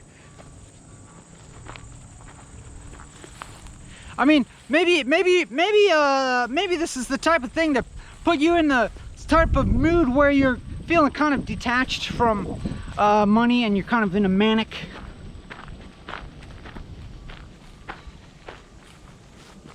kind of whimsical free-for-all state where you're kind of like with your money because you know it induced in you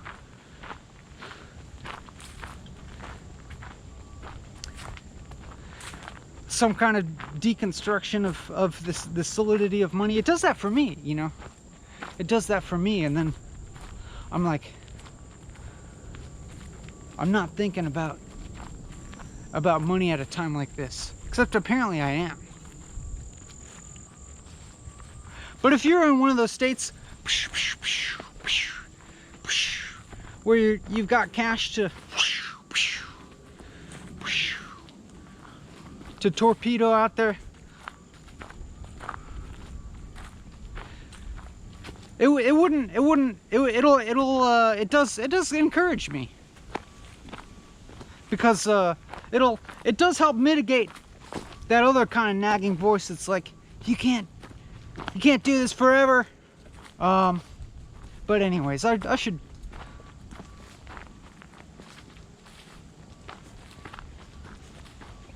let me stop. I'll get off your ass and stop kind of bringing the pragmatic in here to spoil all the fun. It's like, I'll be fine, you know. I'll be fine. I'll always be able to figure it out. I really feel that way. So don't give me money in some kind of like obligatory feeling. If you give me some money, I hope you're doing it in like, I hope you get some hilarity out of it. I hope it feels kind of hilarious.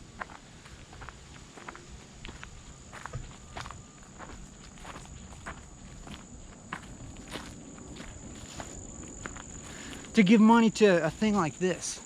You know what I'm saying? It is. It's hilarious and to me kind of remarkable that this is a thing. That walking and talking is a thing in the world. I wouldn't have expected it.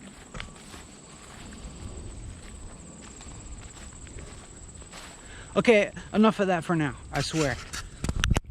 Check it out, we're back here again.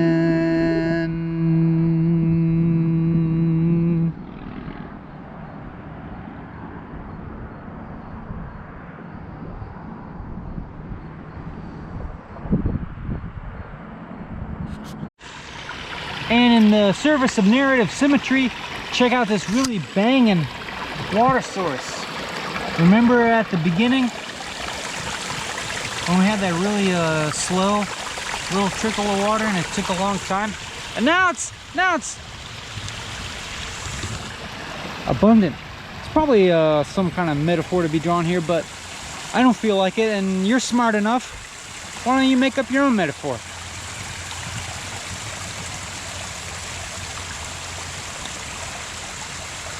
That's really good. Okay, I think that's it. Bye. I don't have to say that because I already said it.